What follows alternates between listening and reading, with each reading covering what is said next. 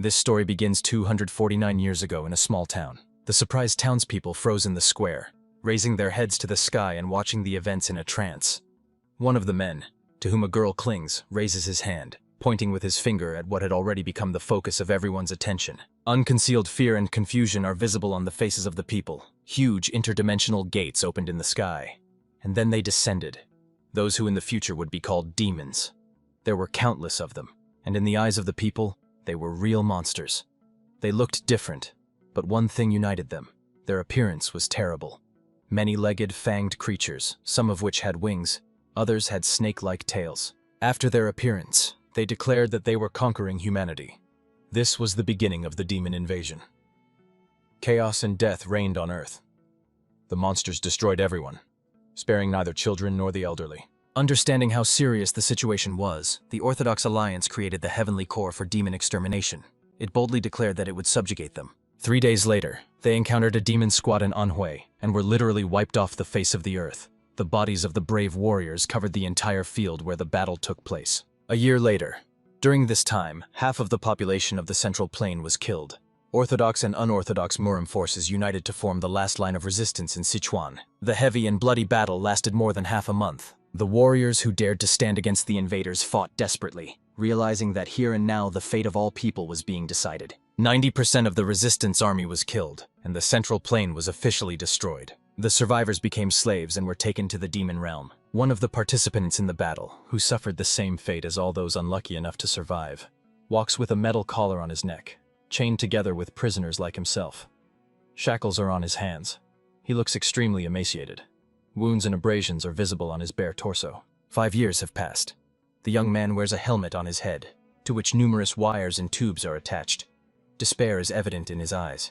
The young man, who from birth could not use energy, was classified as a rare type. Bound by hands and feet, he is securely fixed and cannot even move. Numerous mechanical limbs reach toward him, some equipped with sharp blades. Above his head is a lighting device in the form of a disc emitting red light. After various experiments and brainwashing, he became part of the Demon Kingdom's subjugation army. Now he marches alongside those who were his enemies just yesterday. Decades passed after that. He invaded other dimensions and carried out massacres. He killed, mutilated, destroyed. There was no more mercy or compassion in his heart. After 75 years, he became a military slave. His merits were recognized, and he was awarded the rank of commander among demons. He began to look no less terrifying than they did. The lower part of his face was adorned with 2 uncovered rows of sharp and strong fangs, and purple fire blazed in his eyes. 120 years after he was promoted to commander, something happened that once again radically changed his fate. He finally learned about this. He lost 50 years trying to find the conditions and ways to manifest it. He had to act under the vigilant supervision of demons, showing extraordinary dexterity and cunning. The heavens themselves came to his aid. After 65 years, he began the uprising he had prepared for so carefully and for so long. 1 week after the start of the uprising. Present time. Ruin and desolation reign everywhere. The bodies of killed people lie on the ground. There are many of them, some bodies pierced with arrows. Among them are dead demonic creatures. The instigator of the uprising, whose face is hidden by light strands, coughs and blood streams from the corners of his mouth. Above him towers a flame-engulfed creature, whose head is crowned with powerful horns. The tormented instigator bitterly admits that the uprising has failed. He kneels trying to cover his ears with his hands, but the demon's loud voice still cannot be drowned out. The demon does not hurry with the execution. Looking at him, the demon says, "What a disappointment." The demon king Tarant asks, did he risk all his savings for a rebellion of this level? Then he mockingly says, "Schwitz von Grentel." The kneeling man grits his teeth, then says, "Let him not call him by that despicable name." Throwing his head back, he proudly declares that his name is Sabigan. The demon king is silent for a few moments, then says that he really does not understand. The man's head bows, stubbornness shining in his eyes. Tarant admits that he has been watching people like him all this time. The demon king says that although the man's abilities and talents are meager, he has always had a persistent desire to survive regardless of the situation. That is his only strength. Tarant asks Sabigan, why then did he decide to act so recklessly after everything? The man answers, because he had to experience it at least once. Again throwing his head back and looking angrily at the demon king, he adds, so that next time when they fight, he could be sure of victory. Sabigan says he has no other choice but to fight the king at least once. Tarant answers that his words sound quite interesting, but this is also a foolish way of thinking. He asks the man, did he really expect that he would give him a second chance? That will not happen. Sabigan will die here and now. The man raises his bloodied hand with twisted fingers. He says he will not allow the Demon King to kill him. Clenching his teeth, the bleeding Sabigan suddenly jumps to his feet. Tarrant watches him with surprise, not understanding what is happening. A wild scream bursts from the man's mouth. The ground on which he stands seems to explode, and a pillar of energy shoots upward, passing through several runic circles. Sabigan stands in the very center of the energy flow directed to the sky. The Demon King says, "Temporal regression. The power of Nizaran, the ancient evil god. Now it's clear." Looking at Sabigan, engulfed in purple energy and protected by a magic circle at chest level, Terrence says that now he understands the reason why the man silently endured his defeat and humiliation for 200 years. So, it was all for this. Gloatingly laughing, Sabigan says let him wait and see for himself. He insults Tarrant and promises that next time he will prepare even more thoroughly and knock all the souls out of the Demon King. Red murderous energy ignites in his eyes as he promises that all demons will perish. Tarrant sneers mockingly, showing a mouth full of fangs. He says he will be eagerly waiting for him. Watching as a pillar of purple energy strikes the sky with doubled force, the Demon King adds, the only person recognized by him. The central plain of Murim. The estate is immersed in sleep. Above it stretches a starry sky. A purple lightning strikes the roof of the mansion. From the hole formed in the shingles rises a light cloud of the same color. Through the breach in the roof, a dark-haired guy lying in the attic is visible. The young man's eyes are closed. From this moment begins the countdown of the time left until the demon invasion. 10 years remain until the invasion. The guy opens his eyes. Red sparks of deadly energy burn in them. The Orthodox Alliance's martial arts educational institution, Dragon Spring Academy. A man holding a nail in one hand strikes it with a hammer in the other. Two men repairing the roof talk to each other. One of them swears, saying he can't believe that lightning struck out of nowhere. The interlocutor agrees with him. Yes, moreover, it was powerful enough to destroy the training hall's roof. He adds that they should be glad that only this fool got injured. The man asks who he is talking about. The interlocutor explains that it is about the assistant instructor, an orphan cared for by Dr. Jin Beck. He was struck by lightning a few days ago. The man sighs. Ah, a martial arts instructor who doesn't know how to use internal energy? He says that, as far as he heard, the guy apparently did not sustain serious injuries. The interlocutor believes that it would have been better for him himself if he had died then, because today will be his public execution. On the ring, young men stand against each other, holding spears in their hands. Many people have gathered around the arena. An elderly man with a long beard, on both sides of whom sit two mighty men with stone faces, folding their hands in a greeting gesture, an open palm covers a fist, announces, from this moment, the duel for the position of assistant spear instructor at the Dragon Spring Academy. After a short pause, he solemnly adds, officially begins. The spectators are excited about the upcoming spectacle. The elderly man continues speaking, introducing the young men on the ring. On one side, they have the current assistant spear instructor Sabigan. He continues introducing the contestants, saying that his opponent will be the contender who was recommended for the position of assistant instructor. This is the invincible divine spearman Sondok. All eyes shift from the guy to his opponent, a tall man with a mighty physique. The elderly man announces that a request was received to verify the abilities of assistant instructor Sabigan. So this duel will determine who deserves to be the assistant instructor. Then the man adds that they both must fight, putting their honor as martial arts masters on the line. Raising his spear, Man Sondok tells his opponent that he seems better than he expected. Baring his teeth, he adds that he heard that the guy was struck by lightning. He thought that the guy made up some excuse to avoid fighting him. Sabigan sizes up his opponent. He knows that the invincible divine spear is what the man called himself. He also knows that the man uses the bull demon spear art. Pointing his spear forward, Man Sondok says, but since the guy did show up, he will quickly put an end to this, considering his bravery. Continuing to smirk, he adds, or Sabigan can just surrender.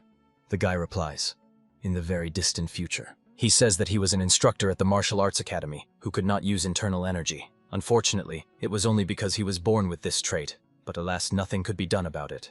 Naturally, he was despised by others. He remembers his defeat in this battle, which happened in a past life.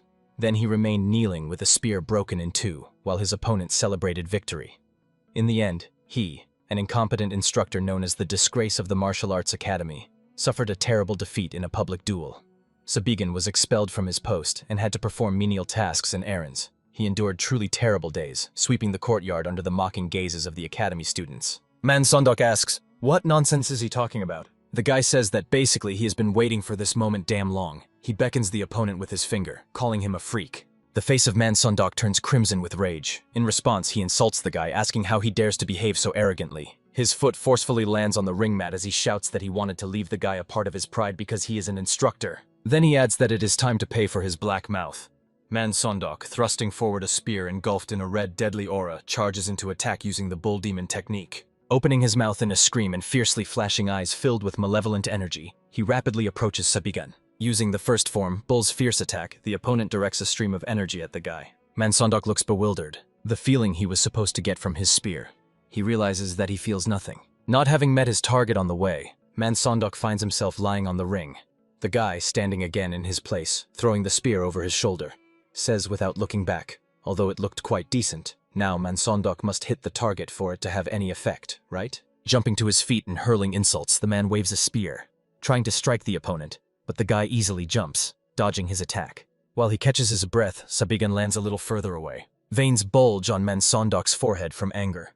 He does not understand what happened.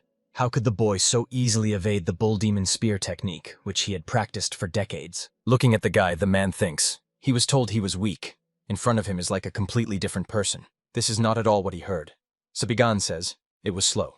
He asks, how is a man going to teach someone with such skills? Man Sondok thinks that this cannot be true. The guy was just lucky. He bursts off the spot with such force that the ring's surface breaks under his foot. He literally takes off into the air and in a jump attacks Sabigan, pointing a spear at him. Deadly energy bursts from his eyes as he shouts, die! He uses the bull demon spear technique, fourth form, falling bull strike. The enemy engulfed in a red deadly aura relentlessly approaches the calmly waiting guy. Sabigan looks at Man Sondok from under his eyebrows. His hand grips the spear shaft lying on his shoulder more tightly. He raises the spear and begins to spin it at an incredible speed. Sabigan freezes for a second, holding out his hand in front of him. His gaze is full of determination. The opponent, engulfed in a deadly aura, shouts, there is no chance that this unfinished spear technique can block him. Sabiga says, fireball. A fiery sphere bursts from his palm. Flames rush toward Man Sondok. His face shows confusion and disbelief at what is happening. The fireball hits him, and the man drops his weapon. The onlookers are frightened and amazed by this spectacle. Some students' faces show an expression of delight. Engulfed in flames, Man Sondok rolls around the ring, shouting, fire! An elderly man with a long beard, whose face shows bewilderment, announces that the duel is over. He says that the winner is instructor assistant Sabigan. The boy triumphantly raises his hand. His opponent continues rolling on the floor, shouting, water! Sabigan thinks about the time when he was captured by demons. Then he was taken to the demon realm and survived as best he could for hundreds of years. In the process, he realized something very important. He asks the defeated opponent, from whom the flames have already been extinguished, what does he think of his arts? Smiling, Sabigan says that this martial art is known as the fireball. At the same time, he thinks that high-level magic is indistinguishable from martial arts. The burned Man Sondok lies on the ring. Finally, the groaning man is carried away on a stretcher. Sabigan waves at him cheerfully, saying it was a good fight. The onlookers are surprised by what happened and wonder, what was that? Is this really martial arts? One of the students says that, according to rumors, this is the finger art of Hityan. One of the men sitting next to the elderly man who declared the guy the winner angrily asks, what nonsense is this? The second mutters confusedly, what is this? The guy hears congratulations, calling him Instructor Sabigan. He turns his head back. The elderly man says that he won this fight. However, he is surprised that the guy can use internal energy. A slight smile slips across Sabigan's lips. He casually replies, that. Just luck. A fateful meeting. His interlocutor is surprised. Luck? The guy says that a few days ago he ate some herb he had never seen before, and suddenly he was able to use internal energy. He says that fortunately he has quite a lot of internal energy. Suddenly he is interrupted by an exclamation. Is this a joke? The angry man sitting next to the elderly man shouts, how dare he say such nonsense to his elders? Does he want to insult them all? Sabigan, looking at the four elders sitting at the table, replies that whether to believe this or not is their choice. But what does it matter? The man shouts, what? Looking at him from under his brows, the guy asks a question. Did he cheat in the duel? And explains that it was a fight for the position of spear training. But there was no rule that the fight had to be conducted only with spears. Sabigan's gaze becomes unfriendly as he says he doesn't understand why he is being interrogated like this when he won honestly and fairly. The man, crimson with anger, tries to say something, but a hand falls on his shoulder, and the elderly man tells him to calm down. He is too heated. The man agrees with him. He is right. The elderly man tells the guy that he won the duel. He continues, then, since he won, Sabigan, raising his hand, apologizes for interrupting the elder. The guy says that since they are all here, he has a request. The man who had unfounded claims against him turns crimson with anger again. The elderly man is a little surprised. A request? Driving the spear tip into the surface of the ring, The guy respectfully bows his head and folds his hands in a traditional gesture, covering his fist with his palm. He says he officially requests a trial to be promoted to senior instructor. Sabigin confidently takes step after step. He pays no attention to the confused students looking after him. He listens with a smirk as they whisper behind his back. It's him. The one who participated in the duel. What? Really? Throwing his head back, he defiantly looks at the sky. Dragon Spring Academy, one of many martial arts training halls created by the Orthodox Alliance to prevent difficulties in Jianghu Murim. Her goal is to train martial arts masters who will become the backbone of the Orthodox Alliance in the future. They accept children aged 15 to 18 from sects and clans who are mature enough. Instructors are martial arts masters from the Orthodox Alliance. They are divided into assistant instructors and senior instructors. But in order for assistant instructors to actually teach children, Sabigin reaches out to the slightly open door. Behind him, a question is heard. What is happening? The guy slightly glances over his shoulder at the man who asked him the question. The man asks, how did he suddenly learn to use internal energy? Master of the Pavilion of Body Restoration Jinbek asks, what did he do? This person is not an instructor. He is a doctor who takes care of patients. Without looking back, Sabigin answers. He already said it was luck. The man shouts, nonsense. The guy himself knows perfectly well that he treated him for a long time. From the day Jean Beck learned that the boy could not use internal energy, he tried all possible methods to cure him. Among them were acupuncture, massage, and various medicines. Sabigin casts an interested glance at him, not knowing what to expect next from the interlocutor. Jean Beck, raising his hands to his face, says, if it were something that could be fixed so easily, then... The man sorrowfully asks himself, how can he be such a useless doctor? He says that he knows better than anyone how the guy was hated by others for this. With tears in his eyes, he admits that he is too ashamed to look the guy in the eyes now. Yinbek says that he is very sorry and asks for his forgiveness. Surprised, Sabigin listens to him with his mouth open. Then the guy's lips close. He thinks that the man has not changed at all. He is like a father to Sabigin. 542 years ago. No, now probably 15 years ago, Jinbek was the one who ran into the fire to save a dying child, not fearing a bandit ambush. This man was also the one who died trying to save others. He remembers how he died in his arms. He decides that this time everything will be different. Sabigin turns to the master of the Body Restoration Pavilion. Clenching the man's hand in his palms, the guy decides to try so that he does not die on that fateful day. He tells Jinbek that he does not need to blame himself and should not worry about him. Looking into his eyes, the man tries to say something. The guy, smiling and continuing to squeeze his hand, asks him to just trust him. He promises that from this moment he will solve all problems. Night falls, but the lights are still on in the academy windows. Sabigin, having taken off his shirt, stands by the window, looking at the moon visible in the sky. Above his head, a lamp burns with a dim light. The guy raises his hand to eye level, and above his fingers appears a runic circle. Sabigin thinks that when he regressed, he lost more than 90% of his mana. Now he can only gather about the 4th circle? What a disappointment. It took him hundreds of years to reach the 8th circle. He decides that he should still be grateful that he still has mana. Determination can be read in his eyes as he mentally says, yes. He has returned from this hell. He recalls again everything he had to endure from the first days of captivity. The history of Jiangmurim has changed, and the demons have not yet begun the invasion. However, the key word here is yet. The guy's hand clenches into a fist, destroying the runic circle. Standing by the window, he thinks that in 10 years the demons will begin the invasion. When that happens, Jianghu Murim will fall again. But this time, everything will be different because he has 300 years of memories.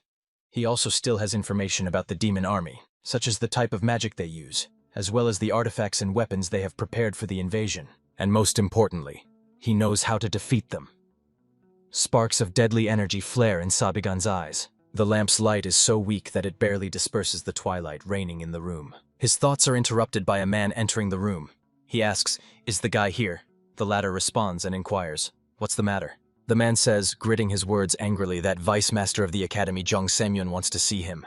Sabigin is surprised. Right now, he clarifies, and he specifically asked him to deliver this message? Jinbaek says he doesn't mind and admits that he is more worried about the guy. The master of the Pavilion of Body Restoration says, he thinks it concerns the guy's request for a promotion. He must be careful. Jinbaek warns that the trial will be difficult, and since Man Sondok, the person recommended by the Vice Master, lost in this way, he is sure that he has no positive feelings towards him. Looking at how the guy puts on his shirt, he adds, in any case, why did Sabigin decide that he wants to become the senior instructor? Smiling widely, the guy explains that this is the first step to fixing the situation in this academy. The moon fairly weakly illuminates the mansion. Sabigin walks across the yard, sparsely lit by small lamps. He thinks about how once the Dragon Spring Academy was well known enough to be considered the best of the 3 orthodox martial arts academies. The academy master, one of the top 10 martial arts masters, suddenly disappeared. The academy searched for him unsuccessfully for 2 years.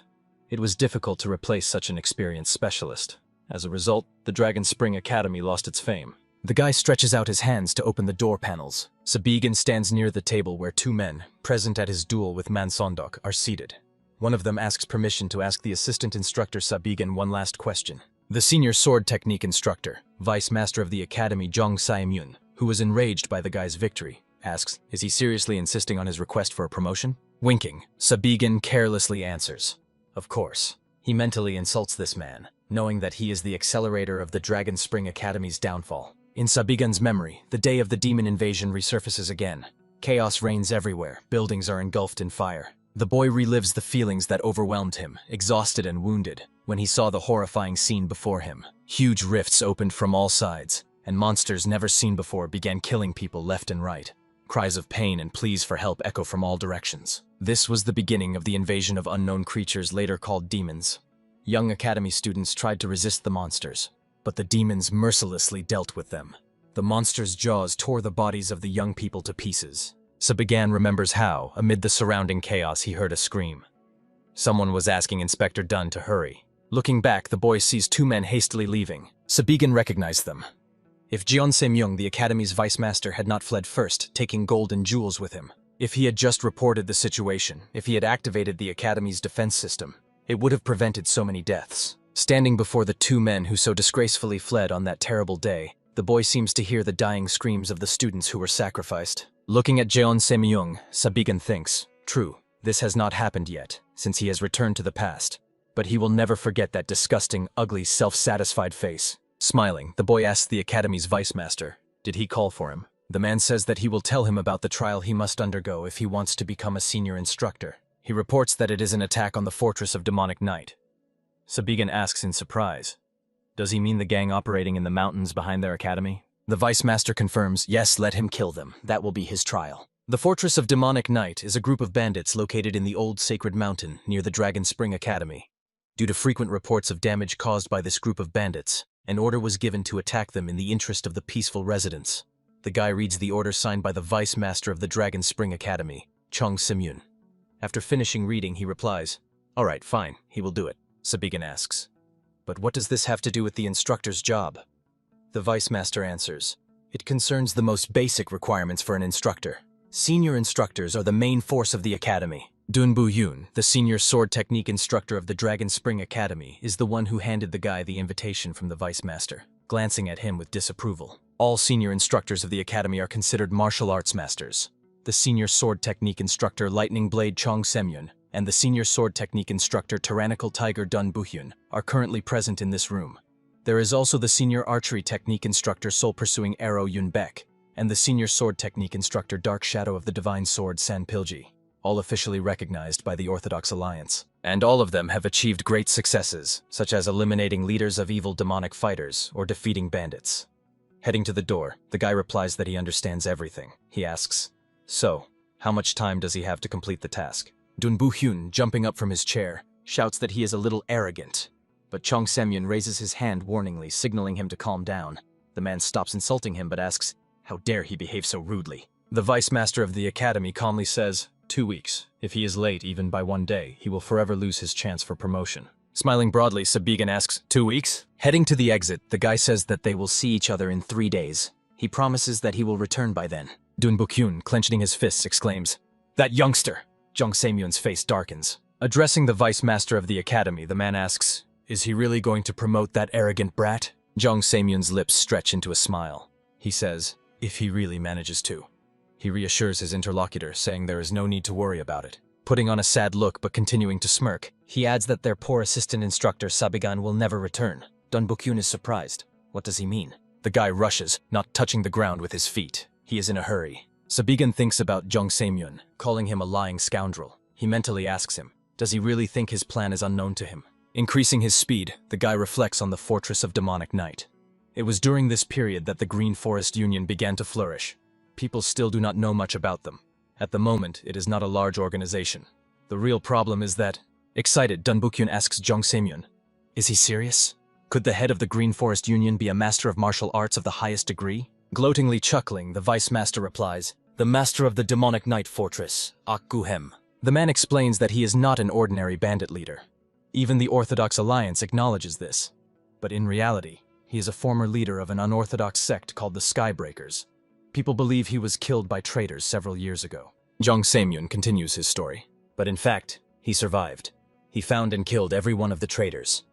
Due to the particularly cruel and sophisticated nature of his revenge, even the unorthodox Murim put a bounty on his head. He was in hiding and recently arrived here. Dun Bukhyun asks, "How does he know all this?" Jung Samyun responds with a question, "Why do you ask?" He admits that Sabigan undoubtedly made an impression today during the duel, but that was only possible because he concealed his true skills. The Vice Master says that this trial is a real situation. This is not a duel. He is sure that the guy will not return alive. Meanwhile, Sabigan continues his journey. He moves with incredible speed and soon finds himself in the forest. The guy uses levitation to speed up. With her help, he overcomes the chasm without wasting time searching for detours.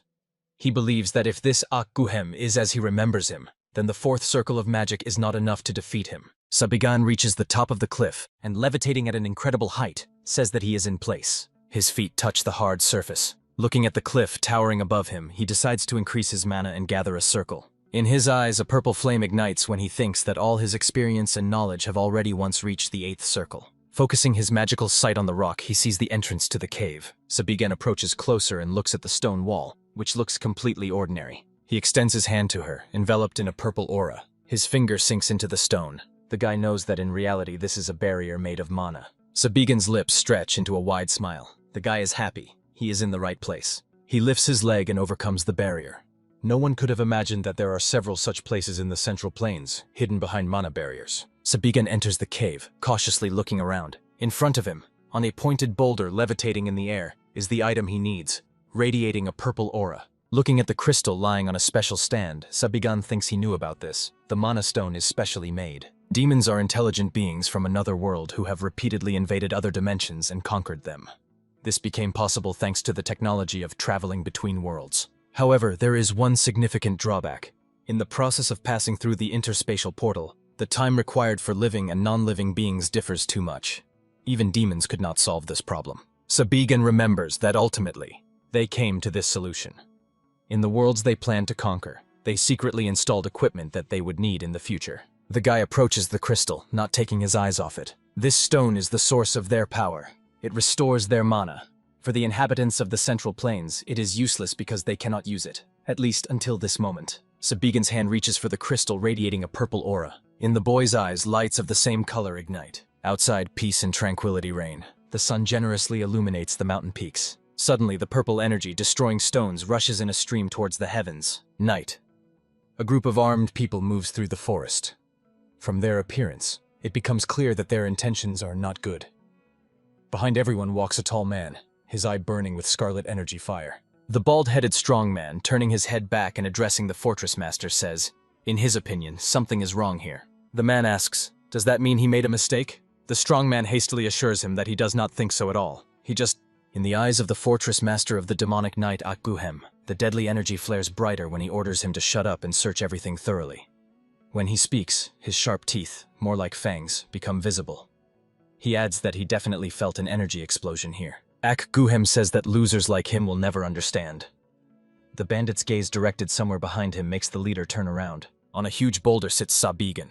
Clapping his hands, he tells Akguhem that he knew that he was truly a master of the highest degree. He believed in him. Glaring maliciously, the fortress master of the demonic night asks, and who is the boy? Sabigan carefreely clarifies, who is he? Stretching his lips into a smile, he creates a magic circle above his palm, saying that he is an instructor at the Dragon Spring Academy. Sabigan, sitting on a huge boulder, mockingly looks at the bandits standing below. Demonstrating a magic circle on his palm, he introduces himself, saying that he is an instructor of the Dragon Spring Academy. The bandits exchange glances, puzzled. Instructor? Academy? But what is he doing here? Akguhem orders them to shut up, and everyone immediately falls silent, cautiously glancing at him. The hand of the master of the fortress of demonic night reaches for the sword hilt secured in the sheath behind his back. The man, whose head and body are almost completely covered with strips of cloth, says, if the guy is telling the truth, does that mean he is the cause of that large energy explosion wave? Sabigan mockingly asks, what if it really was him? With some amazement, the guy looks at the flash of blood-red energy emanating from Akguhem. The bandits watch the powerful energy explosion, which for a moment hides the guy from their sight. The master of the Fortress of Demonic Night says that then he will kill him. That is why he is here. Sabigan asks, really? Then the guy unleashes a stream of purple energy on Akguhem. The man tries to shield himself from it, raising his hand wrapped in a purple aura. The guy creates a mana blade, and in the blink of an eye deals with the crowd of bandits, mercilessly decapitating them with one strike. Akguhem watches the scene in horror. Fear is frozen in the eyes of the master of the Fortress of Demonic Night. He does not understand what is happening. Meanwhile, Sabigan stretches out his hand forward, and a purple aura envelops the sword stuck in the ground near him. He says, "What a coincidence." The guy pulls the sword towards himself and tightly grips its hilt. Purple energy envelops the sword. The same energy burns in his eyes when Sabigan says that he also came here to kill him. The swords of Akguhem and Sabigan cross. Bloody red energy opposes the purple. Evil smiling, the guy says that a man should avenge his subordinates. The master of the Fortress of Demonic Night, looking a bit confused, asks, "Who is he?" The clash of two energies leads to an explosion, and the opponents are literally scattered in different directions. They rush into battle again. Sparks fly from the strikes of steel against steel. The guy continues to fend off attacks, demonstrating virtuoso swordsmanship. The master of the Fortress of Demonic Night forces the guy to jump back to increase the distance. Sabigan answers the opponent's question, "Who is he?"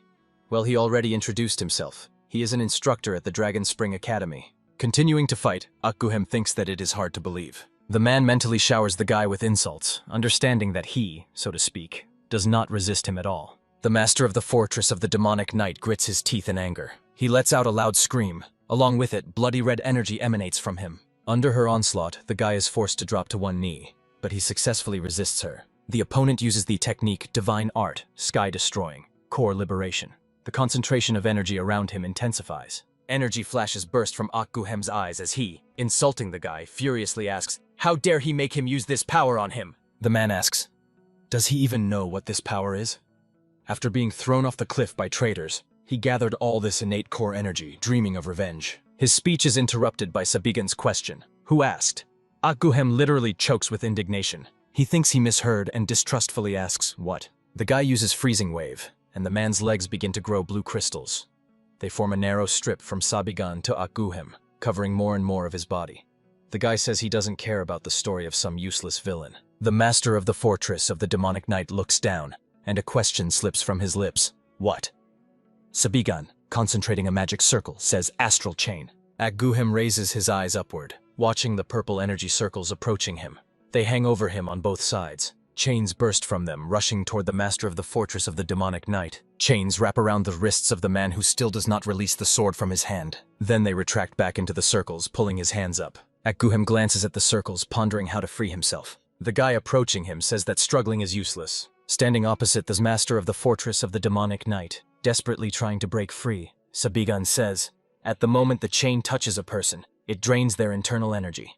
This spell was specially created to defeat martial arts masters." Looking at the guy with hatred, Akguhem asks, "Where did he learn such sorcery? Is he from the demonic cult?" Sabigan says that it is magic, not sorcery. But after all, can much be expected from such a bandit idiot? The master of the Fortress of the Demonic Night curses. He bitterly says, "To die in such a place." The guy asks, "What? Does he have regrets?" The man shouts furiously, "Yes." He has not yet avenged those scoundrels who manipulated his subordinates when he was in the Destroyers of the Heavens sect. He explains that the reason he worked with those disgusting guys from the Orthodox Alliance, and the reason he stayed in this mountain restoring his strength, all of it was to take revenge. His speech is interrupted by the guy's applause. Akguhem literally howled in helplessness. Sabigan says he was so determined. Laughing, he adds that this is exactly how revenge should be. Slowly, carefully, without giving up. The master of the Fortress of the Demonic Night, whose body trembles with rage, asks, "Is the guy mocking him now? What could he possibly know? He is just a child raised in comfort." In the blink of an eye, the darkened face of the guy approaches Akguhem's face. The guy asks, "In comfort? Does it really look like that?" The man looks confused into his eyes, thinking, "What the hell?" He thinks the guy is not just one of the madmen. It seems something is wrong with him. Meanwhile, Sabigan's hand with a spread palm approaches him. Placing a hand radiating a purple aura on the prisoner's head, the guy says, "All right, he will let him experience this too." Looking down at the man shrinking under his hand, he adds, "The hell he endured for 200 years. Akguhem finds himself in an unfamiliar, gloomy area. Around him are ruins and remains of a fence. He looks around in bewilderment, wondering, what is this place? Everywhere he looks, only ruins and twilight. The master of the fortress of the demonic night asks, what did this madman do to him? The man sees a huge winged creature descending from the sky towards him, whose front limbs resemble serrated blades. The eyes of Akuhem widen in horror, and his mouth opens slightly. An explosion sounds, and flames devour everything around. Monstrous creatures, behind which giant monsters move, rush towards the small group of warriors. When the battle ends, the demonic army moves on, leaving behind a land strewn with dead human bodies. Then Akuhem sees a strange room where naked people are in huge flasks filled with green liquid. He feels the pain of those on whom demons conduct cruel experiments. A huge eye looks at him from the sky. The man sees mountains of skulls and human bones. Then the demon king Tarrant himself stands before him. His huge figure, engulfed in flames, inspires dread. The master of the fortress of demonic night loses control over himself. A scream bursts from his mouth. He falls to his knees, unable to look away from Tarrant. Horror is written on his face. Ak-Guhem, kneeling, continues to scream. His hands no longer hold the chains, and his legs are no longer bound by ice crystals. His scream turns into inarticulate sounds, transitioning into whimpering. The boy standing next to him silently looks down at him. Sabigan asks the man, how is he? Ak-Guhem stretches out a trembling hand. The boy explains that this is the future he will see in 10 years. The hand of the master of the fortress of demonic night firmly grabs Sabigan by the trouser leg. Kneeling and almost touching his forehead to the ground, he asks the boy to kill him. For a few moments, Sabigan looks at the trembling Ak-Guhem at his feet. The man raises his face to him, tears uncontrollably streaming from his eyes. He repeats the request to kill him again and again. The young man listens silently. Ak-Guhem says please. He says he won't be able to handle it. Sabigan, gripping the sword hilt tighter, replies, yes, he understands everything. Swinging the sword, he adds, but someone has to do it. Splashes of blood color everything around red. Vice Master of the Academy, John Se-myung, is furious. Cursing, he says he can't believe it. In the middle of the room, a huge sword sticks out of the floor, and next to it lies a bundle, the contents of which stain the carpet red. John Se-myung cautiously glances at the young man, asking, how is he? He didn't think the man would believe him if he brought only the sword, so he also brought the head. Smiling and holding his hands in front of him, folded in the traditional gesture where the palm of one hand covers the clenched fingers of the other, Sabigan says, well, then they should discuss his new duties as senior instructor. Morning has come. The sun generously illuminates the courtyard of the Dragon Spring Academy. A hand slams forcefully on the table. A voice sounds, this is nonsense! Senior fist technique instructor Yu Woo-jin shouts. Just a few days ago, he was the disgrace of the academy, and now he's a senior instructor? What is going on here? Senior archery technique instructor Yoon Baek asks Dong Bu-chun. Did the guy really attack the fortress of demonic night by himself? Senior sword technique instructor Dong Bu-chun answers that he went to the sacred mountain in the morning. He says he found the bodies of bandits, as well as Ak-Guhem, where according to Sabigan, they were supposed to be. He adds that he doesn't know how it happened, but everyone except Ak-Guhem had their throats slit with one strike. The instructors exclaim, that can't be. Sabigan was the assistant instructor for spear fighting technique. Yu Woo-jin asks, does Dong Bu-chun really want to say that the guy was hiding that he knows sword technique? He can't believe it. What nonsense. The man sitting at the long table opposite the interlocutors replies, does he want to say that his eyes deceived him? They can check themselves if they don't trust him. They are interrupted by the voice of the Academy's Vice Master Jeon Se-myun. Enough. What are they doing now? The instructors mutter confusedly. Sorry. Jeon Se-myun, seated at the head of the table, looks gloomy and displeased. The man thinks that no matter how hard he tries, it makes no sense. Jeon Se-myun reflects that Ak-Guhem is at least a master of martial arts of the highest degree. He himself met him and was convinced of this when he delivered an order from the Orthodox Alliance. But for Sabigan to kill him in one night, and along with all his subordinates, he admits that this is something even he, a master of the highest degree, cannot do. He wonders, could Jin Baek have helped him? But immediately dismisses the thought. No, that old man is not that smart. Jeon Se-myun decides that he will have to consider this later. He calls out to Dong Bu-chun. The Vice Master asks, can he still contact the Phantom Shadow Manor? Dong Bu-chun is surprised by the question. He clarifies, does Jeon Se-myun mean? Se-myun. Phantom Shadow Manor is one of the largest assassin organizations in Murim. They are known for being willing to do any job if they are paid for it. Jeon Se-myun gives the order to send a request. He instructs to tell them to find out everything possible about Sabigan, even what he does every day. Dong Bu-chun replies briefly. He understands everything. Senior fist technique instructor Yu Woo-jin asks, is the Vice Master really going to promote the guy to senior instructor? Extending the scroll, Jeon Se-myun hurries to calm him down. He asks the man not to worry, saying that he has an idea. Yu Woo-jin takes the scroll, unfolds it, and reads. He asks, "What is this?" Jeon Se-myun explains that it is a list of students for whom Sa Bigan will be responsible after his promotion. The senior fist technique instructor is clearly impressed by his words. He exclaims, "Wow! Well then, everything is clear." Then the man starts laughing uncontrollably. Struggling through laughter, he says that he did not expect less from the vice master. He admires. He came up with such a wonderful idea. Jeon Se-myun allows himself a slight smile, noticeably liking Yu Woo-jin's words. Slightly bowing his head, he replies that he uses his position wisely. Laughing, the senior fist technique instructor says that the guy can quit his job before the phantom shadows manage to extract anything from him. Jeon Se-myun echoes him, quietly chuckling. He agrees that it is quite possible, since Sa Bigan has so little experience. The vice master asks Dong Bu-hyun, "He gave these lists to Sa Bigan, right?" The man answers, "Yes, he handed them to him right before this meeting." At this time, the guy stands with his hands hidden behind his back, holding a scroll in one of them. Sa Bigan clenches the list handed to him in his hand. Jeon Se-myun inquires, "What did the guy say after reading it?" Dong Bu-hyun answers, "What could he say if he hasn't even seen the students yet? He just smiled and said that he received them." Meanwhile, Sa Bigan decisively strides across the academy courtyard. He thinks that these old idiots are doing exactly what he expected from them. Continuing to walk, the guy reflects that he returned to this time and place not just like that. Having learned about Nizarun's ability to send him back to the past, Sa Bigan asked himself hundreds, if not thousands of times, what should he do to prepare for the demon invasion? Mentally, he imagines himself holding a sword enveloped in a purple aura, while with his other hand, raised to chest level, he creates a magic circle. He thinks about the fact that he can do a lot, but ultimately the best he can do is to gather an army. Climbing the steps, Sa Bigan continues to ponder. Not weaklings like those who died before his regression, but a powerful army that has studied all kinds of magic and martial arts. Standing on the steps, the guy looks down at the crowd of students, clearly hostile towards him. Glancing at those present, Sa Bigan realizes that in front of him are guys who were marked as problematic among the freshmen.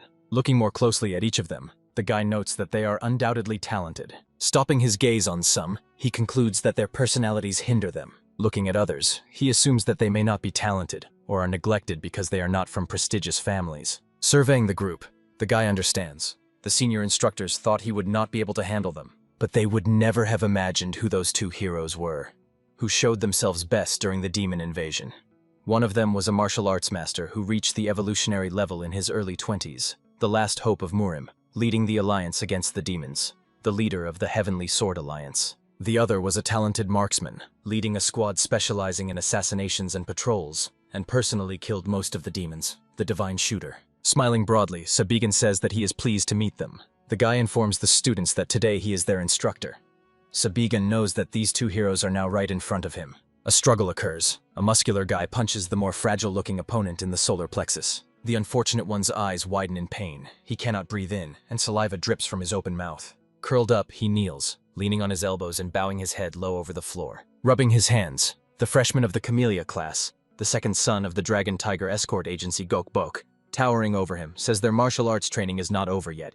He demands the opponent to stand up. Raising his head and wiping his chin with his hand, the student of the Dragon Spring Academy, freshman of the Camellia class, the eldest son of the one-star sword clan Tan Lijun asks him to stop. Gokbok angrily asks, "What's wrong with him? Someone might think he's mocking him." Showing the young man a strong fist the size of his head, the second son of the Dragon Tiger escort agency declares that Tan Lijun should be grateful to him.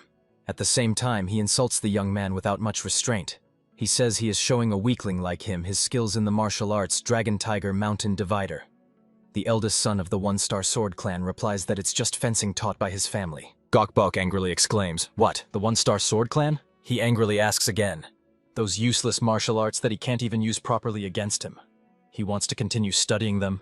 Tan Lijun's face darkens, but he remains silent. His hand, resting on the floor, begins to tremble as he gathers his thoughts and angrily shouts at his interlocutor, "You!" Leaning over him, Gokbok, calling him an insulting name, orders him to stop clenching his fists. The big guy says, if he's wrong, maybe they should have another duel. At the same time, he recalls how his opponent collapsed weakly on the ring next to the broken wooden sword. Tan Lijun's hand begins to tremble even more, and he hurriedly says, "No way." At the threshold of the classroom, where students have arranged a duel in the aisle between the desks, a young man appears. He says to the crouching youth Gokbok, "Enough." Sternly looking at his classmates, the freshman of the Camellia class, the destructive swords clan, the second son of Enwuken adds that exams will start soon, so they should stop making unnecessary fuss. Cursing, Gokbok heads to the door, saying, "All right, Addressing Tan Lijun, he adds, "Let him consider himself lucky." Tan Lijun raises his head and thanks Enwuken. The youth glances at the eldest son of the One-Star Sword Clan. Then, without saying a word, he turns away from him. Embarrassed, Tan Lijun lowers his head. He is deeply upset by what happened and feels ashamed for not being able to stand up for himself. A man appears in the doorway and says, "Enwuken, Gokboek, Tan Lijun." The second son of this Dragon Tiger escort agency, slightly turning his head toward him, asks, "What's the matter?" The man says it happened suddenly. Stammering slightly, he reports that he just received an order from the academy director Jung Se-moon. He says that he was told to inform them that they will no longer study in the Camellia class. Instead, they will be transferred to a newly formed class. By that time, Tan Lijun had already gotten up from the floor, and all three look at the man in surprise, not believing what they heard. Gokbok asks, "What?" Sabigan surveys the students standing before him, among whom are former students of the Camellia class. Smiling, the guy says, addressing the students, "Welcome." He says that from today he is their instructor. On the faces of some young people is surprise. What is happening? Others meet his statement mockingly, and even a little hostilely. Gokboyek shouts angrily, "Stop making things up!" The second son of the Dragon Tiger escort agency says angrily that he has already suffered because they had to suddenly move to another class, and now they even have an insufficiently qualified instructor. Tan Lijun even flinches away from him. He is clearly nervous. But Gokboyek continues to shout, "Do they really think he will listen to such stupid orders?" Sabigan's face becomes stern. He replies that the young man's choice of words when speaking to the chief instructor is quite audacious. But Gokboyek is not going to calm down. Without choosing his words, he says that he does not know what the guy did to become the senior instructor, but he is not going to learn from someone who still could not use internal energy. His words sound offensive. A slight, barely noticeable smile slides across Sabigan's lips. A magic circle concentrates in the hands folded behind his back. Using the flash technique, the guy instantly appears in front of Gokboyek, who clearly did not expect this. He even flinches back in fear. Articulating his words, Sabigan says, "Academy Rules, Article 3, Clause 5. A drop of sweat runs down the face of the second son of the Dragon Tiger escort agency. Slightly stammering, he asks, "What?" The guy steps on his foot with such force that the stone tile covering the academy courtyard crumbles under the sole of his boot. Gokboyek screams loudly in pain. Sabigan steps back, and the young man immediately falls to one knee, examining his leg and afraid to even touch it. Coldly looking at him, the guy says, "If a student shows bad behavior, he can be punished for the purpose of guidance." The second son of the Dragon Tiger escort agency snarls through clenched teeth. "You!" His fist enveloped in a fiery aura rushes forward. Sprinkling insults, Gokboyek attacks Sabigan, using the technique Dragon Tiger Mountain Splitting Fists. Easily dodging his blows with barely perceptible movements, the guy continues to speak calmly, swearing in violence towards a senior. Sabigan swiftly moves behind the confused but still flailing Gokboyek. The guy continues speaking, using internal arts during class without permission. Sabigan adds that worst of all, the second son of the Dragon Tiger escort agency, realizing the opponent is behind him, turns to him. Sabigan's fist, surrounded by purple energy, crashes into Gokboyek's solar plexus. A scream bursts again from the mouth of the young man, doubled over in pain. Raising his fist for another strike, Sabigan says, "This is a pathetic martial arts skill." Blows rain down on the second son of the Dragon Tiger escort agency one after another. Sabigan performs a sweep, and his opponent does a somersault in the air, flailing his arms in confusion. The young man literally crashes to the ground. Upon landing, he clearly feels pain. From above, a guy's shout reaches him, "Hey!" And the big guy flinches. Slightly smiling, Sabigan orders him to get up, saying that he is not finished yet. Tan Lijun watches with his mouth open as Gokboyek kneels before Sabigan, unable to stand up. The young man cannot believe his eyes. How can this be? He can't even believe that all this is happening to the very Gokboyek, who holds first place among new students in martial arts training. He would never have thought that the young man could lose so easily. The enraged Gokboyek, cursing, tries to rise on trembling legs. Sabigan delivers a kick to his jaw. The students are clearly stunned by what they have seen. The guy slowly approaches the young man who was knocked back by the blow, saying, "What a terrible state from the very first lesson." Clenching his hand into a fist, he adds, "A pity probably." Leaning over the still unconscious Gokboyek and raising his fist, the guy says, "The role of an instructor is to hold back tears and educate." The second son of the escort agency raises his hand, trying to cover his face. Suddenly, Sabigan's wrist is grabbed by someone's strong hand, and Vukan decisively stops the guy already ready to deliver a crushing blow. He says that it is a bit excessive towards a student. A smirk appears on Sabigan's lips. He says, so he finally decided to act. Then, emphasizing each word, he says, "Young Master Envuken." This man is familiar to him. Before regression, Envuken was known as the leader of the Heavenly Sword Alliance. and Vukan, first year Camellia class. The second son of the N clan, one of the prestigious clans of the Central Plains, known for its devastating sword. From a young age, he was recognized in the clan as a genius of martial arts, and even among the new students of the Dragon Spring Academy, he demonstrated excellent skill. His talent far exceeded the capabilities of the Dragon Spring Academy. At only 20 years old, he reached super form. Becoming the youngest supreme martial arts master in history, he entered the top 10 martial arts masters of the Orthodox Alliance. Originally, he was supposed to live a brilliant life, be a respected person as one of the absolute martial arts masters of the Central Plains, and be enthusiastically accepted by all. That could only have been, but alas, only if the fateful events that changed everything had not happened. If demons had not appeared, whom Vukan met with sword in hand. From the very early stages of the demon invasion, he participated in more battles than anyone else. But soon the N clan became the target of concentrated demon attacks and was destroyed. All clan members, except him, were brutally killed. No matter how fast the youth hurried, he only arrived at the moment when the fire's flames were devouring the estate, whose yard was strewn with the bodies of dead people. Despite this, he did not go mad from despair and grief, like others. The young man extended a helping hand to everyone he could somehow assist. He traveled across the Central Plains, leading endless battles against demons. He gathered survivors and formed allied forces that surpassed both orthodox and unorthodox sects. Even in such a hopeless situation, when everything was against them, he led the remaining martial arts masters in a desperate last resistance. Sabigan still clearly remembers all of this. Yenwuken always rushed to the front line of the battlefield, and every time he unleashed his dazzling sword energy, even the huge demonic monsters that seemed to cover the sky were defeated in an instant. Without a doubt, he was the hero and the last hope of the Central Plains. Yenwuken's strong hand holds Sabigan's wrist. But now, in the boy's opinion, he is just another snobbish, aristocratic kid from a prestigious clan. Sabigan says with a smirk. So, young Master Yenwuken has finally decided to act. With a sharp movement, the boy frees his hand from the grip of the second son of the destructive Swords clan. Yenwuken says that this is quite amusing. At the same time, he does not forget to address the boy as an instructor. Sabigan says, "What?" The young man is surprised that the assistant instructor, who until recently could not use internal energy, suddenly became so strong. And Vukan answers that, of course, this is unexpected. Then he adds, "But all the guy can do with this newly acquired power is just boast in front of the students." He is very sorry. Meanwhile, Gokboyak gradually comes to his senses. Along with this, he gains an understanding of what is happening. He grabs his head, muttering, "What a shameful spectacle."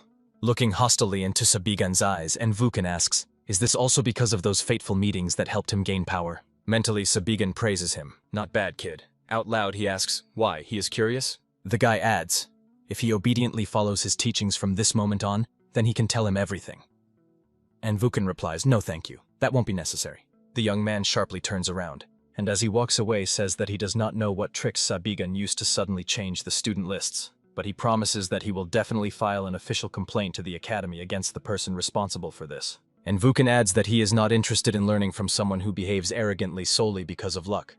Sabigan listens silently, crossing his arms on his chest. 4 students led by Vukan leave the area. Gokboyak leaves with them. The remaining students, 3 young men and a girl, stay with Sabigan, who does not even try to stop the departing students. Gokboyak looks unfavorably at the guy over his shoulder, and Vukan glances at the students who followed him. Tanlichun is confused, he is in doubt and does not understand how to act correctly. Sabigan snorts mockingly, watching the departing students. Taking a step forward and approaching the eldest son of the One-Star Sword clan, the guy says to Yenwuken, "Let him look at himself." He speaks as if he is special. So, does the young man think he can't give him anything? With these words, his hand falls on Tanlijun's shoulder. Sabigan continues, "What if he tells him that in just 10 days of his training process?" At these words, his hand grips the youth's shoulder tighter. He declares that this student will be strong enough to defeat Yenwuken. The second son of the destructive Swords clan freezes. Without looking back, he asks, "What did the guy just say?" With an evil grin, Sabigan says he will repeat it as many times as needed, after just 1 week of his training program. He continues, "That pathetic weakling, whom Yenwuken considers lower than an insect, will be able to knock him out with 1 blow. That's exactly what he said. Tanlijun asks the instructor, offended, "What is he doing?" The youth tries to say that Sabigan has gone mad, but he covers his mouth with his palm, not allowing a word to be spoken. Yenwuken finally looks back. His anger is almost tangible. He asks, "Is Sabigan really ready to take responsibility for these words?" The guy laughs, then confidently declares, "Of course." Continuing to cover the mouth of the desperately struggling Tanlijun, he asks, "Does the youth want a bet?" In 10 days, he and this student will fight in an official duel. Sabigin sets a condition. If Tan Lizjun wins, then Yen Wuken will follow his teachings without objection. He says that if Yen Wuken wins, then he can do whatever he wants. He can make him leave the academy, apologize, or fall to his knees and beg. He is ready to do whatever the young man wants. The second son of the Destructive Swords clan laughs in response. Something he wants? From Sabigin? Taking a step forward, he says that he needs nothing from the guy. Leaving the arena with his comrades, Yen Wuken says that he better prepare for the duel that will take place in a week. Discouraged, Tan Lizjun and unperturbed Sabigin watch him go. The eldest son of the One-Star Sword clan desperately grabs his head and lets out a scream. Sabigin raises his hand soothingly, saying that the young man scared him. Tan Lizjun turns his head and looks at the guy. Then the young man lets out a wild scream again. Sabigin says that he is too noisy. The eldest son of the One-Star Sword clan grabs the guy by the shoulder and starts shaking him, asking, "What has the instructor just done?" Sabigin replies, "Let him look at himself. He is overflowing with energy." Almost falling to his knees, Tan Lizjun sorrowfully asks, "Why does the instructor make him fight Yen Wuken? Has he gone mad? What did he do to deserve this?" Sabigin asks him to calm down and let him go. He promises that he will explain everything now. Angrily, the guy pushes away the student who is crazed with fear. Looking at the young man lying on the arena, drenched in tears, Sabigin decides to cancel today's lesson. He tells the students that they are free. Waving kindly at the departing students, the young man says that the schedule for the next classes will be sent to them individually, and they will receive it before the end of tomorrow. Tan Lizjun continues to sob, lamenting that he is doomed. A public duel? Sabigin sighs, realizing that dealing with the young man will not be easy. He says that Tan Lizjun simply must win. Why does he think he will lose? Now sighs the eldest son of the One-Star Sword clan. The young man says that during his first public duel after enrollment, he lost to Gokbok. He adds that he means not just a defeat, but a shameful loss. Since then, that one has tormented him every day. While telling this, the young man adds that this is not all. He says that even that monster Gokbok could not land a single blow on Yen Wuken. He was completely defeated and lay unconscious on the platform. Tan Lizjun is sure that a fighter like Yen Wuken is beyond his abilities. Sabigin agrees. Yes, this young man is definitely special. The young man says that even without the support of the Yen clan, his talent in martial arts is truly one of a kind. Tan Lizjun shouts in despair. If the instructor himself knows this, then why did he treat him that way? Smiling broadly, Sabigin asks him not to worry. Pointing his index finger at the young man, he decisively says that he is stronger. Opening his mouth, Tan Lizjun looks at the young man in surprise. Student of the Dragon Spring Academy. First-year student of the Camellia class. The eldest son of the One-Star Sword clan. Tan Lizjun before regression. Divine Archer. Tan Lizjun shouts indignantly. It's bad enough that they really can't do anything about their class and the main instructor suddenly changing. The young man asks, why should he participate in a public duel with Yen Wuken? Sabigin calmly asks, does he still not understand what's going on? The guy explains that Tan Lizjun must win the duel so he can prove his abilities. The young man continues to protest, shouting that it's his problem. He wonders, what will he get by being involved in this? An anticipatory smirk appears on Sabigin's lips as he says, revenge. Tan Lizjun looks at him in bewilderment, then asks, what? The guy reminds his interlocutor that he himself complained about that big idiot beating him. The young man replies, so what? Sabigin asks, how did he feel when he recently beat Gokbok? Recalling moments of beating, the guy wonders, was Tan Lizjun excited? Did he feel relief? Was it so great that the young man was thrilled? With a sinister gleam in his eyes, Sabigin says, or was he? Leaning toward him, the guy asks, or was he angry that he couldn't take revenge himself? He adds that the young man himself said, even Gokbok couldn't land a single hit on Yen Wuken. But what if Tan Lizjun becomes so strong that he can defeat the second son of the Destructive Swords clan? Then he could easily take revenge on Gokbok. How does that plan sound? Wouldn't that be a good gift for him now? Tan Lizjun answers, if he can really become strong as the instructor says, then he will do it. The guy, smiling quite a bit, says, of course. The eldest son of the One-Star Sword clan immediately clarifies that this has nothing to do with Gokbok. He just wants to become stronger than he is now. A devilish smile appears on Sabigin's lips as he says, good, let's see. On the training ground stands a simulator in the form of a wooden dummy with several long handles. Sabigin watches from the roof of the house as the young man practices strikes with a wooden sword. The guy offers the student to test his skill level. He advises Tan Lizjun to imagine that he is now fighting Yen Wuken and recommends that he uses martial arts to full strength. The young man takes a fighting stance, gripping the sword tighter in his hand. A hail of strikes falls on the simulator, made as a primitive human figure. The eldest son of this One-Star Sword clan delivers strike after strike. Determination is written on his face. He swings the sword once again. Blows are falling like hail. The young man tries as best as he can. He freezes to catch his breath. Drops of sweat run down his face. Sabigan immediately shouts for him to continue and not stop. He demands that the student give his all. The long club of the rotating trainer hits Tan Lijun, striking directly on the cheekbone. The young man's vision darkens from the pain. Tan Lijun falls to the ground, unable to tuck himself in time. He gets on his knees, continuing to support himself on the ground with his elbows, and spits. Sabigan, propping his cheek with his hand, looks at him puzzled. It seems the student has disappointed him. The instructor's words reach the exhausted young man. Disgrace. Angry Sabigan asks, "Does Tan Lijun know what his problem is?" The eldest son of the one-star sword clan answers without raising his eyes that when performing the basic movements, for some reason, his internal energy continues to dissipate. The young man says, at first he thought he had learned his clan's martial arts incorrectly, so he tried to check it several times. However, there were no problems with his basic movements. Then he thought that maybe the problem was in his dantian or meridians. So he was examined several times in the clan, but still nothing was found. He thinks that maybe he is simply not talented, or perhaps he has some unknown illness. Sabigan, smiling, replies, "No, that's not the case." The guy explains, "It's just that his meridian points are located farther than others." Tan Lijun raises a surprised face to the instructor, asking, "How is that?" Continuing to kneel, the young man inquires, "What does that mean?" Sabigan jumps down to the ground. He asks, "The young man still doesn't understand?" As he already said, he was born with meridian points farther along the mind meridian than most. The guy says, usually this is considered a rare condition that has more advantages than disadvantages. However, since the young man is still young and lacks internal energy, he faces this problem. Sabigan explains, he must know that all martial arts masters must expend their internal energy, created in their dantians, through their meridian points. But since the young man has wider meridians compared to others and an average amount of internal energy, it cannot concentrate. Approaching the training device, he adds, therefore his internal energy continues to dissipate. Tan Lijun says that he is hearing this for the first time. Sabigan replies that this is normal. Those terrible days resurface in his memory again.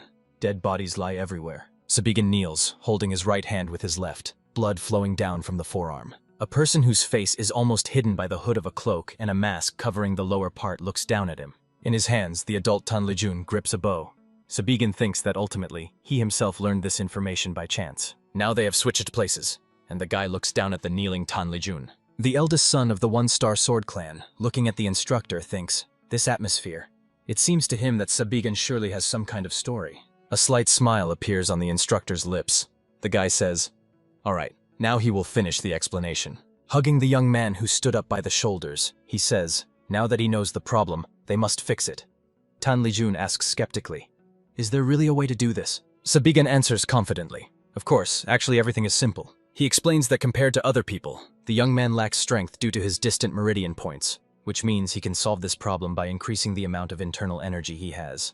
The guy adds, since they cannot increase Tan Lijun's internal energy in such a short period of time. Looking at the bluish aura concentrating around the student, he says there is only one method he can suggest to the young man right now. Sabigan advises the student to gather internal energy until he begins to use his basic moves. He continues explaining, when Tan Lijun gathers enough of it, the young man's eyes literally burn with the energy concentrated inside him. The eldest son of the one-star sword clan rushes to the training dummy, swinging his sword. He delivers a powerful strike, enhanced by internal energy. He manages to cut the wooden dummy in half. Watching his actions, Sabigan finishes the phrase he started earlier. He will be able to show his true strength. In the eyes of the young man, watching the flight of the severed part of the training dummy, excitement shines. Crossing his arms on his chest, Sabigan proudly looks at the student. The jubilant Tan Lijun, raising his hands above his head, shouts, did the instructor see that? His internal energy really does not dissipate. The guy replies, yes, that's right. He saw it with his own eyes, so the young man can be calm before he falls. The eldest son of the one-star sword clan is surprised. Fall? He has never felt so energetic before. The young man shouts joyfully, never in my life! He slowly opens his eyes and sees a bright blue sky above him, with white clouds drifting across it. A cough bursts from the mouth of Tan Lijun lying on the ground. Catching his breath, the young man wonders, did he fall? But why? A shadow falls on him. Sabigan asks, how does he feel? Struggling to shift his gaze to the guy, Tan Lijun complains that he has no strength. He explains, this is a minor side effect from using his power for the first time. Looking down from above at the student, Sabigan says that the young man has never used his meridians properly before, so his body, unadapted to such loads, went into shock. The guy adds that this is not a reason for too much worry. The side effects will naturally disappear in a few months. A happy smile appears on Tan Lijun's lips as he says, clear, in a few months. But realizing his words, his face suddenly changes. Wait, stop. In a few months? But the duel will take place in a week. Already standing, the young man listens to Sabigan's words, who says that there are two serious problems in front of him. The guy explains that when Tanlijun resorts to a technique using energy, all his internal reserve accumulated up to that moment is spent in one strike. Then his body cannot withstand the recoil, and the exhausted young man falls to the ground. Sabigan says, however, the young man's energy core is also too small and does not allow him to accumulate energy in advance and hold it for a long time. If he does, he will not just fall. He risks getting into an energy deviation, which cannot be allowed. The guy asks Tanlijun, staring at him and holding a sword in front of him. Well, how? Until now, everything is quite simple, right? The young man's face does not show that this is obvious to him, but he agrees. Yes, it seems he understands everything. Sabigan swings his club, and the young man asks, but what does this have to do with what the instructor is holding? The guy says not to pay attention to the details. More important in this situation is to think carefully. Throwing the club over his shoulder, Sabigan says, considering this, the young man can start accumulating energy only after the duel begins. He asks, how much time did he need to accumulate energy before? Tanlijun answers not very confidently, about 7 minutes. The guy wonders, then how does he plan to hold back Yen Wuken during this time? The young man looks confusedly at the instructor. What should he do? Raising his hand with the club up, Sabigan says that there is only one answer. Attacking Tanlijun in a jump, the guy shouts, let him dodge as he can until he gathers all the energy. The young man manages to jump aside, and the instructor's club crashes down on the spot where he just stood. Tanlijun, not expecting such actions from the guy, shouts fearfully, what is he doing? Sabigan orders him to focus and start gathering energy, and not to take his eyes off the opponent's weapon. In his free hand, the guy creates a magical circle of illusion. The stunned young man sees with amazement several hands armed with clubs rushing towards him. The instructor's weapon crashes down on Tanlijun's head. The young man holds his head. A treacherous moisture gathers in the corners of his tightly shut eyes, which is about to flow down his cheeks in thin streams. Sabigan says. The young man complains, although he did not use any internal energy. Sabigan orders the students sitting on the ground to get up, saying they will continue the fight. Tanlijun asks, is this training? The guy answers him, of course, this is dodge training.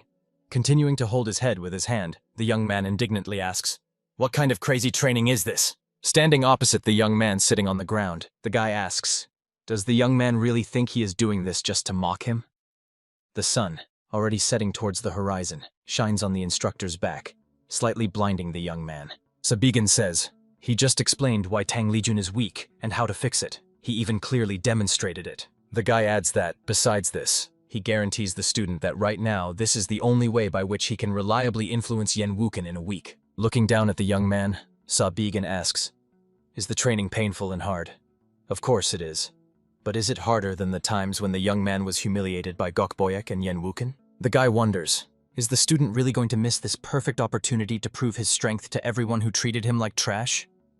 Tanlijun has nothing to argue.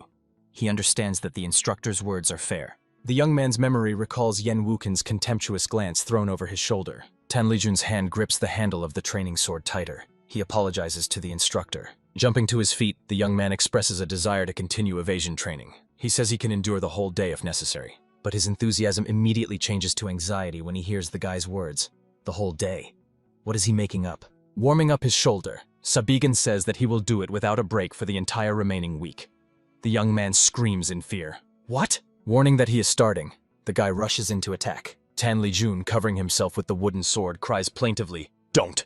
Tears stream from his eyes. A week later on the ring, surrounded by a crowd of students, Yen Wuken and Tanlijun stand opposite each other. Those present freeze in anticipation of the start of the duel. And Wuken, crossing his arms on his chest, pierces the opponent with his gaze. The eldest son of the one-star sword clan looks exhausted. Bruises and abrasions are visible on his face. One of the spectators says, I wonder how long Tanlijun will last. The young man standing next to him replies, last? He will be crushed with one blow and fall to the ground. Students from Sabigan's group are talking among themselves. Didn't he prepare any countermeasures? The young man in glasses standing next to them says he saw his training several times in passing. He recalls what he saw. In his opinion, the training looked more like a beating. The young man says that Tanlijun spent the whole week just taking hits from a stick. Gokboyek, standing in the crowd with his arms crossed on his chest, thinks, what an idiot. He believes that if the young man were trash, he would just sit in the corner and not stand out. He thinks that this weakling, who is always dancing in front of him, is going to beat on Wuken? Nonsense. Looking at Sabigan, Gok Boyak mentally tells Tan Lijun that he fell for this swindler's trick and dug his own grave. And Vukan addresses Instructor Sabigan. The young man says that earlier he refused any conditions, but now he has changed his mind and wants to announce his demand. Sabigan calmly agrees. Fine, what is it? Looking arrogantly at the guy, and Vukan says that if he wins, the instructor must leave the academy. He states that he never wants to waste time like that again. Smiling, Sabigan agrees. Fine. He swears by his name that he will fulfill this condition. The guy tells Yen Vukan that he knows what will happen if he loses, right? In case of defeat, the young man must attend his classes and training without complaints. Yen Vukan replies that he remembers this. Smiling broadly, Sabigan says, fine. Then he asks, but the young man is not mistaken about something? The guy says that now Yen Vukan should focus not on him, but on Tan Lijun, who is standing in the ring. The elder son of the One-Star Sword Clan meanwhile took a fighting stance, holding his sword in front of him. Yen Vukan shifts his gaze to the opponent, whom he does not take seriously. Sabigan says, all right, it's time to start. He claps his hands, attracting the attention of those present. The guy announces that victory will be determined when one side surrenders, loses consciousness, or drops their weapon. Sabigan warns that any deadly or life-threatening strikes are strictly prohibited. In such cases, he, as the judge, will make the final decision. The opponents measure each other with their eyes. Tan Lijun is more than serious. In Yen Vukan's eyes, there is boredom and confidence. Giving a hand signal, Sabigan announces the start of the duel. Tan Lijun is extremely focused. A drop of sweat runs down his cheek from the tension. Sabigan announces the start of the duel. And Vukan does not rush to draw his sword. His gaze literally pierces the opponent. The eldest son of the One-Star Sword Clan looks a little confused and does not hurry to attack. A movement invisible to the eye and Tan Lijun's arm, cut off almost at the shoulder and gripping the sword, flies to the side, splattering blood in different directions. Drops of warm red liquid hit the young man's face. He does not understand what is happening. He sees his limb flying off to the side, splashing blood. The voice of Enwuken reaches the confused young man, offering him to surrender. He looks at his hands holding the sword and realizes that they are completely fine. Enwuken, looking at his confusion and surprise, says, "What an idiot." The second son of the Destructive Swords clan asks, how did the young man agree to fight him when he is so shocked by just his slight murderous intent? Tan Lijun tries to control the trembling in his hands. He is amazed. What he just saw turns out to be only a murderous intent. The young man thinks with horror. That means if he wanted, he really could do it. He imagines Enwuken cutting off his limb with a single swing of the sword. Uncontrollable trembling shakes his whole body. He thinks he cannot do it because people consider Enwuken the best of the best in the academy. He is sure there is no chance that such a terrible fighter as he can defeat the second son of the Destructive Swords clan after only a week of training. He feels small and insignificant compared to students like Gok Boak and Enwuken. From the whirlpool of self-flagellation, he is pulled out by the voice of the instructor calling him by name. The boy's face is absolutely impassive, and a slight smile glides on his lips. As if in a dream, Tan Lijun sees Sabigan approaching him with a stick in his hands, surrounded by a purple aura. The eldest son of the One-Star Sword clan experiences conflicting emotions, which are clearly readable on his face. The young man closes his eyes, trying to pull himself together. He thinks about what he needs to remind himself. He must remember that he wants to become stronger than he is now. Tan Lijun orders himself to remember why, on that day, a week ago, he decided that he wanted to become stronger. Enwuken calls the young man an idiot. After all, he gave him a chance to get out of this battle without injuries. The second son of the Destructive Swords clan rushes into attack. Drawing the sword from its sheath, he attacks Tan Lijun mid-jump, saying that it is his own fault. The opponent's blades cross. A slightly puzzled expression appears on Enwuken's face as he meets resistance. The second son of this clan of Destructive Swords is surprised that the young man reacted in time. It was an unpleasant surprise for him. Tan Lijun steps back, increasing the distance between them. He thinks it could have ended badly. The chi he gathered has almost dissipated. Meanwhile, Yen Vukan decides to use the Supreme Dragon Sword technique, Sky Splitting. He uses the first form, Berzerovsky Dragon's Rage Stream. The young man swings his sword, and at first glance, chaotic energy circles surround him. Tan Lijun manages to dodge the strike that almost grazed his face. In his mind flashes, this chi of the sword is so powerful. Continuing to retreat from the enemy's attacks, he thinks that maybe it's just his perception. Tan Lijun realizes with relief that it is easier to dodge the enemy's attack than he expected. The spectators watch the duel with tension, which, as many thought, would be decided by a single blow. But time passes, and the duel continues. Gokbuk is surprised by what is happening. He clearly did not expect such agility from Tan Lijun. Enwuken exclaims, "It seems the young man has indeed learned something." He uses the third form of the technique, Supreme Dragon Sword, Sky Splitting, Double Dragon Fangs, and his sword is enveloped in a powerful aura. The second son of the clan of Destructive Swords, raising his blade above his head, fiercely attacks the enemy. Tan Lijun's gaze is tense. He carefully watches every movement of Yan Wuken. Suddenly, the young man realizes that this is the same technique that instructor Sabigan used in training. He pushes off with his foot and performs an incredible somersault, jumping over the opponent's head. Yan Wuken watches him with surprise, raising his head up. Tan Lijun lands, rejoicing that he managed to stay on his feet. There is no more fear in the young man's gaze. He is focused and fearlessly awaits Yan Wuken's next moves. The second son of the Destructive Swords clan attacks again. His eyes are filled with the light of inner energy. He strikes blow after blow, but Tan Lijun successfully dodges. The young man, showing extraordinary flexibility and amazing reaction, avoids the opponent's attacks, marveling at his strength, speed, and accuracy. However, he did not expect less from the sword technique of the best swordsman clan of the Central Plains. Dodging and tracking with his gaze the blade that passed right by his face, Tan Lijun thinks, "This does not mean he cannot avoid his strikes." Yan Wuken continues to attack rapidly. The eldest son of the Single-Star Sword clan does not understand why, but this sword technique. He remembers that during training, instructor Sabigan moved exactly the same way. He used the same moves. The movements of Yan Wuken and the instructor are practically identical. Dodging another strike, Tan Lijun realizes that the opponent is using the same technique that Sabigan applied to him all last week. Surprise and caution flash in Yan Wuken's gaze. The opponents stop and freeze facing each other. The students are surprised. Yan Wuken retreated? Is this really happening? No one can believe it. Someone even suggests that the duelists are pretending.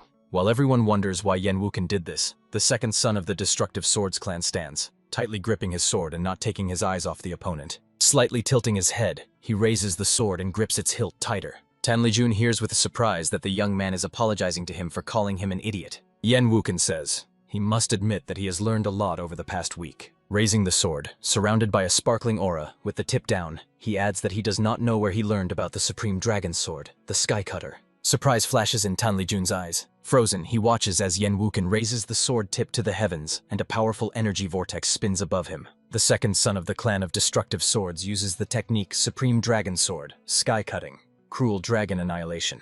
Sternly looking at Tan Lijun, he says, if the youth dodges this as well, he will admit his defeat. The spectators raise their hands, shielding their faces from the powerful whirlwind surrounding the ring. Shouts are heard. What is this? Sword technique? Students scream in fear. What kind of terrifying sword technique is this? Gok Boyak watches what is happening, slightly opening his mouth. He cannot believe that Yan Wuken decided to take such a step and calls him crazy. Tan Lijun clenches a sword in his hand, enveloped in a faint light of bluish aura, and takes a step forward. He boldly strides towards the powerful whirlwind. Scared cries are heard. Where is he going? The night before the duel. Tan Lijun struggles to catch his breath. Sweat streams down his face. The instructor standing opposite him says that the young man dodged well. He believes that now it might be feasible. Wiping sweat with his hand, Tan Lijun asks, will this really allow him to dodge all of Yan Wuken's attacks? The instructor replies, no. The young man's eyes widen and he screams in horror. Dodging the enemy's blows, Tan Lijun recalls Sabigan's words. Yan Wuken is not an idiot.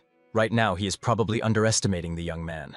But if he continues to dodge his sword strikes, he will take other measures. The instructor says, if he holds out until the end, his opponent will most likely resort to the most powerful sword art that Yan Wuken can currently use. The hand of the second son of the Destructive Swords clan tightly grips the hilt of the blade, around which a powerful whirlwind of energy flows. Sabigan told Tan Lijun that this technique is called Cruel Dragon Annihilation.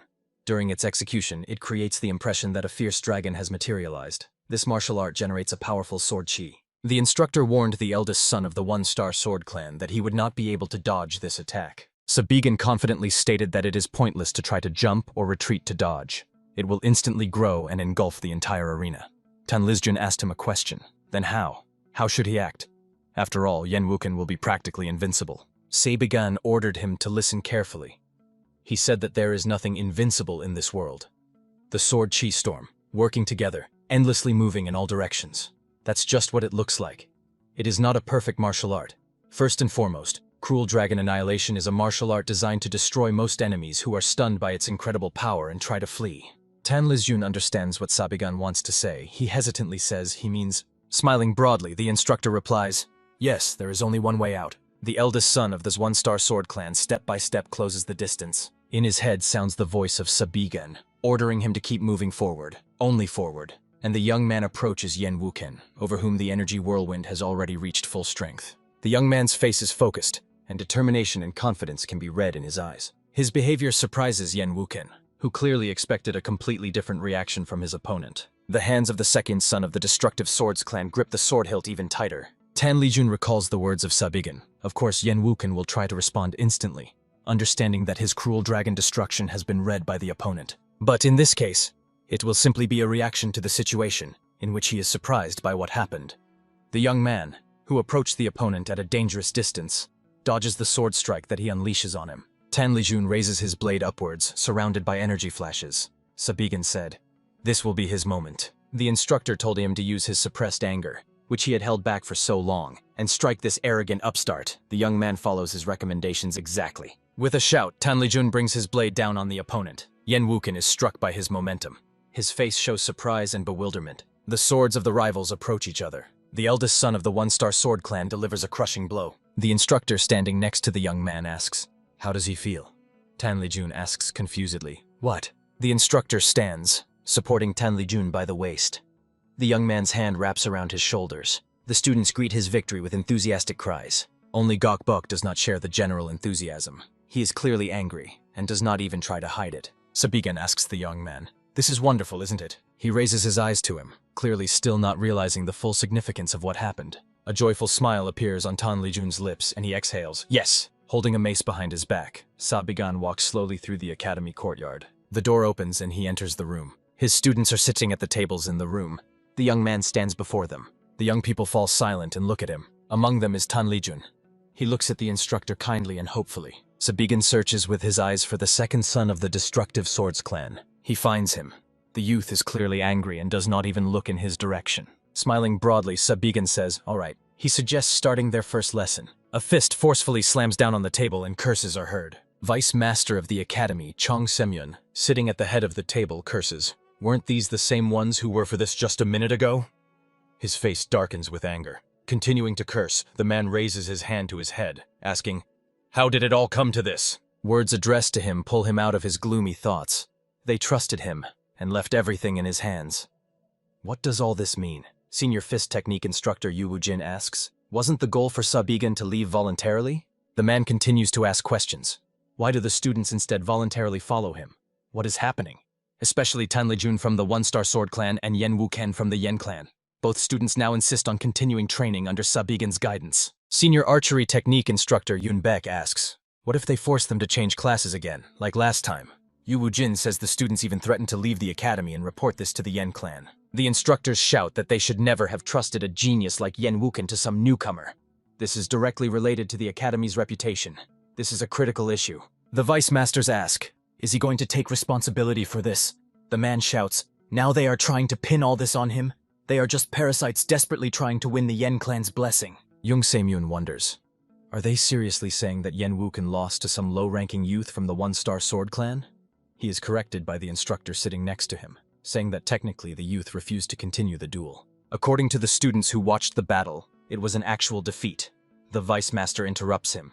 Does he hear himself? Yen Wuken is one of the greatest geniuses in history, even among the Yen clan. Jung Se-myun angrily thinks about Sabigan. The more he learns about the guy, the less he understands. He decides that he can no longer leave him unsupervised. He mentally returns to the idea he previously voiced. The vice master asks, have they still not received a response from the Phantom Shadow Estate? Dong Bu-hyun says, since they said they would consider their request. Jung Se-myun is beside himself with anger. A mere group of mercenaries dares to behave so arrogantly. Suddenly, a voice sounds, warning that he better be careful with his words and actions. The vice master looks around, trying to understand what is happening. One of the inspectors, jumping up from the chair, examines the room, looking for the owner of the voice. He exclaims, who is that? Behind Jung Se-myun appears the figure of a man. In the dim light, his eyes flicker with an ominous red color. He says, what a foolish question. The vice master freezes. He is clearly frightened. The man thinks, what does this mean? He is a master of martial arts of the highest degree, and he did not feel this man at all? Jung Se-myun, turning to him, says, could it be? The man interrupts him. Didn't he say that himself? Behind the warrior stand two more men, whose faces are hidden by hoods and masks. He says they are here to fulfill a request. Representatives of the most elite mercenary group in Jianghu, the Phantom Shadow Estate, have arrived at the academy. The warrior says, now let him tell him more about this Sabigan.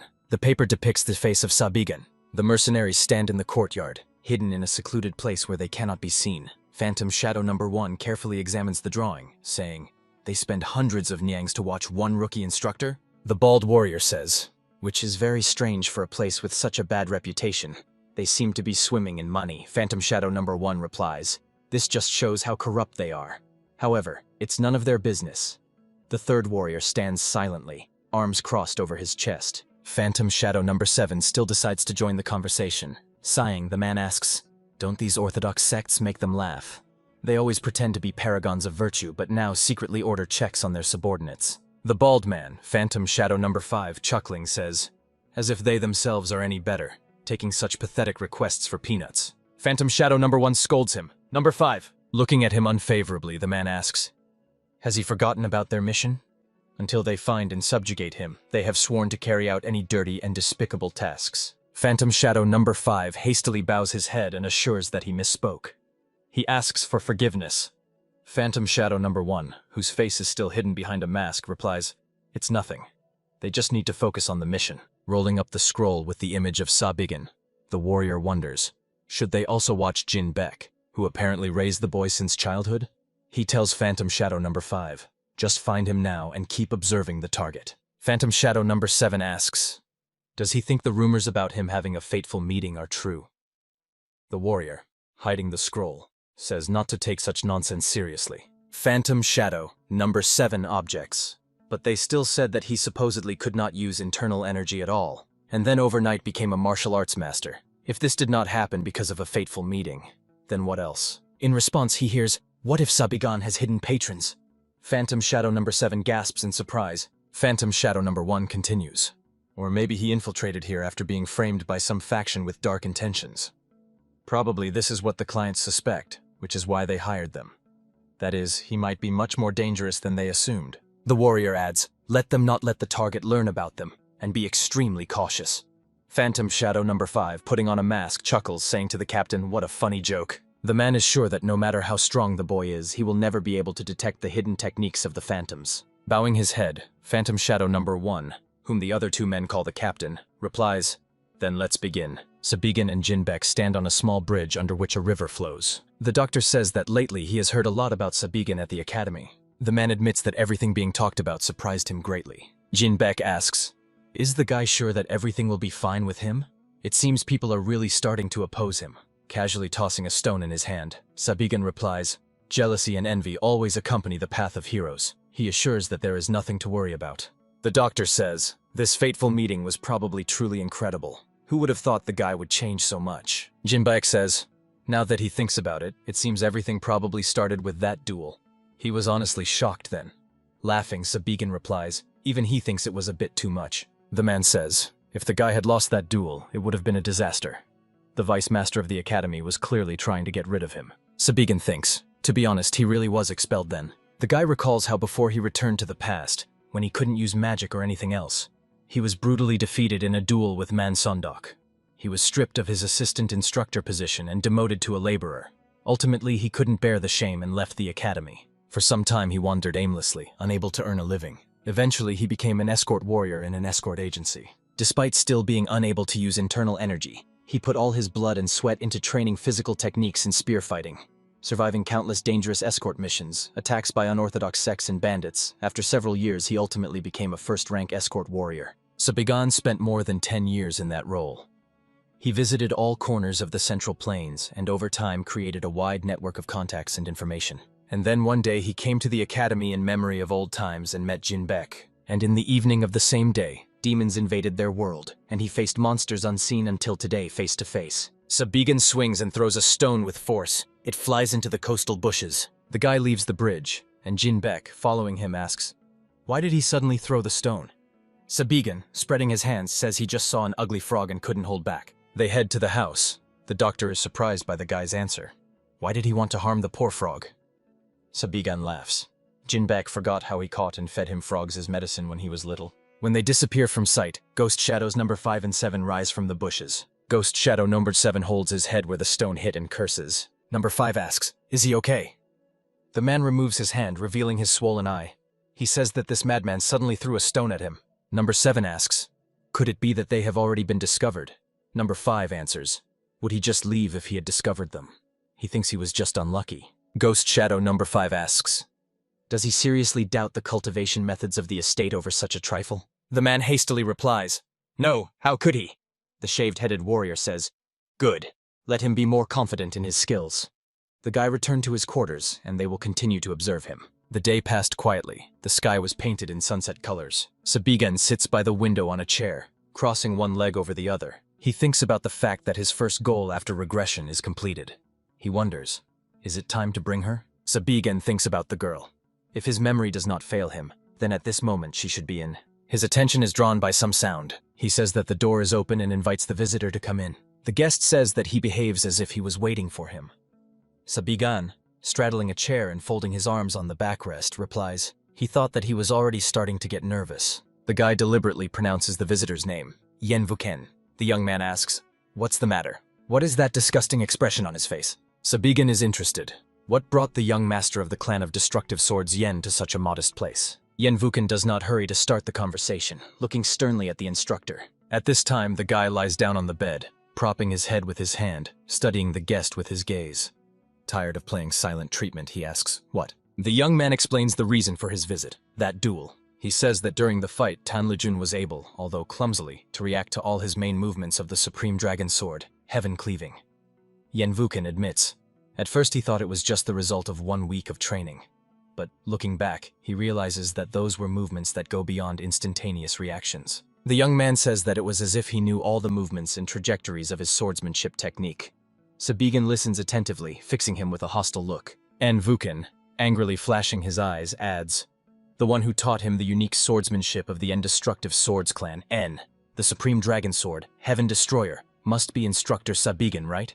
He is interested in how an outsider could know the martial arts of his clan in such detail. Smirking mockingly, the guy replies, "Who knows?" He says that the martial arts of the Indestructive Swords clan, currently considered the greatest sword clan in Zhongyuan, are quite well known among martial arts masters. Doesn't it seem so to him? Yenvuken angrily replies, "Stop joking. This was not the level of superficial knowledge." The young man asks, "Did the instructor really think he wouldn't notice?" Sabigan replies that of course he should have understood it. If the young man hadn't, he would have been very disappointed. Yenvuken says not to try to change the subject. Sitting on the bed, Sabigan interrupts him. "Wait." Standing up, he asks the young man to be more honest if he wants to become his student. After all, let him admit that what really interests him is not this. Yenvuken is surprised by his words. He tries to say something, but Sabigan interrupts him again, saying that in fact the young man came to check if he knows the same as Yenvuken himself, the flaws of the Supreme Dragon Sword, Heaven Destroyer, which he himself felt, right? In the student's eyes are confusion and surprise. He did not expect such insight from the instructor. The technique Supreme Dragon Sword, Heaven Destroyer, was perfected hundreds of years ago and passed down in the clan as a unique swordsmanship art. Currently, this combat technique is considered the greatest swordsmanship art in Zhongyuan. It possesses incredible destructive power, constantly changing sword movement trajectories, and has no gaps. Sabigan says that from early youth, when Yenvuken began studying this art, possessing outstanding wisdom, the young man understood something. What he understood was that the Supreme Dragon Sword, Heaven Destroyer, is not an invincible art. The guy adds, but as the heir of the great and destructive swords clan, Vuken could not admit this. The young man's hand clenches into a fist at these words. He angrily asks, "Does the instructor look down on the martial arts of his clan?" Sabigan replies, "Let him think as he wants. He only asks to be allowed to say one more thing." Leaning toward the young man, he says that in the near future, the day will come when these things will cease to exist. What martial arts masters, including Yenvuken himself, so highly regard, traditions, honor, nobility, and reputation, all of this will lose its meaning. In Sabigan's eyes, evil sparks flare up when he says that Yenvuken should think only about one thing, becoming stronger than he is now, and let him without hesitation cast aside everything that stands in the way of this. Sabigan steps away from the young man, and without turning to him, adds that later they will have time to talk about this in more detail. He says, everything later, and for now let him follow his instincts. Yenvuken looks thoughtful. After a short reflection, the young man says, he agrees to assume that everything is indeed so. Surprised by the guy's actions, Yenvuken asks, "Why did the instructor suddenly grab a wooden pillow?" Sabigan, standing by the window, raises his hand holding a wooden item with a semicircular notch. He answers, "Nothing special. The young man shouldn't worry about it. It's just some annoying frog outside." Night has come. 3 phantom shadows settled on the very edge of the roof, from which the entire courtyard of the academy is visible as if on the palm of a hand, peering into the darkness. The captain stands with his arms crossed over his chest. The other 2 warriors sit behind his back. In the open window, Jinbak is visible, sitting at a table on which a burning candle stands. One of the warriors says that the man used to be an ordinary medic working in Gamsu. But 5 years ago, he joined the Dragon Spring Academy and became responsible for the Body Recovery Pavilion, where patients are treated. Phantom Shadow number 5 continues to say that despite his medical abilities, he barely learned martial arts and apparently has little experience in other areas. The captain replies that they have checked on him since he is closest to Sabigan, but in his opinion, the man looks like an ordinary medic. Phantom Shadow number 5 believes that Jinbak's impeccable past seems a bit contrived. The captain interrupts the conversation and asks him to wait. Looking at the distorted face of number 7, who besides a bruise under the eye also has a clearly swollen cheek and a bandage on his head, the man asks, "What is wrong with him?" The bald-headed strongman, stumbling, tries to say something. He tells about the misadventures of Ghost Shadow number 7, who today got hit with both a wooden pillow and a stone that flew straight into his eye. The captain asks, "Are they sure their presence was not detected?" Number 5 replies that neither the doctor nor the guy showed any caution, so he thinks everything is fine. Number 7 disagrees with him. He believes they were exposed. Isn't that so? The captain orders him not to doubt the sanity of their clan. He suggests that the guy must have a bad habit of throwing things. He says they have had to deal with worse things. Let him endure a little. Number 7 lowers his head low. Tears stream down his cheeks, but he is forced to agree with the captain's decision. The ghost shadows return to ambush again. Number 7 says, he warns the elder in advance. If something like this happens again, he will not hold back. He will behead the guy himself. Number 5 replies, he understands what the man feels, but he needs to calm down. They stay away from the house, so such incidents should not happen again. Number 7 says distrustfully, who knows? What if this madman wakes up and suddenly decides to practice archery?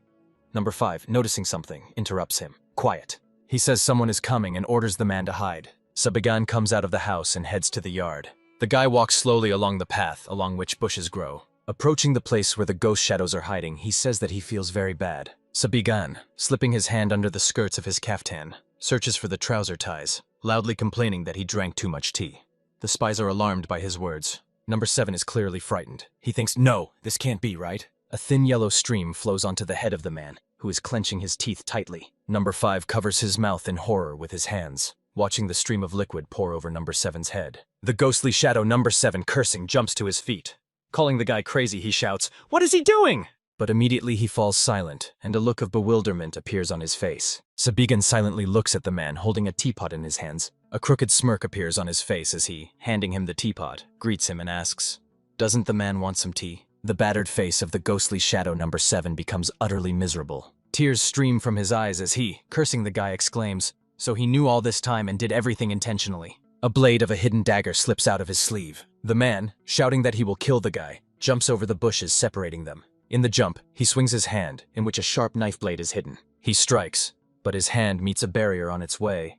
Sabigan, using magic, has established an impenetrable dome, protecting him from the attack of number 7. Looking at the guy's face, visible through the light haze of the protective aura, the warrior is puzzled. What? Sabigan's hand forcefully descends on the man's face. The guy knocks the opponent off his feet, literally pressing him into the ground. Phantom Shadow number 7 lies on the ground, his head half buried in the earth. Frightened number 5 jumps to his feet with an exclamation. 7th. Sabigan, standing over the defeated opponent, says, "This is what those get who poke their noses into other people's business." Laughing, he calls the spies his dear friends from the Phantom Shadow's estate. Insulting the guy, number 5 reaches for the sword in the sheath on his back. He freezes, hearing the command to stand. Behind Sabigan, the captain of the Phantom Shadows lands. Folding his hands in a traditional gesture, he greets instructor Sabigan. He is impressed that the guy really exposed them so quickly. Turning his head back, the guy replies, "Correct. He is Sabigan, the one they were following." He assumes that before him now stands the leader of these frogs. Smiling, he wonders if it is really normal to reveal one's personality like this in front of the surveillance target. In the captain's eyes, the light of inner energy splashes as he draws the sword from the scabbard secured behind his back.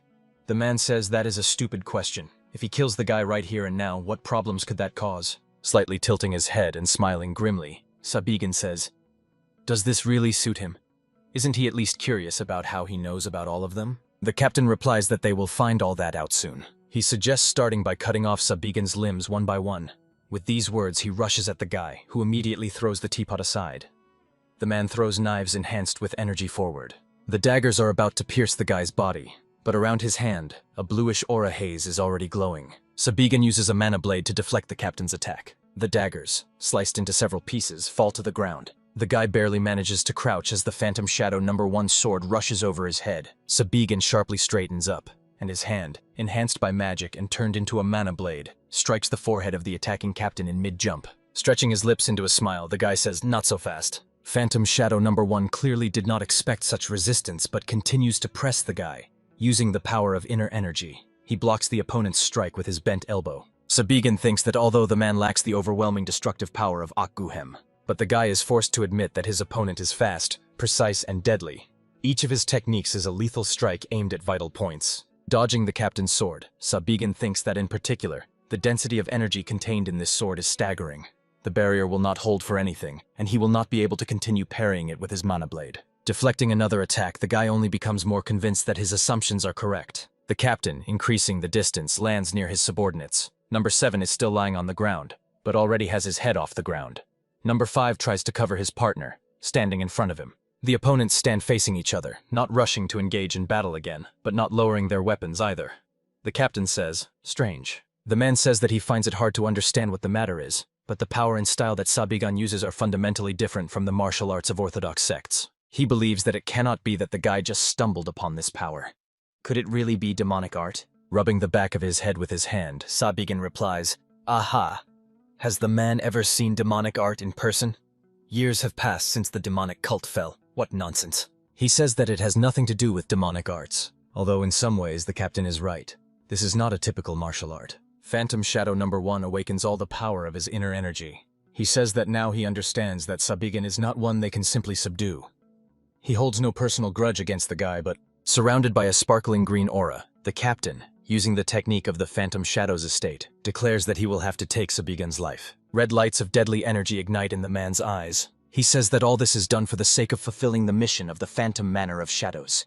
With these words, the man shoots up from his place like an arrow. Sabigan watches the captain's further actions. He swiftly pushes off from the tree trunk. The man's speed is so high that it would be difficult for an ordinary person to follow his movements. The captain uses the soul-destroying step technique.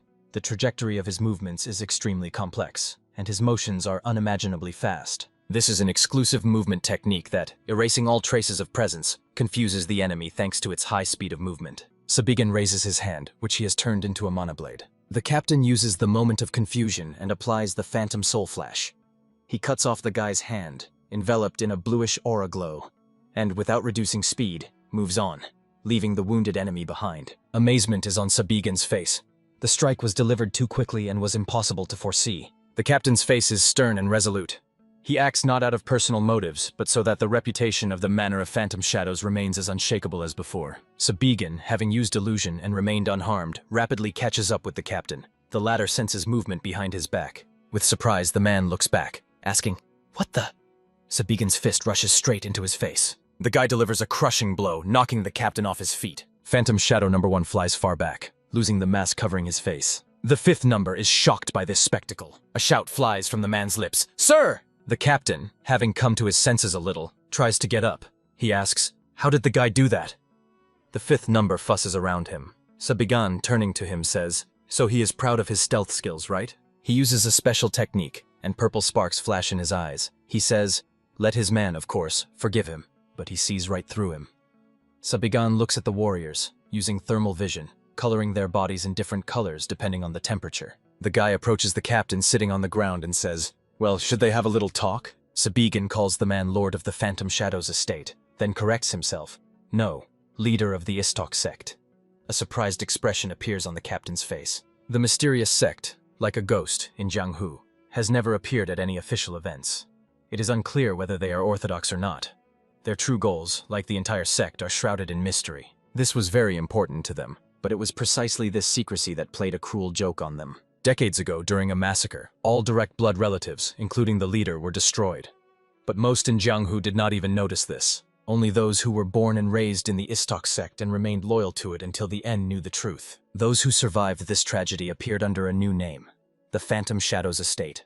Now they gather every scrap of information throughout Jianghu. They became a top-level mercenary organization that carries out all kinds of dirty and dangerous tasks. Sabigan, looking into the eyes of the captain sitting on the ground, says, "However, all this is done for one single goal, which is the restoration of the fallen Istok sect.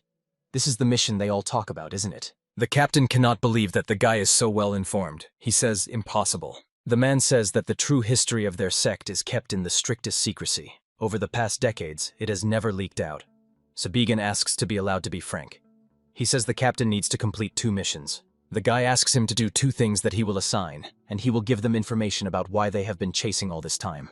The man looks at him warily. His hand, which he rests on the ground, clenches into a fist. The captain asks, "How dare he talk such nonsense?" The man says, 20 years.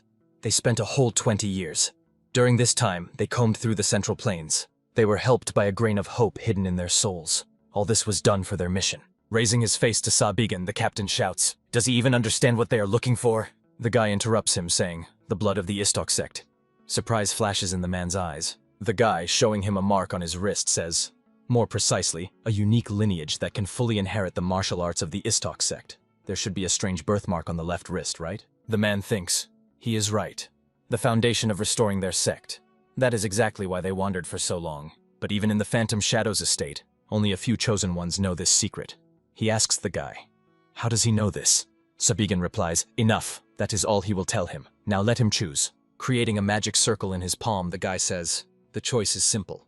Either he accepts his request and gets the information, or he spends the rest of his life tracking people." Phantom Shadow number 1 bows his head low, sinking into thought. He raises his gaze to the guy standing before him, his hand reaching for the sword lying next to him. Sabigan's gaze becomes stern. He closely watches the man's movements. The captain raises his weapon. Hiding the sword in the sheath fastened on his back, he, standing before the guy and bowing respectfully, says he accepts this mission. Raising his eyes to Sabigan, the man adds, "However, if it turns out that he deceived them, he swears the guy will regret it." Sabigan, showing 2 rows of even teeth in a smile, says, "Fine." Then he will give him the first task. In the room, dead bodies of people lie in puddles of their own blood. A girl sits on a man lying on the floor, placing her hand on his face. He asks her to stop. On the forehead of the man whose face is covered by the girl's hand, surrounded by a purple aura, veins bulge. Inarticulate sounds burst from his mouth. With the other hand, also surrounded by inner energy, she holds his hand, pressing it to the floor. Looking into his eyes, the girl calls him the deputy leader of the Black Scorpion Gang, the demon of fistfight Manhwa. She says that after the attack on this place with her subordinates a month ago, they killed all the men and raped all the women. The girl declares that the surviving women entrusted her to kill him. Insulting her, the man tries to free his hand, but she pins his limb to the floor with her knee. His fingers tremble, and with fear mixed with surprise, he realizes that he cannot gather his inner energy. What is this? Manhwa does not understand why his inner energy is slowly disappearing. He believes that this is simply impossible. Continuing to shower the girl with insults, the man asks, "Isn't she afraid of what is about to happen?" After all, he is the deputy leader of the Black Scorpion Gang. Tilting his head back, the girl raises a blade above her head, saying, "She already told him about this." Manhwa desperately shouts, "Stop!" His eyes widen. The girl's fingers resting on his face continue to glow with a purple aura. Leaning over him, she greedily gazes into his face. The girl stands up and looks at the dead body lying at her feet. She closes her eyes and exhales wearily. Suddenly, a dove flies into the open window from the night darkness. Hearing the flapping of wings, the girl looks around. A bird rushes towards her, and she raises her hand up, protecting her face. The girl sees that a note is tied to the pigeon's paw. She decides that this is her next assignment. She unfolds the message and reads its contents. Instructor of the Dragon Spring Academy. Sabigan? The young man delivers chopping blows with a training sword. His face shows anger and concentration. Approaching him, Sabigan says, "Let him not do foolish things and release steam." He orders the youth to spread his legs apart and slightly bend his wrists down. The guy commands, 200 more times in this position. Forward! The youth curses, trying to catch his breath. Sabigan raises his mace above his head, saying, "What kind of disrespectful attitude is this? Does he not like his teaching methods?" The student shouts, "No!" He asks the guy, before he hits him, to allow him to explain everything. The other students continue training. The youth, pointing somewhere to the side, asks the instructor, why does he not force him to do anything? Sabigan follows the direction indicated to him, and Vukan stands, holding a training sword in his hands. His eyes are closed and his face has a detached expression. It seems that mentally he is somewhere very far from the training ground. Sabigan says that Vukan is doing perfectly well on his own. The student is surprised. Doing well? He is not doing anything at all. The instructor's mace falls on the youth's head. Sabigan says, does he think he is on the same level as Vukan? Let him shut up and use his sword with more diligence. The guy, throwing the mace over his shoulder, turns away and leaves, while the student continues practicing with the sword. Sabigan slightly glances sideways at Vukan, thinking, yes, this is good. Mentally, He advises the young man not to cling to the original swordsmanship techniques described in the Supreme Sword of the Dragon, Severing the Heavens, and to practice fencing as his intuition suggests. A brilliant talent will help him reach a higher level. The young man's thoughts are interrupted by a student addressing him. Sabigan asks Tan Lijun standing before him. Has he already completed his qi circulation? He answers negatively, saying that he continues to be anxious. The young man asks, can he really just do as the instructor ordered and circulate his qi? Sabigan replies that there is no other way to solve his problem except to accumulate a sufficient amount of internal energy. He adds, of course, unless Tan Lijun has secretly taken rare elixirs. He hastily replies that he has not done so. Sabigan, continuing on his way, says to the young man who remains standing, then, besides eating and sleeping, let him continue to circulate his qi. Tan Lijun replies, he understands. The young man thinks that he is rushing too much. He must have realized that he only defeated Yen Vuken in that duel because of tricks. Walking along the alley, Sabigan reflects that nothing can be done about this. This is not a problem that can be solved immediately. Besides, he has more important problems. He mentally returns to the matters that worry him more. 10 days have passed since that memorable conversation with the captain. Sabigan thinks that if no one contacts him, perhaps there will be problems with his plans. He is called, being addressed as instructor. The young man looks back and darkens. He says that he and instructor Dong Bu-hyun have not seen each other for a long time. Then he adds that he is glad to meet. The man replies, it seems to him that Sabigan is not at all glad to see him. He asks, why did the guy suddenly have such an expression on his face as soon as he saw him? Sabigan explains that he is busy right now. He has classes with students, and the man is disturbing him. Dun Bu-hyun exclaims, busy, huh? He has just been loafing around since early morning. The man curses mentally. If it weren't for that scene he saw that day. He recalls a forest clearing strewn with the dead bodies of bandits. Out loud he says, in any case, let the guy immediately go to the main hall. He informs that the vice master of the academy wants to see him. Sabigan stands before Jeong Samyun, who is sitting at a desk in his office. The man says that they haven't seen each other for a long time. He asks, how's the guy doing? Smiling earnestly, Sabigan replies, very well indeed. He is happy to have the opportunity to teach his students, who possess such outstanding talents. This makes him feel the value of the senior instructor's work every day. He adds that all this is thanks to Jeong Samyun, creating a class of outstanding students. The vice master, clearing his throat, says that is a relief. Jeong Samyun says he knows that the guy is doing well, but as he knows, they, the Dragon Spring Academy, are a martial arts academy under the Orthodox Alliance. He explains that since Sabigan became a senior instructor, despite lacking experience, the Alliance seems to have encountered many problems. Continuing to stretch his lips into a smile, the guy asks, oh? Is the Alliance interested in such a simple instructor as him? The Vice Master demands that he behave more respectfully. At that moment, the door to the office opens, and Sabigan turns his head to look at the visitor. His attention is drawn to long female legs visible in the revealing slit of a pink dress. Meanwhile, Jeong Samyun says that he regrets to inform that the Orthodox Alliance has sent an inspector to provide support to the guy. A girl with an impressive bust size, wrapped in the pink fabric of her dress, steps toward them. She has changed from the short outfit in which she carried out the previous assassination order on Manhwa to a more elegant and refined attire. Stopping, she greets Instructor Sabigan, saying that her name is Mei Solin, and she is assigned by the Inspection Department of the Orthodox Alliance. On Sabigan's face is written frank surprise, which he does not even try to hide. The girl questioningly says, Instructor? The guy laughs and apologizes, saying that he was enchanted by Mei Solin's beauty. Blushing, the girl thanks him for the compliment. The Vice Master says that Inspector Mei Solin is a rising star among the women of the Orthodox Alliance. She is an incredible master who has reached the heights of mastery at an unprecedented age. Jeong Samyun adds that he should not act rashly and do everything possible as a senior instructor. Let him be careful and not show rudeness towards Inspector Mei. The girl insincerely smiles at these words, covering her eyes. The guy chuckles, folding his hands in a traditional greeting, and exclaims, "Of course!" He casts a cold, testing glance at the girl. Sabigan mentally returns to that evening when he gave the captain of the Phantom Shadows the first assignment. They then stood in a rather secluded corner of the yard, hidden from prying eyes by a stone fence. The guy asks, "Does the man know the heavenly maiden who takes the souls of killers?" The captain looks puzzled and surprised. He says he does not understand why Sabigan suddenly mentioned her name here, but of course he knows her. She is a hired assassin working alone, without connections or comrades. The girl is famous for never having failed a single mission she undertook. He adds that he has never met her personally, but her victims were found with their lives drained. The man says that there are also rumors that she is an incomparable beauty. He asks, even fearing to suppose that it might be true, could their mission really be to kill the heavenly maiden who takes souls? Smiling broadly, Sabigana answers, "No, The guy explains that his task is to call the Heavenly Maiden to the academy. The captain cannot hide his surprise. What? Sabigana says for the man to tell Jung Se-myung that due to unforeseen circumstances, he is forced to cancel their arrangements. A fist strikes the table with force and a shout is heard. Cancel? Jung Se-myung, sitting at the table, protests. What is the captain saying? How irresponsible of him. The man, whose face is again hidden under a mask, says he sincerely apologizes.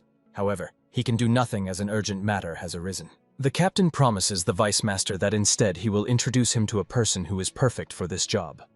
As an apology, he will also pay the commission. Phantom Shadow number 1 tells Sabigana that he has already contacted her several times regarding his missions, so he can carry out his assignment without much trouble. He asks the guy, but why would he do such a foolish thing? The Heavenly Maiden is a ruthless and cautious killer. No matter how strong Sabigana is, she will still find a way to kill him. Smiling cheerfully, the guy asks, "What's the matter? Is the captain really worried about him?" The man says, if the instructor dies before giving him the promised information, then he will face a dilemma. Sabigana agrees with him. Yes, he is right. She is a very dangerous woman.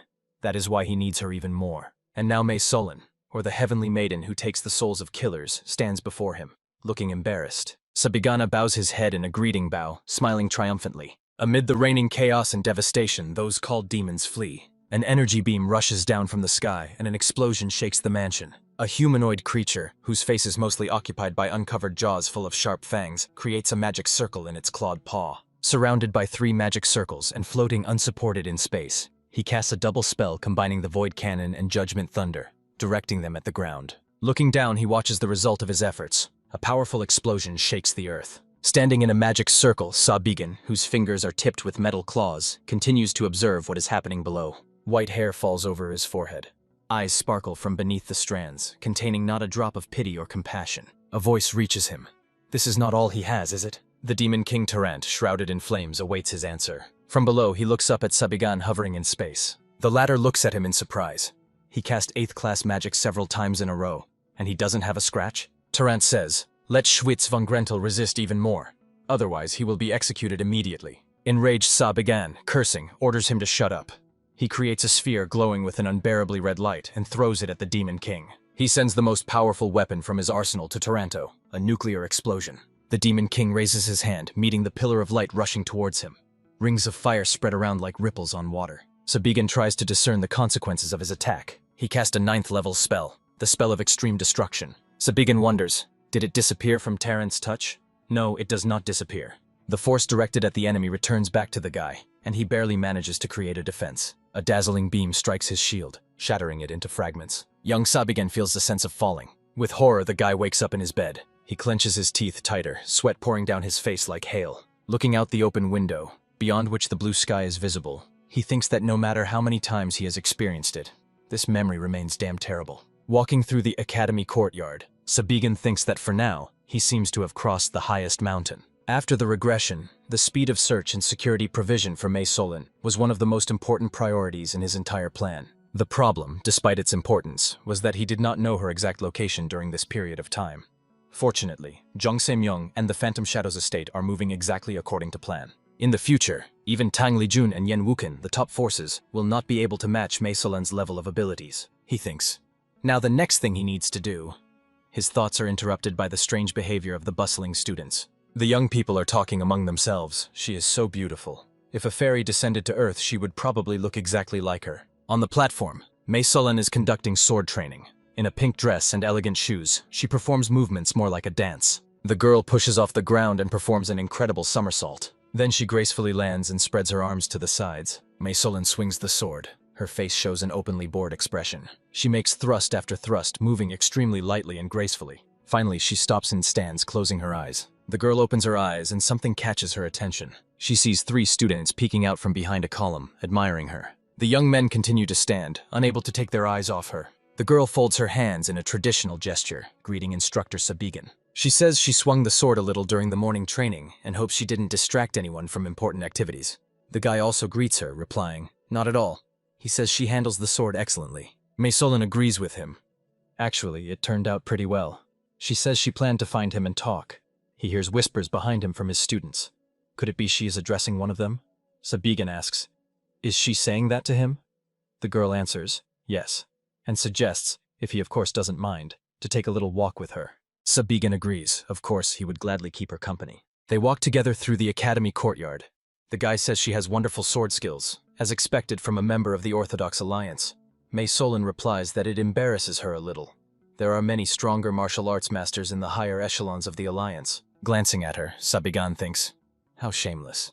She is an inspector and therefore part of the Alliance, but her entire personality is a lie. The girl says he makes an impression. Sabigan is surprised. He? Mei Solon replies that she recently heard that he won a public duel with a single strike, and even single-handedly defeated the notorious Green Forest Alliance. He looks much more like an incredible martial arts master than she does. Sabigan thinks, wow, she already did her investigation? Out loud, he says, it was just luck. Recently he stumbled upon a fateful encounter, so he has nothing to boast about. Smiling, the girl says that she does not think so. She adds that the academy students also do not think so and claim the opposite. Mei Solon says that from conversations with students, she learned that lately his methods have been somewhat harsh. She also found out that he helps students solve their problems, never discriminates by origin, and is truly a remarkable instructor. The guy says, did they say that? What good guys? He continues walking and the girl stops. Looking at the guy's hands folded behind his back, she says, and also his hands. The girl notices the shape of the calluses and muscles on his palm. She believes that for at least 5, or even more than 10 years, he has not let go of a weapon even for a single day. He trained endlessly despite countless sufferings. Tears and healings that happened so many times they cannot be counted. Only in this way can such hands be made. Mei Solon says that he should be proud of himself not because of some fateful meeting, but because he is truly a master of martial arts. The guy looks at his palm with interest. The girl standing behind him continues to look at his back. Taking a step to catch up with him, Mei Solon says, although, if she remembers correctly. Approaching, the girl puts her hand on his shoulder, her chest almost touching his back, and almost whispering in his ear says that Sabigan never told about this wonderful meeting. Didn't he? She asks coaxingly. Could he tell her more about it? The guy answers. He believes that he has no choice, and he will be honest with her. Looking at his palm, he says, the truth is that this power did not appear as a result of some miraculous encounter. He did not want it either. The reason he kept insisting that it was a fateful meeting was that he had no other way to explain it. He pronounces, cult of the demonic spirit.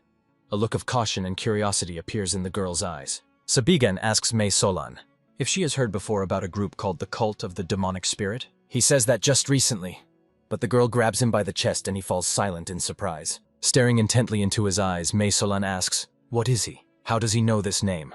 Although no. Her face darkens as she asks the question.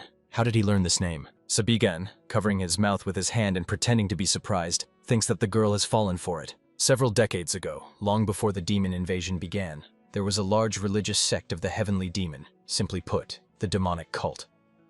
Those who became followers of the powerful teaching of the heavenly demon and joined the sect soon developed their abilities to an incredible level. And this posed a threat to the central provinces, which considered the cult heretics and began a decisive offensive. In the end, the greatest war in the history of Jianghu broke out between the cultists and the Orthodox. Many strong warriors died in battle, and as a result of the war, the Central Plain was victorious, completely destroying the demonic cult. Many years have passed since the sect faded into oblivion, and to this day, peace reigns in the world, or rather, reigned. The followers of the demonic cult, who survived the war, secretly continued to exist as the cult of the demonic spirit, a fact unknown even to the government of the Central Plain. Only those who personally met its representatives knew about the cult. Mei Solon asks the guy, what connects him to the cult of the demonic spirit? Sabigan looks frightened and shouts, what's gotten into the inspector? He promises that he will explain everything, if only the girl lets him go. As soon as she unclenches her hands, he sharply turns away from her. The girl apologizes. She explains that she lost control of herself for a second. Mei Solon says that something else is much more important. Sabigan turns his head and looks at her over his shoulder. He says, judging by her reaction, it seems she knows much more about the cult than can be learned from rumors. Mei Solon doesn't know what to answer him. After hesitating a little, she says that the existence of the cult of the demonic spirit, which he mentioned, means more to her than anything else. Sabigan, looking offended, continues to stand with his back turned to the interlocutor. Mei Solon asks, can't he tell in more detail and thoroughly where he learned about the cult? Taking advantage of the fact that the girl can't see his face, the guy smiles triumphantly. She's hooked. Turning his face to her, on which no trace of amusement is visible anymore, he says, of course he will explain everything to the inspector. Continuing the walk, Sabigan says that immediately after he was officially removed from the position of assistant instructor, he says that, reflecting on why internal energy is still beyond his reach, late at night he was walking outside the academy. The guy says that it was then that he was kidnapped. Mei Solon, casting a sympathetic glance at him, asks again, "Kidnapped?" Sa-Bigan says, "Exactly. He didn't even know how to react to what was happening. As soon as he came to, he saw before him a man he still cannot forget. A faceless man, hiding his face behind a mask, with an eye shining with deadly energy, told him, if he resists, he will die as if he never existed. He offered to accept his fate and consider it an honor to serve for the sake of the great revival." Sa-Bigan says the man who spoke these words had a terrifying voice. The guy adds that the man called himself a demonic scientist. The girl's eyes clearly show confusion. Her hand clenches into a fist and trembles. Sa-Bigan says that after that, he conducted all kinds of experiments on him, forcing him to swallow unknown poisonous substances and performed operations that made his body and internal organs feel like they would tear apart from pain. The guy stretches out his hand and a fiery sphere forms above his palm. The girl looks at him in surprise. Continuing to hold the fireball, Sa-Bigan says, one day, when he regained consciousness, he found himself completely alone in their hideout. And instead of internal energy, he could use true heavenly chi. Mei Solon asks again, "True heavenly chi?" He means... The guy clenches his fist, and the sphere disappears. He answers, yes, such a rare power that many don't even know of its existence. He says, to master true heavenly chi, one must use their own life force. The girl says, honestly, she finds it hard to believe all this. The very fact that this is possible. Sa-Bigan says he has no internal energy. How else would he use this power? If the girl wants, he can demonstrate it right now. He adds that it may sound ridiculous now, but she will have no choice but to believe his words. The guy says, even though the existence of true heavenly chi is in question, the information about the cult of the demonic spirit is entirely based on his own experience. Mei Solon looks thoughtful. Turning away from this girl, Sa-Bigan smiles triumphantly. Thanks to this, he will be able to start getting closer to the girl. He asks, does she still not believe? Then let her not refuse to go somewhere with him. He says that he invites Mei Solon to visit the place where he was held captive. The place where they left him after abandoning him alone. The girl's face shows hesitation. Smiling, Sa-Bigan extends his hand to her. He explains that when he came to, there was no one around, nor anything they had used on him. But perhaps some traces of what happened remain there. Continuing to smile, he says that it takes quite a long time to get there, and today there has already been enough talking. If she doesn't mind, they can meet tomorrow night outside the academy and go to that place. Sa-Bigan watches the departing girl, whom he promised to take to the place he told her about. He now looks stern, and the gaze with which he sees Mei Solon off is heavy. Of course, all of this was a lie.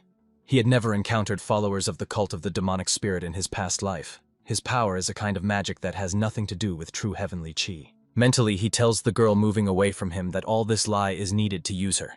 In this lie, he was able to directly tell her everything that really happened to him. He remembers the pain he had to endure in the demon laboratory. Tied to a table, he could not resist, and they did whatever they pleased with his body, and he just screamed, unable to withstand the hellish pain. Some creatures, more like giant insects, were talking among themselves. One of them asked about his condition. Another replied that the initial reaction was a complete rejection of the demonic energy. He added, "It is amazing that susceptibility gradually increases. Compared to beings from other dimensions, this is an incredibly rare specimen." His interlocutor says, "Enough." By the standards of his dimension, he was considered one of the weakest beings. He orders to keep watch over the prisoner so that he does not die immediately, and orders to continue subjecting him to increasing exposure to demonic energy each time. The response is, "It will be done," and Sa-Bigan screams uncontrollably again from unbearable pain. He is thrown to the floor. Once black hair has become completely gray. Two men rush to him shouting, "These demonic creatures, God!" They help him get back on his feet, saying, "Hang in there." The guy is coughing, droplets of blood flying out of his mouth. He is kneeling. A voice sounds. Not bad effort. His owner is ready to bet that today will be the day of his death. Sa-Bigan raises his eyes to her, and his lips stretch into an evil smile. He says, "Really? What a coincidence." He is ready to bet that she will be next. The guy deliberately pronounces her name, Mei Solon. The girl standing over him has her head and eye bandaged, as well as the stump left from her left arm. Mei Solon snorts, saying it seems it's still too early for him to die. Then she deliberately adds his name, Sa-Bigan. The guy stands, immersed in memories from his past life. He has already left the academy courtyard and is on a path lined with trees on both sides. The guy looks around carefully. Looking at the bushes near the path, Sa-Bigan says, "Hey, get out!" He takes a stone and meaningfully tosses it in his palms. From the bushes jumps out Phantom Shadow number 7, begging him to wait. Cursing, the man shouts, "No need!" Sa-Bigan throws the boulder and says, there is a reason why he pretended to be caught on the hook and went away. He asks, Did he really think that he wouldn't notice if he left only one person to watch him? The man sighs. What a misfortune. Sabigan throws him a couple of scrolls, telling the man to take them. Unrolling the scroll, Phantom Shadow number 7 asks, "What is this?" The guy explains.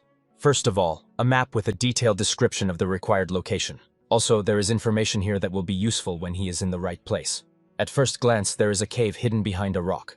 But when he is inside, let him draw symbols from the second scroll everywhere. Sabigan says that the man cannot understand them, but that is not required. It must be done before tomorrow morning. Phantom Shadow number 7 raises his hand, stopping the guy. He clarifies. The instructor seems to want him to go there right now and do it. Smiling, Sabigan answers, he guessed. The man is clearly not enthusiastic and, not hiding his displeasure, asks, "But why him?" The guy, whose face shows a displeased and promising grimace, responds with a question. "What?" Cursing, the man rushes off, clutching scrolls in his hands, and hurries away. Sabigan shouts after him, "Until tomorrow morning." He thinks that it is quite difficult to fully outline such a vast territory in one night, but it is enough for the symbols to be noticeable to everyone passing by. Sabigan contemplates what will happen next. He is confident that everything will be under his control. Twilight envelops the Academy of Dragon Spring. Lights are burning in some windows. Chon Seung-yoon, sitting at the table, asks, "So, how is the investigation progressing?" He addresses the heavenly maiden standing before him with arms crossed over her chest, the Soul Taker, calling her by her nickname. She frowns discontentedly and asks to be called Mei Solon. Such a ridiculous form of address only causes laughter and awkwardness. After clearing his throat, the man apologizes to her. He inquires, "Has anything been found out? Has anything been discovered about the place the boy mentioned?" The girl shakes her head negatively. She thinks that, honestly, such power is not a blessing at all. She herself did not wish for it. Mei Solon replies that she cannot report anything definite yet. To avoid confusion and to receive more accurate information, she will need more time. The Vice Master asks her to approach the investigation with all diligence. The man is sure that Sabigan is hiding something. He believes that recently his actions have been inexplicable. Chon Seung-yoon adds, "If it turns out that he is a spy sent by some dangerous faction, he could become a serious threat to the Orthodox Alliance." The girl responds, "Whether he's a follower of the Orthodox Alliance or the demonic cult, honestly, she cares little." She adds, "But for the operation to go smoothly, she needs to check something just in case." The Vice Master asks, "What exactly does she want to check?" Mei Solon drives a knife into the table in front of the man. Gripping the knife handle, she leans toward the Vice Master and says, "If it turns out that Sabigan has a dark past or other motives, Young Seung-yoon wouldn't mind if she slit his throat, would he?" In the girl's eyes are anger and determination. She mentally addresses Sabigan. It doesn't matter if it's a lie or a trap. If it turns out he tried to deceive her with such petty schemes, she will extract every word of confession from him, and his death will be painful and long. Does he understand that?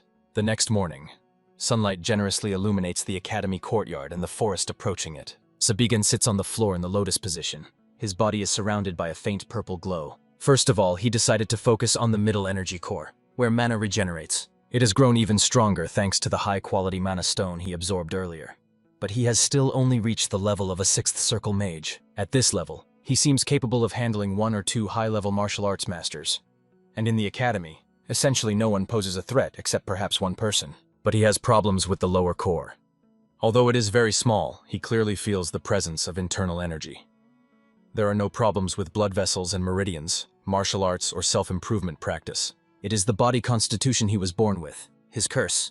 Even Master Jin Beck said he had never encountered such a physique before. But ironically, it is precisely because of this body constitution that he was able to survive and be here now. At the time he was captured by demons, he only possessed a few general techniques and knew the basics of martial arts, but they did not kill him. Instead of death, he became an object for experiments, and all because of this cursed rare body constitution. And also in his memory emerges that Mei Solon, whom he met in a past life, crippled in body but not fallen in spirit. Not in an exquisite outfit, but in pants and some unpresentable dark blouse clinging to her body without sleeves. Behind him a voice sounds. What is he doing? Cultivating his energy or something like that. Sabigan slightly turns his head back and looks over his shoulder. Phantom Shadow number 7 says that he spent the whole night on his feet, following his instructions. Cursing, he complains that the guy makes him do all sorts of strange things. Sabigan looks irritably at the man standing in front of him. The guy, with feigned surprise, asks, "And what exactly did he ask him to do?" Number 7 looks at Sabigan with some confusion. The man literally explodes, stomping his feet, shouting, "Has he completely lost his nerve or what?" The guy stands up and, putting on a shirt, says that he was just joking. It was only a joke. He adds that it was excellent work, and asks the man to disappear from sight. While number 7 huffs with anger, Sabigan, approaching the open window, thinks, so only one thing remains to be done. During the day, the guy watches the sparring of the students. The young people deliver and block strikes. Sabigan, standing aside, watches them. He thinks that now he only has to show Mei Solan the cave that he disguised as a cult refuge, and feed her this convincing story. Sabigan imagines how he shows the girl the cave. He believes that although everything looks somewhat sloppy, it is not so important, because the entrance to the cave is hidden by a barrier set by demons. And in the eyes of martial arts masters, it looks like heretical sorcery that only occultists can use. And now the most important point becomes any information about the cult of the demonic spirit, because she still hasn't managed to dig up anything about it. Behind him, light footsteps of a girl are heard. Sabigan thinks, even if she suspects him, she will have no other choice but to take the bait. He turns his head back and looks at the girl approaching him. Sabigan greets Mei Solan, wishing her a good morning. In response, the girl says that she will go. She says that she will go with him to the place he mentioned, and which is presumably connected to the cult of the demonic spirit. Smiling at her, the guy thinks that from this moment on he will selectively feed her false information, step by step igniting in her the desire to take revenge on the cult of the demonic spirit. He says aloud, "Good. He will take the girl there." Sabigan suggests meeting her outside the academy tonight. Meanwhile, he thinks she is a person he can manipulate at his discretion.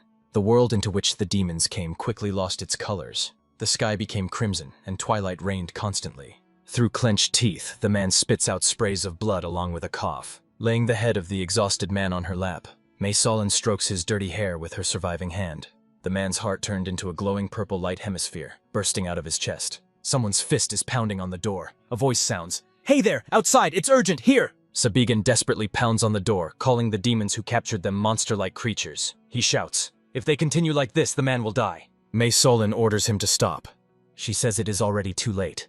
Her palm lowers onto the man's eyes. The hemisphere on his chest has fallen and shrunk in size, almost hiding in the hollow of his chest. The guy stops shouting and freezes. A heavy, oppressive silence sets in. Sabigan lowers his head and sighs. He feels bitterness and despair. 2 humanoid creatures appear. Grabbing the man's legs, they drag him out of the room. Sitting by the wall, Mei Solan and Sabigan silently watch the body of their unfortunate comrade. When the door closes, the girl says, "And now, only the 2 of them remain." Mei Solan asks a rhetorical question. Are they the last masters of the arts? Sabigan replies, "It's too early to say. Maybe there are other camps like this one." He adds that perhaps somewhere out there are other survivors. The girl sighs and closes her eyes, saying, "Life is so wretched. It would have been better to die on the battlefield." She asks, "Does the guy want to know something extremely funny? This is far from the first time something like this has happened to her." Sabigan looks at her in surprise. He asks, "Does she mean that a similar situation happened to her during her work in Jianghu?" Looking down at her feet, Mei Solan answers, "Yes, it was the cult of the demonic spirit. She doesn't think it's worth telling the guy about it, since he wouldn't understand anyway." The girl shows Sabigan her hand, which is enveloped in purple energy. He asks, "And what kind of ability was that? Energy absorption art? Did she get it as a side effect from experiments?" Mei Solan confirms his guess. Yes, this is the first time she has shared it with anyone. The guy says that he also found it interesting because this ability even worked on those monsters. He would never have thought such a thing possible from such experiments. Sabigan asks, "In the end, did the girl manage to take revenge?" The glow around the girl's wrist fades. She answers, to be precise, she surrendered. Mei Solan says that in 10 years she failed to find even a single trace of the cult of the demonic spirit. Finally, she realized that it is an incredibly huge organization beyond her reach. The girl asks Sabigan, "Does he know why she joined this war?" The guy says that obviously it was done for her own future and the survival of martial arts masters. Mei Solan casts a glance at him. A slight smile slides across her lips. Sabigan looks at her, waiting for her answer. Then he says, "No, just let her not say that." The girl answers, "Yes, he understood everything correctly." She tells that while everyone else desperately fought to protect Jianghu from these monsters from another dimension, for the sake of future survival, she falls silent for a moment, then admits that she behaved like the lowest scoundrel who was too tired to live. But at the same time, she was so cowardly that she could not take her own life. Mei Solan says she joined the war only to find her death. Lowering her head so low that strands of hair hide her face, the girl quietly says, she could not even imagine that they would slowly die in such a place. Sabigan asks her not to give up. Throwing his head back, Sabigan closes his eyes and asks the girl not to act as if everything is already over. After all, they are still alive. The guy says he is not going to die in this dump just because his spirit was broken.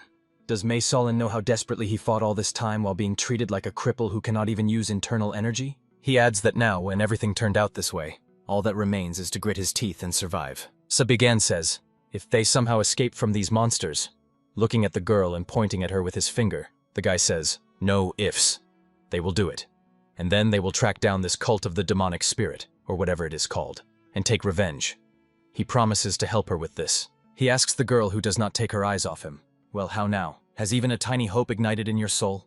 Mae Solin says, ha, what is he talking about? He is just a cripple who is unable to use internal energy. Sabigan, using martial arts, rushes forward swiftly. Green plantations flash around him. He thinks about the fact that the memories he buried hundreds of years ago are beginning to resurface in his mind. The guy thinks it's because he met Mae Solin again after he returned to the past. Sabigan clenches his teeth tighter, deciding that there is no time for pointless emotions. He thinks that the main thing now is to secure Mae Solin a strong position as a figure on the chessboard. The guy thinks that even if Mae Solin herself does not yet understand her abilities, they are still one of the key conditions for victory over Tarrant. He is not going to say any sorry or please understand. Accelerating with this help of magic, Sabigan thinks he has gone too far to waste time on such feelings. Under the tree stands Mae Solin, waiting for Sabigan.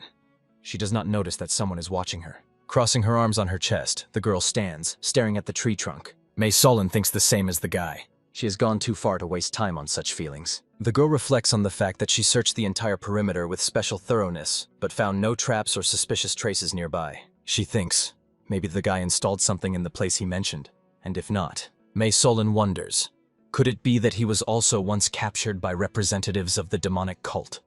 Mentally, she returns to those difficult days for her when she was a prisoner, with a cord chained to her leg so she wouldn't escape. Lost in thought, the girl stands by a tree, staring at it with a sightless gaze.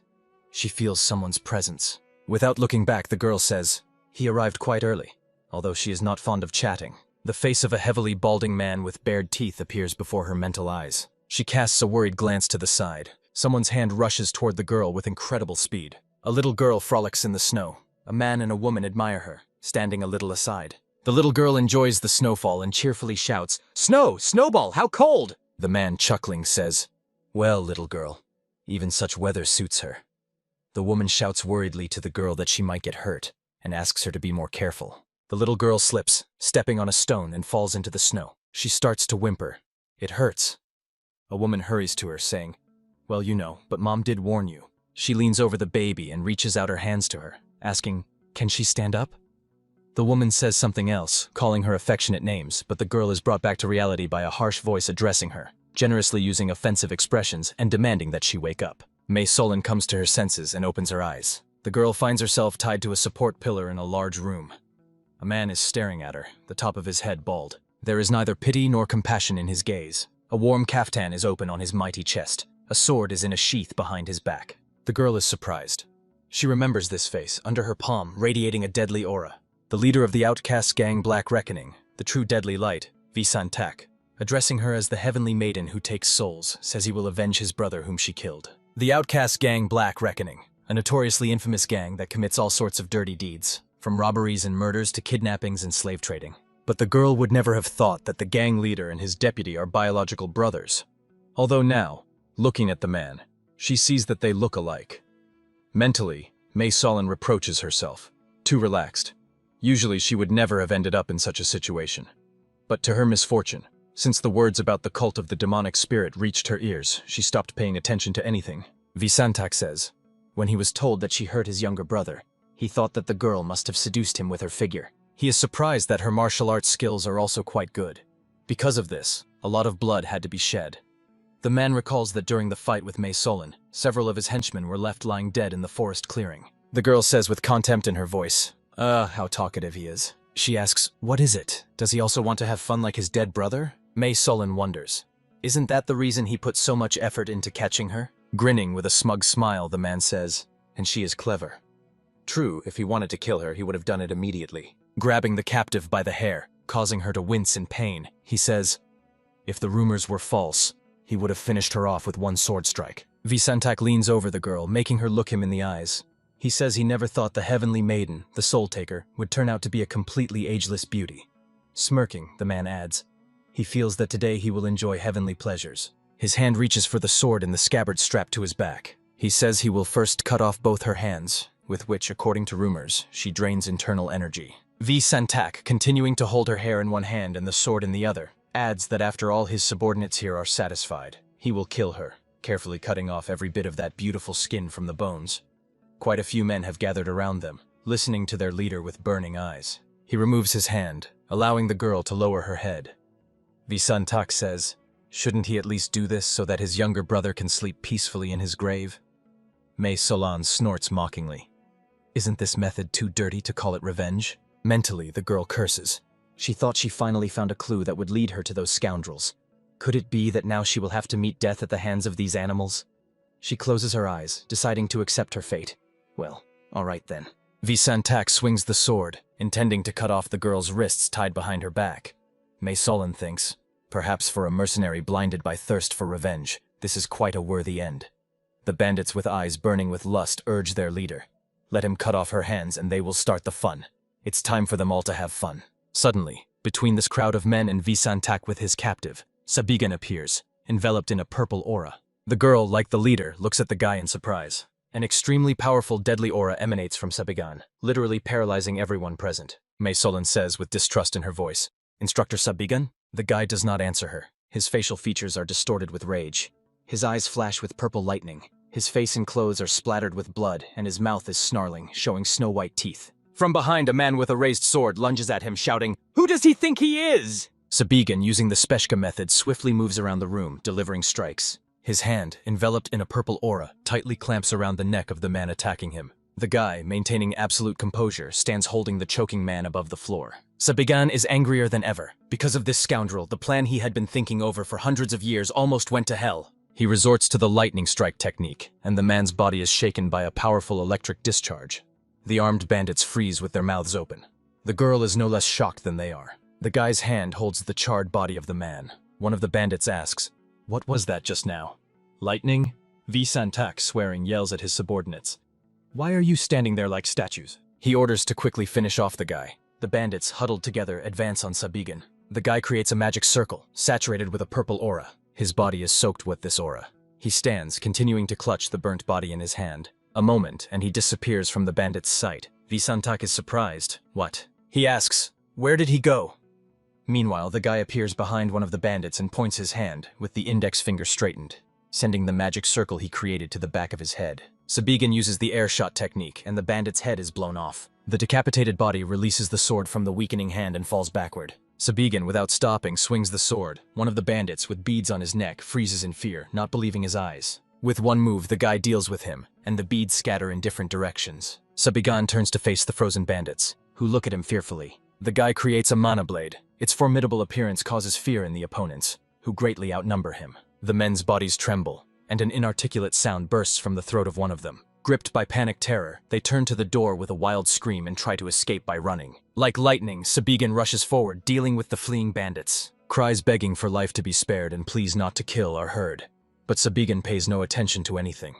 The girl watches as the room fills with dead bodies. May Solan cannot believe her eyes. Watching the guy deal with the opponents, she wonders, is this really the same man she met 2 days ago? With wide open eyes, she watches what is happening. Noticing the danger, she shouts, "Careful behind!" V. Santak approaches Sabigan from behind, ready to strike him with his sword. The man strikes with his sword, wishing death upon the guy. In V. Santak's eyes are mixed surprise, fear, and disbelief at what is happening. He freezes with the sword in his hands, mouth open. The guy, using the stone skin technique, which prevents any weapon from harming him, turns to him with an angry expression. Sweat drips down V. Santak's face. Stammering, he says, "A protective barrier of enhanced chi energy?" Sabigan's fist strikes the man's cheekbone. A powerful blow throws V. Santak far back. The fallen bandit leader makes a gurgling sound. His eyes roll back, streams of blood flow from his nose and mouth. Sabigan, approaching him, raises his leg, under which a magical circle appears, glowing with a purple aura. He uses the gravity press technique. The guy holds his foot above the bandit's face. Sabigan's face is distorted with rage. His eyes shine with purple flames. He hisses insults and wishes death upon V. Santak through clenched teeth. The man tries to stop him, but the guy forcefully lowers his leg. Night. On the roof of a house standing in the forest, a hole gapes, from which a faint glow is visible. In the center of the hall, where dead bandits' bodies lie on the floor, a larger indentation is burned, in the center of which stands Sabigan, clutching a sword in his hands. The guy stands motionless. Silence reigns in the room. A girl calls him by name. Sabigan turns his head upon hearing her voice. Mei Solan stands behind him, holding a knife in front of her. She is clearly ready to repel an attack at any moment. The girl asks, "Who is he?" Cursing, she repeats the question, "Who is he?" Sabigan immediately turns to her and exclaims joyfully, "Inspector Mei! What a happiness that she is safe and sound." Stretching his lips into a smile and heading towards Mei Solan, he says that he was so worried when he did not find her at the meeting place, so he went to look for her. His tracking skills are quite good, aren't they? The girl makes a warning gesture with her hand, indicating that he should keep his distance. Sabigan sighs, realizing that he made a mistake. He thinks that at this rate, his original plan, to control her using the information he managed to gather before regression, has failed. Sabigan could not even imagine that someone would decide to attack Mei Solan at this time. Looking at the determined girl, he wonders, what should he do now? He simply cannot abandon her. And the reason is obvious. Mei Solan is the most important element in the battle against the Demon King, who cannot be replaced. As a person who fought against the Demon King Taranta, the guy can say that the most overwhelming ability of all was the nullifying barrier that turns all attacks into nothing regardless of their characteristics or form. If there is initially no way to destroy it, then any further preparation becomes meaningless. And as far as he knows, only one creature is capable of removing this nullifying barrier, Mei Solan. Only she has the ability to absorb the opponent's internal energy upon direct contact. He is sure that she also knows this. However, the true essence of her skill lies in the ability to absorb and erase any concept. Sabigan thinks, of course, to reach the level that allows removing Taranta's barrier, Mei Solan needs to strengthen her abilities as soon as possible. Since there has been an information leak, he will immediately subdue her, and only then force her.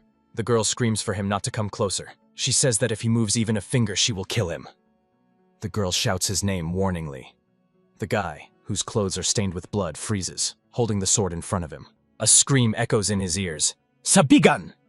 Mei Solan, leaning over him with a bandage on her forehead falling over her eye, asks him to look at her. Shaking his only surviving hand, she asks, "Can he hear her?" She demands that he answer her. The guy's head lies on her knees. His body convulses in spasms. It feels as if an electric current runs through his body. He reaches out to the girl with a wasted hand, unable to utter a word. They watch him through a monitor. A question is heard. Is he still alive? The same monster-like creatures resembling giant insects talk among themselves. The higher-ranking one says that this must be a pain that will tear his whole body apart, but his strength of spirit is truly remarkable. His subordinate replies that the guy's death is only a matter of time. Humans are unable to use magic. He adds, "Can they really just leave him to die like this?" His interlocutor, a spider-like creature, says he doesn't care about the guy. They have already gathered all the data on this mutation they could collect. He believes that Sabigan could become a threat if he survives. He thinks it's better to discard him now. The guy's body arches in pain and he screams wildly. Mei Solan looks anxiously into his face, thinking that all the types of energy they are infusing cause a reaction and rejection. Do these creatures really intend to kill him? The guy barely utters her name. "Mei Solan," she immediately responds. "Yes, it's her. She is here." The tormented Sabigan, with electric discharges still running over his skin, asks to be killed. He says he can't endure anymore. Mei Solan asks him to stop talking this nonsense. She reminds him that he gave her his word. The girl says, he promised her that they would survive and take revenge together. Sabigan's eyes close and the girl panics. No, not this. Consciousness is slipping away. Looking at the boy writhing in pain, Mei Solan realizes that his body is breaking down faster and faster. She sits on the floor, holding Sabigan's head on her knees. The girl remembers their conversations, how the boy encouraged her. Closing her eyes, she asks Sabigan to forgive her.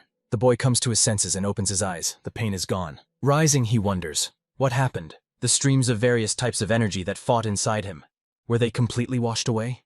He brings his palms to his face and examines them carefully. Behind him, Mei Solan's voice is heard. She is glad to see that he is okay. Sharply turning his head back, he asks, "How did this happen?" She answers, to be honest, she wasn't sure she could do it. Colorful small particles swirl around the girl. Not believing what happened and deeply shocked by her act, the boy jumps to his feet with a shout, "You!" But immediately, he weakly drops to his knees and pounds his fist on the floor. The girl asks him not to waste his strength and just sit quietly, since just a few seconds ago he was already 1 foot in the grave. Mei Solan looks at her palm, around which colorful particles also swirl, and then says, since she discovered that her powers affect those monsters, she realized she can absorb more than she thought. Carefully examining the hand, the girl continues to speak.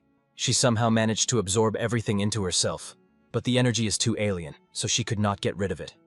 Maybe she would have succeeded if she had revealed this ability a little earlier. Sabigan shouted at Istuplano, calling her a crazy woman. He thinks now is not the time for chatter. The guy says bitterly, she is dying instead of him.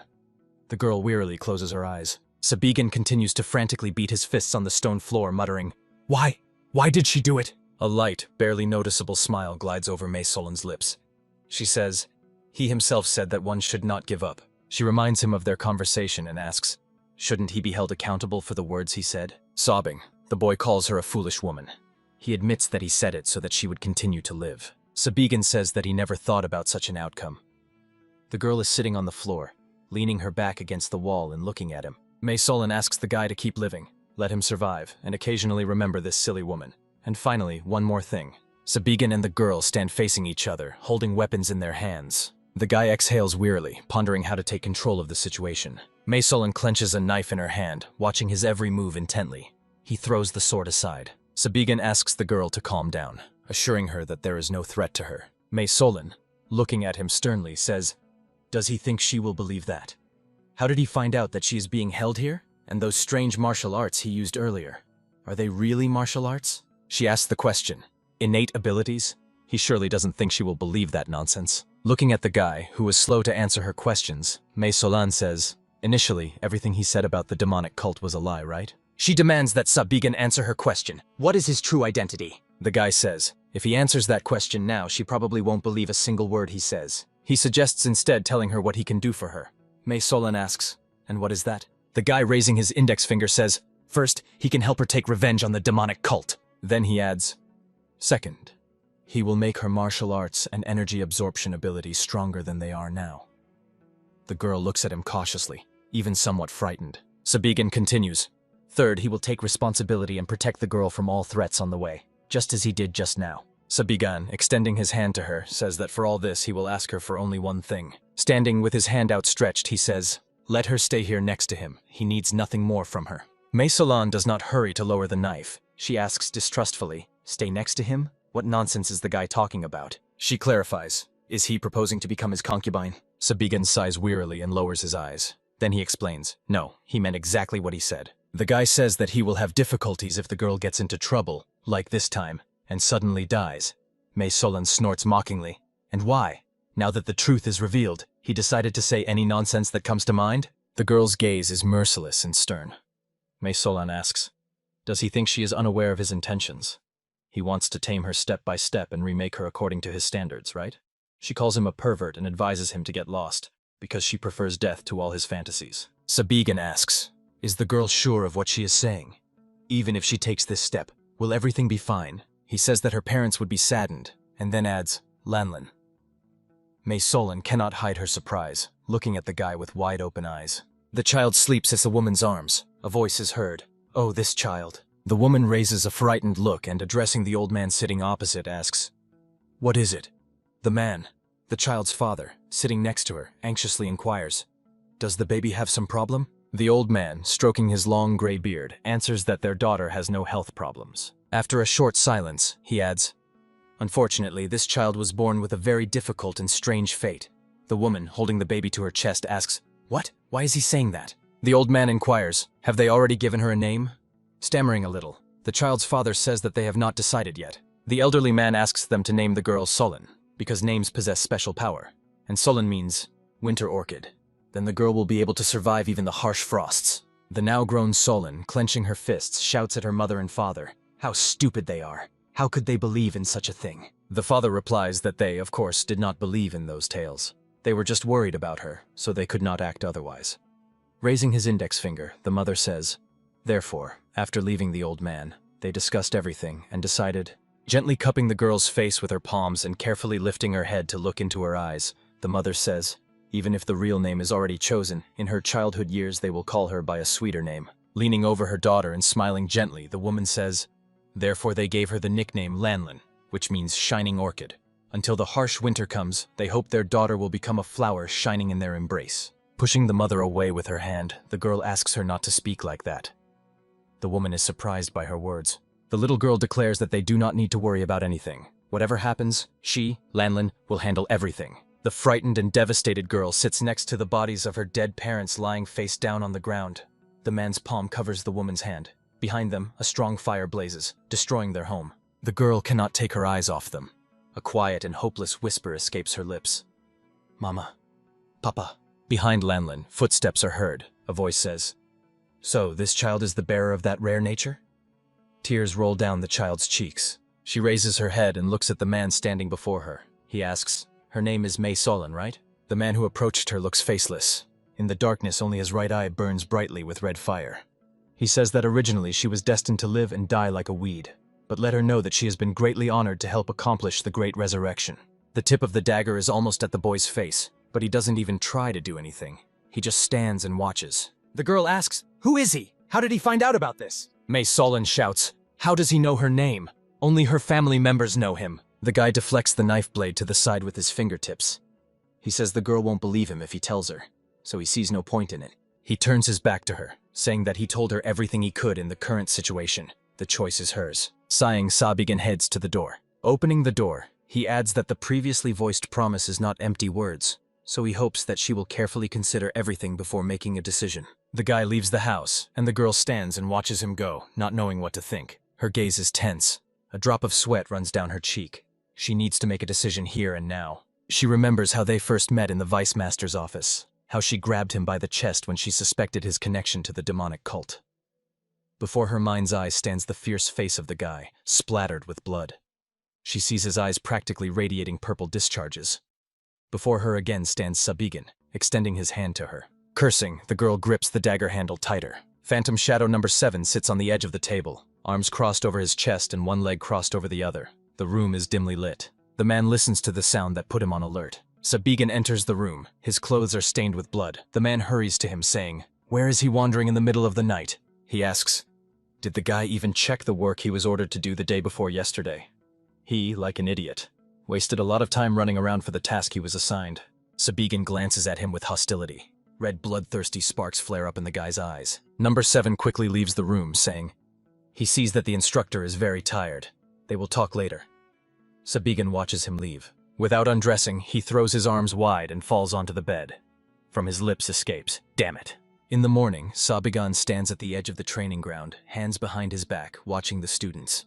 He sighs, thinking that, naturally, the girl will just leave. The guy believes she will do it, even if she wants to take revenge on the demonic cult. She is too dangerous and suspicious a person, so Mei Solon will never trust him. If he were in her place, he would have retreated himself, deciding to conduct his own investigation. Sabigan mentally curses himself, calling himself an idiot for planning to ruin the whole plan because of what happened 200 years ago. He thinks that it is not too late yet, and he should go after her at all costs. The student practicing techniques in front of him gets distracted and looks over his shoulder. Behind him sounds the voice of Mei Solon, greeting him. The guy looks back. The student bows in a welcoming gesture. The girl asks the student, her name is Soso, right? And wishes her a good morning. Smiling, Mei Solon apologizes to the instructor for distracting him during the lesson, but asks if he could spare her some time. Sabigan, surprised by her appearance, agrees to listen to her. The students sit in the lotus position and immerse themselves in meditation. The guy and Mei Solon, standing aside, watch them. The girl suggests he drop the formalities and switch to informal address. She asks him to extend his hand. The girl carefully takes his wrist in her palm, surrounded by a purple aura. She says that there are no traces of internal energy in the blood vessels throughout his body. She thinks it is true that he cannot use his internal energy. Sabigan asks, does she believe him? Pushing his hand away, Mei Solon replies, let him not make her laugh. He has fed her so many lies, and now he thinks she will just take and believe him? From their very first meeting, everything was a lie, wasn't it? Both about innate abilities and about the kidnapping by the demonic cult. They walk slowly across the academy courtyard. The guy admits, that's right. Initially, he wanted her to start an investigation against him. The girl rates his mental abilities low and believes that he got close to her from the start to later take advantage. Mei Solon asks, who is he? She would extract all the answers from him but thinks he is not the type to easily open up. She adds that she will allow him to deceive her one last time.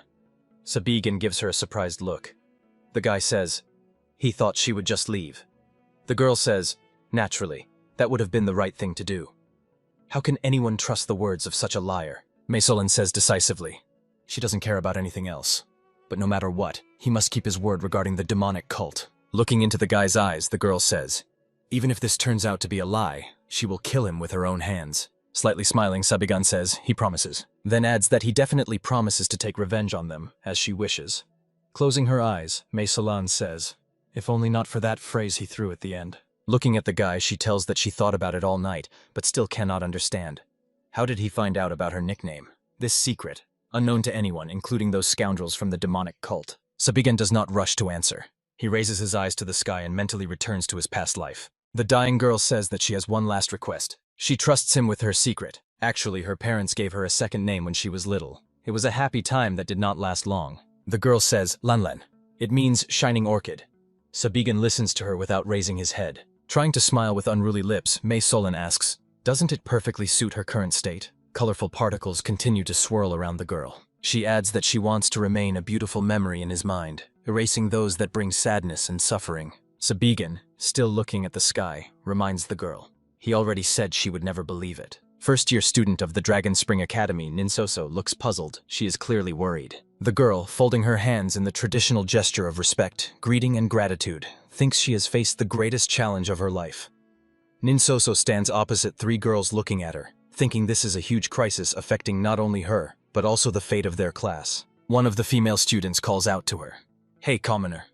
She orders the girl to stop standing still and answer directly. The second girl, pointing at her with her index finger, says, if she dares to lie, she knows what will happen, right?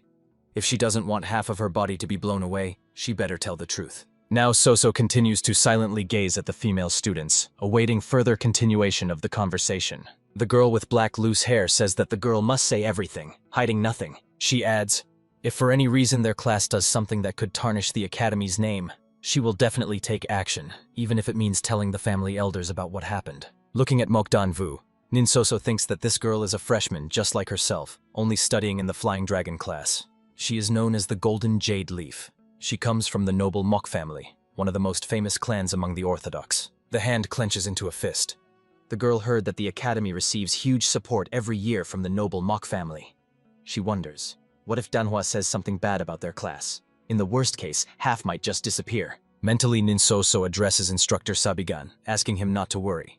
She will definitely prove their class's abilities. She promises to protect their class from the evil hands of the noble Mok family. The girl decides to resort to a special level of problem-solving in the academy. Incident log, Ninsoso.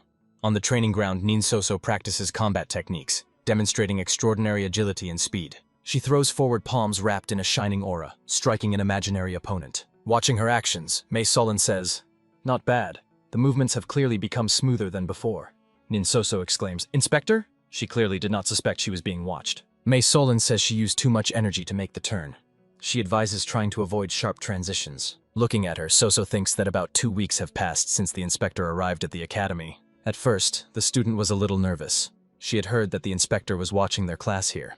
But after spending time with her, she was relieved to see that she is a kind and gentle person. Mei Solon says that she should continue to study hard, and Ninsoso promises to do everything in her power. A shout reaches them. General Assembly!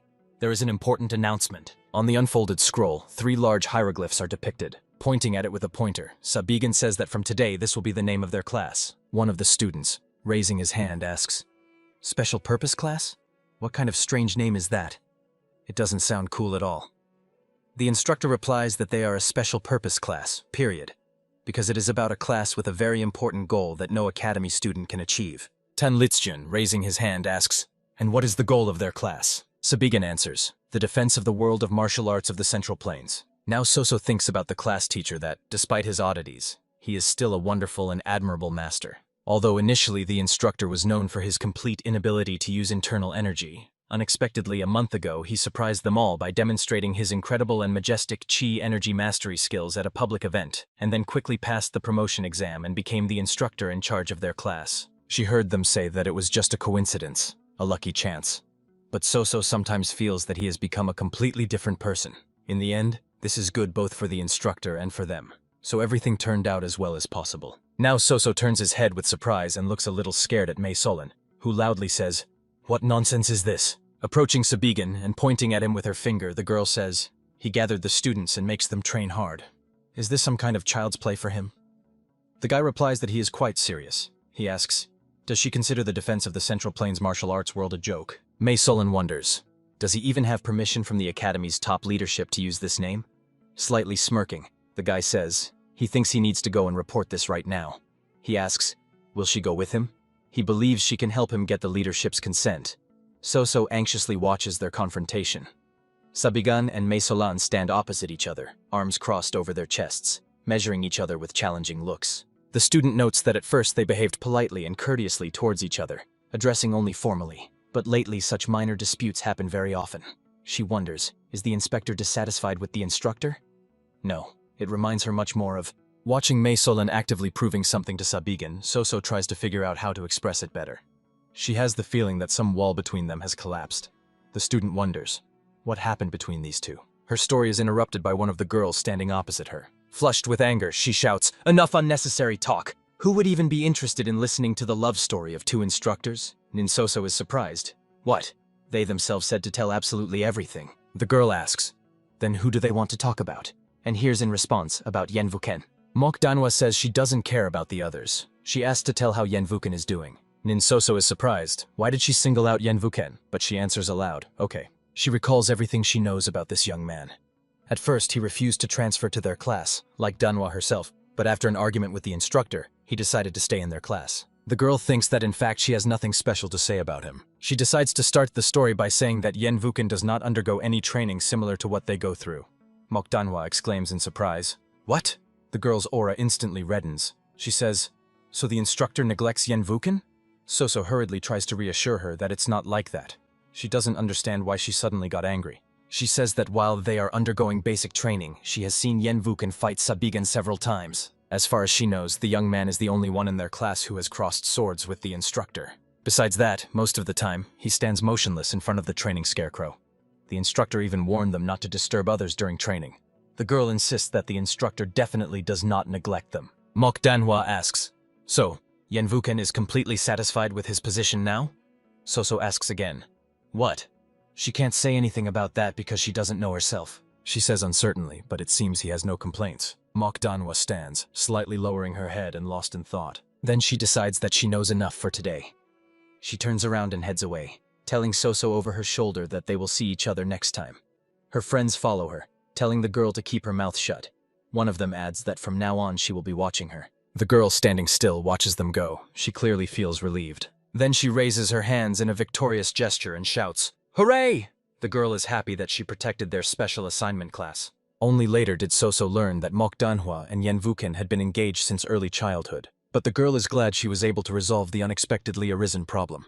The setting sun colors the sky in orange hues. Under the cover of night, Phantom Shadow number 1 appears at the academy. As soon as he lands on the roof of the building, a voice behind him says, "Long time no see." Behind the captain stands Sabigan, who has hidden his hands behind his back. The man says, "Amazing.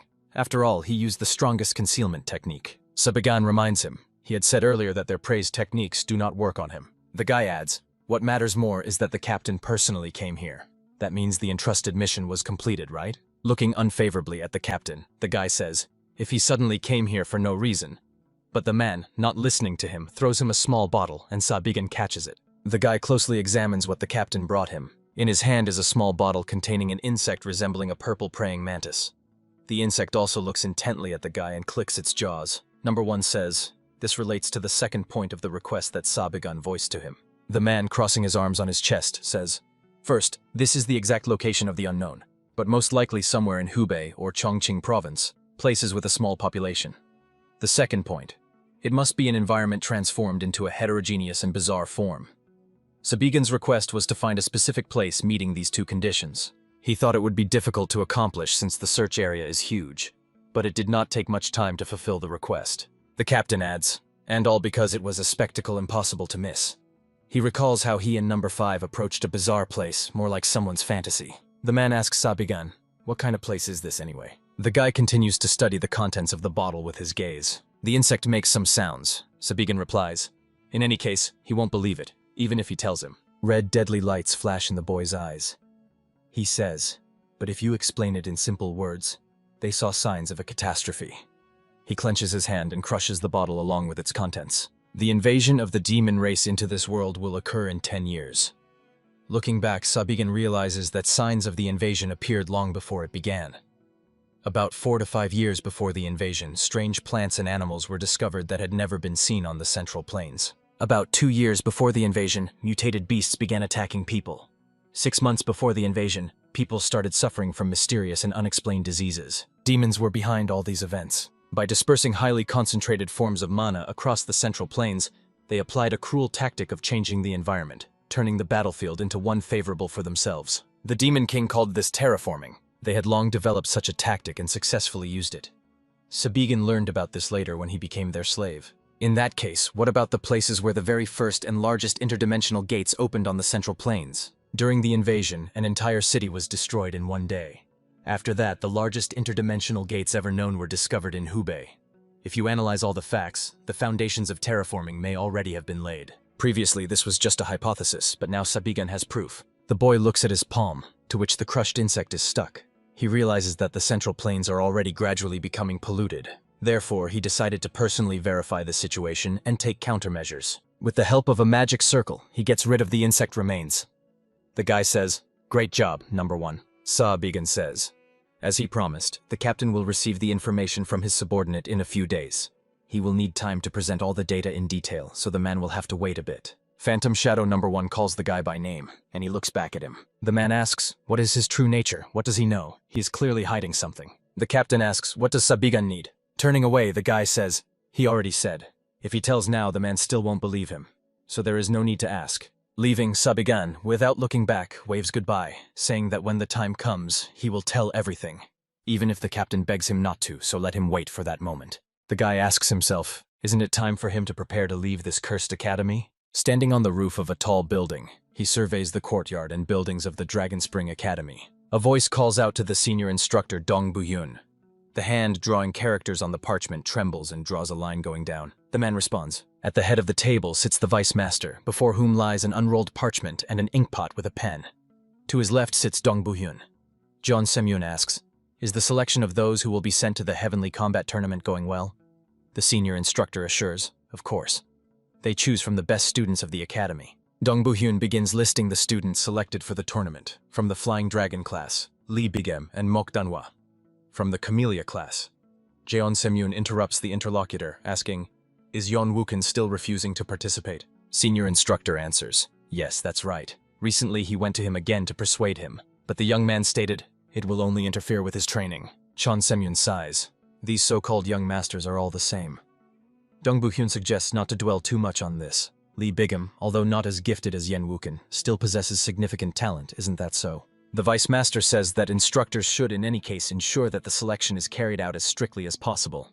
He reminds that they know this is the most important event of the academy in the outside world. The Heavenly Combat Tournament is an event organized by the Orthodox Alliance, in which 3 great academies participate: the White Military Academy, the Heavenly Academy, and the Dragon Spring Academy. The most outstanding students of each academy gather to test their combat skills by competing against each other. The results are very important as they affect the academy's standing in the outside world. Dong Bu-hyun addresses the vice master. He looks questioningly at the senior instructor. The man asks Jeon Semyun, is he sure they can resolve this issue on their own? He knows that the right to select participants for the Heavenly Combat Tournament belongs to him. The vice master asks him not to worry about such trifles. He reminds his interlocutor that, just as well as Jeon Semyun himself knows, this demonic sword has absolutely no interest in such outside world events. He has spent the last 2 years in his closed training hall, not showing his face even once. The vice master tells the senior inspector, let him consider that they have been given tacit consent to do everything themselves. Dong Bu-hyun obligingly says, well, if the vice master says so. He laughs rather insincerely. In the doorway appears Sabigan, smiling joyfully with the words, he apologizes for his intrusion. Approaching the table, the young man says, oh, here are exactly all those he was looking for. They are both here. Dong Bu-hyun, rising from his chair and not hiding his displeasure, asks, what's the matter? Sabigan wishes the men good morning and reports that he, as the senior instructor, has a very important message. Continuing to radiate joy and smile, the young man says that he and the students will participate in the upcoming Heavenly Combat Tournament. A fist forcefully slams down on the table. An indignant voice sounds, what nonsense is this madness? The vice master asks Sabigan, does he really think that anyone will allow them to do this? The guy casually wonders, why not? If he returns with victory, won't that solve all the academy's problems? Jeon Semyun angrily replies, let him put aside his damn foolishness.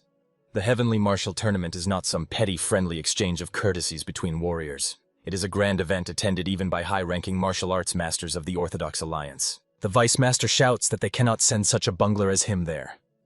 Sabigan, without stopping smiling, covers his eyes and exhales, then says, so, Jeon Semyun considers him a bungler? The guy says, let's take a look. Then he turns to Dong Bu-hyun asking, he was originally appointed for the selection, right? The man looks at him gloomily, not understanding what he is getting at. Sabigan asks, does he truly believe with all his heart that he is suitable for this role? Dun Bu-hyun responds with a question. In what sense? The guy says, a person without real skills and lacking awareness.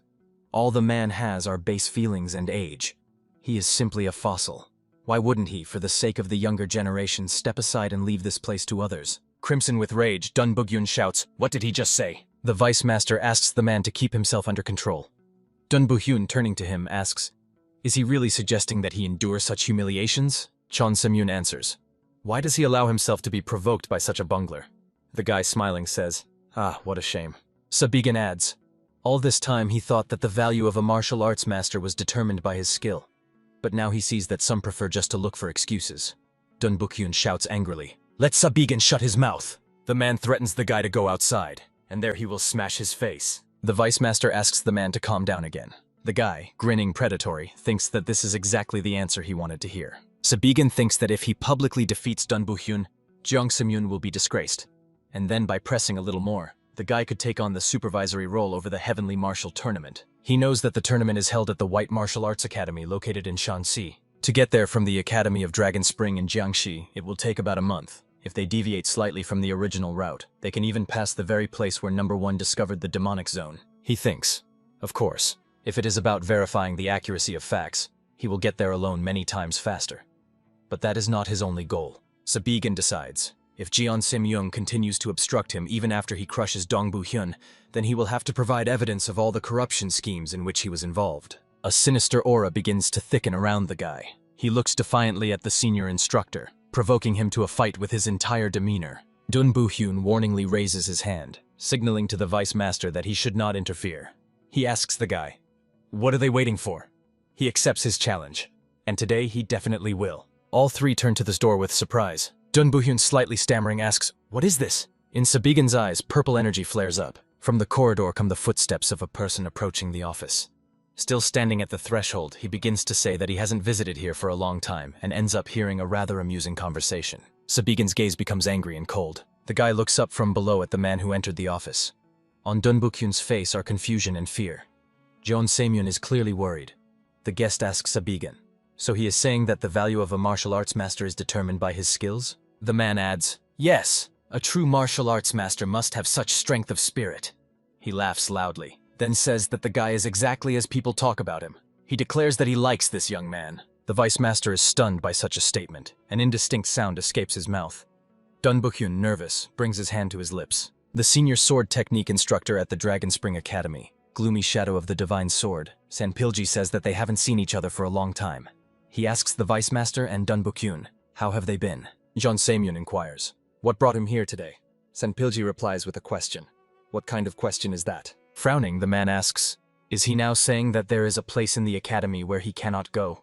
The vice master hastily assures the man that he did not mean that at all. Sabigan thinks that he actually has the same question. What the hell is he doing here? Meanwhile, Sanpilji asks everyone to relax. He joked, and there is no need to look at him with such frightened eyes. The guy thinks that this person is not interested in teaching others. He is obsessed only with honing his own martial art, the most sincere martial arts fanatic. One thing Sabigan can say for sure. Among all the martial arts masters he has met after regression, this person is the strongest. Sanpilji says that he went out to get some fresh air. Then he decided to check how true the interesting rumors circulating around the academy are. He adds that he heard discussions here about participation in the Heavenly Tournament, right? The vice master answers, yes. But, to be precise, Jeon Seung-yoon says that this young man suddenly appeared at the doorstep and started making demands. Sabigan listens to his speech with a sour face. Sanpilji, addressing the guy, asks, is he going to represent their academy at the Heavenly Tournament? Sabigan answers affirmatively, yes, but not only as a leader. The guy says he wants to personally select students for participation. The man laughs. Complete nonsense. How bold. Abruptly ending the fun, Sanpilji becomes serious and asks the guy a question. Does he mean that his students surpass the best students of their academy in strength? With a scowl, Baigan drills him with his gaze and replies, exactly so. A slight, barely noticeable smile appears on Sanpilji's lips. He says that it seems not even a month has passed since the guy became the senior instructor. In such a case, insisting on participating in an official event like the Heavenly Combat Tournament is too unreasonable. Dun Bu-hyun immediately supports him. Exactly. He is absolutely right. Sanpilji says he himself said, Combat skills are the true measure of proficiency and determine the master's worth. Sabigan is already dizzy from their quarrels. Dunbukyun, stammering, asks what Sanpilji means. Clapping his hands, the man replies, "All right, here is what they will do." He proposes to hold public martial arts competitions to determine the representative. Those initially selected to participate in the heavenly tournament will compete with the cadets nominated by Sabigan. This way, they will determine who is stronger. Sanpilji, addressing the guy, asks, "A reasonable proposal, isn't it?" He adds, if he is so confident in his students that he is ready to present them as representatives of the academy. Purple sparks flare up in Sabigan's eyes. The senior swordsmanship instructor finishes the sentence. "So, they are outstanding talents. He is right?" At that moment, the guy recalls all the failures of his students. Tan Lijun, like the other students sitting in the auditorium at the desks, is surprised. He asks, "What is this sudden martial arts competition? And one that is a selection, where the opponents are representatives of the academy?" With Bigan scratching the back of his head, he answers, "Well, somehow it all turned out that way." One of the students, cursing, shouts, "What kind of heavenly battle tournament is this? He hadn't even thought about participating. What kind of instructor arranges this without even bothering to ask their opinion?" The guy reproachfully says, "Oh, what a bunch of ungrateful scoundrels." He gives them a chance to broaden their horizons, and all he hears in response are complaints. Approaching him, Mei Solin says, this is far from the first time he does something without consulting anyone. The girl states that she would like to hear the reason why he suddenly decided to participate in the tournament. Showing off a little, Sabigan raises his hand, saying he wished his fine cadets would get out of this hole and see the wonderful huge world. Mei Solin asks, did he just say hole? About the academy where he teaches? The guy starts giving arguments, from which Yen Vuken catches only separate phrases. Trainings memorized as if from a book. Fights without a sense of tension. To break out of this low-quality education system. The second son of the destructive Swords clan says, enough of this nonsense. All eyes turn to the young man asking, is the schedule of matches ready yet? Sabigan is angry and calls him a scoundrel without a sense of tact. Unrolling the scroll, he adds, of course, he just received it on the way here. Glancing through the list, the guy says, so first of all, he pronounces the name of the first-year student in the special purpose class, Mjaran. The young man immediately responds, yes? Sabigan says that his opponent is Sanjin, a first-year student from the Wild Tiger class. The boy's face is twisted by an evil grimace. He grabs his head, exclaiming, damn it! The instructor asks, what's wrong? Is he acquainted with him? Sanjin covers his face with his palms and remains silent. The young man sitting next to him explains that they opposed each other back when they studied in the same class. He says that the whole process is hard to explain, but no matter how many times Yemjaran challenged him, the result was always the same. He suffered a crushing defeat. The young man objects. It wasn't bad enough to use the word crushing. The desk mate replies that in any case, he never managed to win even once. Yemjaran mutters embarrassedly, well, true, but still. Sabigan says, well. The guy advises the young man, since he was beaten, he should try to snatch a victory. Then he announces the next student, Cho Muntak. Yemjaran gets angry. He is very ashamed. To his desk mate, the guy announces that his opponent is a first-year student from the Flying Dragon class, Mokdanwa. The young man is shocked by his statement. Almost crying, he asks, what? He grabs his head, muttering that he can't believe it. Mokdanwa. That's it. He's done for. Sabigan asks, who is she? He feels like he has heard that name before. He has explained that Mokdanwa is the eldest daughter of the noble Mok family. The family members stand on the same level as many great martial arts masters. When it was announced that some students would transfer to this class, she briefly came to them. Sabigan recalls her, that's the bold girl who refused to study with them. Well, he doesn't really care about that. Ninsoso, raising her hand, asks the instructor not to worry. She says that Danhua is her friend, and if she talks to her, the problem can be solved. Sabigan replies, fine, let her try, and asks for permission to immediately announce the name of her opponent. He tells the girl that her opponent is a second-year student from the Wild Tiger class, Huangi. Sabigan asks, who is that? Ninsoso answers that she knows. He is the eldest son of a man famous across the continent. The guy exclaims, ah, right. He is related to the instructor Dong Bu-hyun. Yes, that's quite a scoundrel. He moves on to the next student. The turn comes to Yen Wuken. After naming him, Sabigan makes a small pause. The guy announces that Yen Wuken will fight against a third-year student from the Flying Dragon class, Lee Bigum. The youth's aura turns red. Sabigan looks questioningly at Yen Wuken. He asks, and what is that reaction? Tan Legion wonders, does the inspector really not know Lee Bigum? The youth explains that Yen Wuken's opponent is a senior well-known throughout the academy, the best student among the third-year students. Sabigan replies, who said he doesn't know? But how is that related to them tiptoeing around him? The guy waits for an answer from his students, who are not in a hurry to explain. Yen Wuken says, "The thing is, they don't get along with each other." Li Bigam is the deputy owner of the Lotus Sword Hall, and this hall was founded by a side branch of the Yen clan. In other words, they don't really get along. Smiling, Sabigan asks, "So is he stronger than Yen Wuken?" The youth again does not rush to answer. A barely noticeable smile slips across his lips. Finally, he replies that he doesn't know for sure right now. The instructor says that is quite enough. Sabigan says, and lastly, Tan Lijun. The youth immediately becomes alert, clearly expecting nothing good. The instructor says that his opponent is the one who studied with him earlier in the Camellia class, Gokbok. Tan Lijun's face becomes unhappy. The youth asks, "Gokbok will face him? Sabigan is not joking?" The guy replies, "No. This is the very Gokbok who acted all high and mighty and in the end ended up on the floor." Sabigan says, he heard that he persistently asked to be allowed to fight alongside him.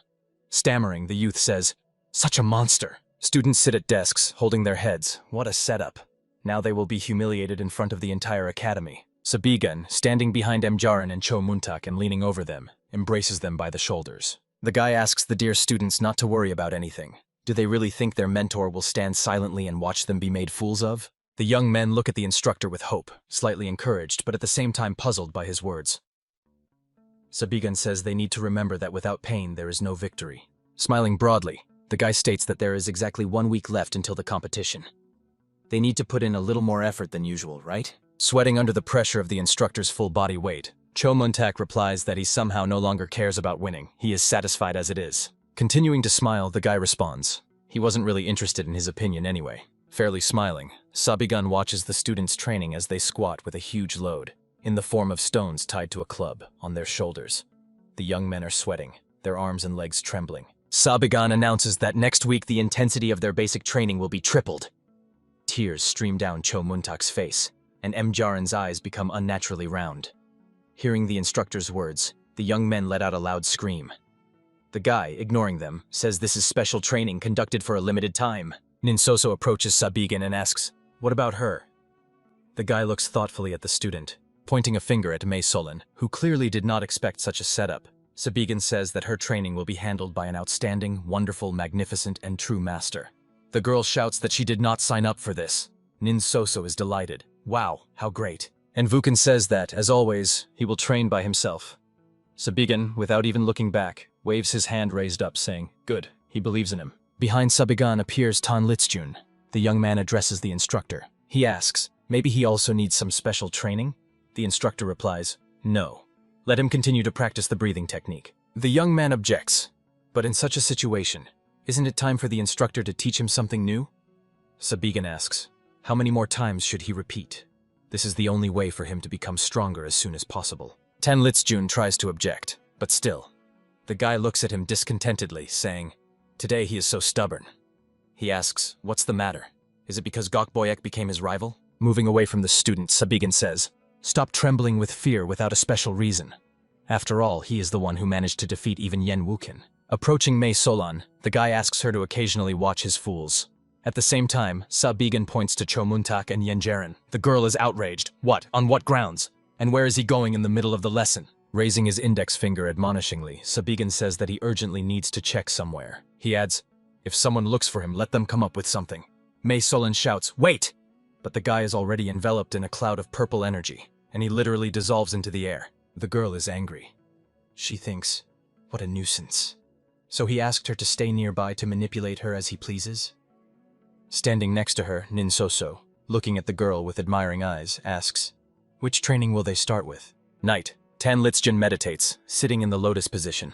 In the solar plexus area, a concentrated energy cluster shines. The young man slowly inhales and exhales. He keeps thinking about the instructor's words. Stop trembling with fear without a special reason. After all, he is the one who managed to defeat even Yen Wuken. Rising to his feet, Tan Litzjun thinks that this is not so. Now everything is perfectly clear to him too. The reason he was able to defeat Yen Wuken during that duel was that he recalls their battle and believes that before the duel the instructor showed him the entire swordsmanship technique of Yen Wuken. Walking across the platform, the young man thinks that if they met again, he would never be able to defeat him. Looking at his hand, Tan Litzjun reflects that his inner energy has certainly increased compared to before, but now the development process is gradually slowing down. He sadly thinks about the fact that the duel will take place in a week. The young man imagines with horror that he will have to fight Gokbok in front of everyone. He wonders if this training will be enough to defeat the opponent. Light behind the closed door attracts the attention of the young man. Approaching, he slightly opens the door leaf and cautiously peeks into the hall, wondering who is training at such a late hour. In the middle of the hall, Gokbok is practicing strikes. The young man's teeth are clenched tightly. Drops of sweat stream down his face, but he continues to strike the imaginary opponent blow after blow. Tanlijun, seeing the opponent's training, is unpleasantly surprised and even frightened. Gokbok, having felt something, stops and freezes, listening. He turns his head to the open door, but there is no one there. Tanlijun hides behind the door, fearfully covering his mouth with his hand. The young man wonders, maybe he imagined it. Why is Gokbok training at such a late hour? He decides that he confused him with someone else and breathes a sigh of relief. Apparently his mind was clouded while he was practicing breathing techniques. Tanlijun does not see that Gokbok is peeking from behind the door, his face twisted in a furious grimace. A loud scream echoes over the academy. Frightened, Tanlijun sits on the ground. Above him stands Gokbok with his hands on his hips, speaking without choosing words to the scared young man. Does he really think he can shout in the middle of the night as if he had done something outstanding? The second son of the Dragon Tiger escort agency, Gokbok, fills with anger. Insulting Tanlijun, he asks, "So, does he secretly watch other people's training sessions?" Stammering, the young man asks, "What is Gokbok doing here at such a late hour?" The young man angrily demands, "What is he mumbling there? In his opinion, he can no longer even train." Tanlijun closes his eyes and turns away, expecting a blow. Then the young man timidly looks at Gokbok standing before him. Tanlijun says, "But when they studied in the same class, he never once engaged in something like personal training?" The young man exclaims, "Ha! Just look at this little brat." Gokbok raises his fist, saying, "Now he even talks back to him? Looks like he's very comfortably settled in that place and wants to stay away from him." Tanlijun covers himself fearfully with his hands. He closes his eyes and trembles, expecting that any moment now a huge fist will fall on him. Already raising his hand, Gokbek freezes, pondering something. He unclenches his fist and lowers his hand, then spits contemptuously. Gokboyek says that now getting rid of him until losing consciousness is pointless.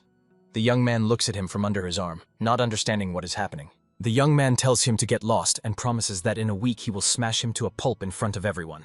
Gokbok leaves. The confused Tanlijun looks after him in bewilderment. Looking at the second son of the Dragon Tiger escort agency walking away, the young man thinks, "Did he just leave? Is that really Gokbok?" Tanlijun breathes out with relief. He does not know why he acted that way, but is very glad that his fears did not come true. The young man praises the gods. Suddenly he freezes and reflects on his behavior. He remembers sitting on the ground, covering himself with his hand and waiting for the blow. Looking at his trembling hand, Tanlijun realizes that he felt relieved that Gokbok did not beat him. With his other hand, he holds the uncontrollably trembling wrist. The young man decides, "No, this won't do. This is completely unacceptable." Yemjaran stands, gripping a stick in his hand. He is surrounded by students watching him. With a shout, the young man throws forward the hand holding the club. Suddenly, a strong side blow crashes onto his cheek. The young man catches his breath and wipes his mouth with his hand, asking, "Is this some kind of joke?" Behind him stands a green-haired giant, raising a club to strike.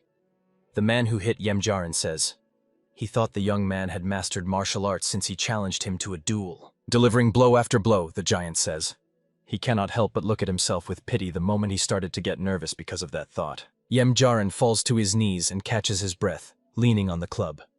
The giant, throwing his club over his shoulder, approaches him saying, "Hey, what's wrong with him?" Coming closer, the green-haired giant stops and says, "A minute ago he attacked him as if he was going to kill him." However, this scene gives the impression that he is the bad guy here. Isn't that so? He asks. And what was Yemjaran even hoping for, challenging him with such abilities? Why is the young man staring? Is he angry because he insulted his family? Is that the reason for his rage? The guys watching them talk among themselves. One of them says that in the end, origin shows who is who in reality. The second replies, did he really hope to fight him on equal terms? Meanwhile, the giant continues mocking Yemjaran. Can he really change anything? After all, everything he said turned out to be true. Both he and his family are low-born nobodies. The young man jumps to his feet and lunges at the offender, demanding that he shut up. But the green-haired giant simply dodges his blows, continuing to mock him. He decides to go on the attack, and insulting the young man says, if he didn't want to take blow after blow like that. Yemjaran falls, blood spurting from his mouth. His opponent, leaving the young man behind, finishes the phrase.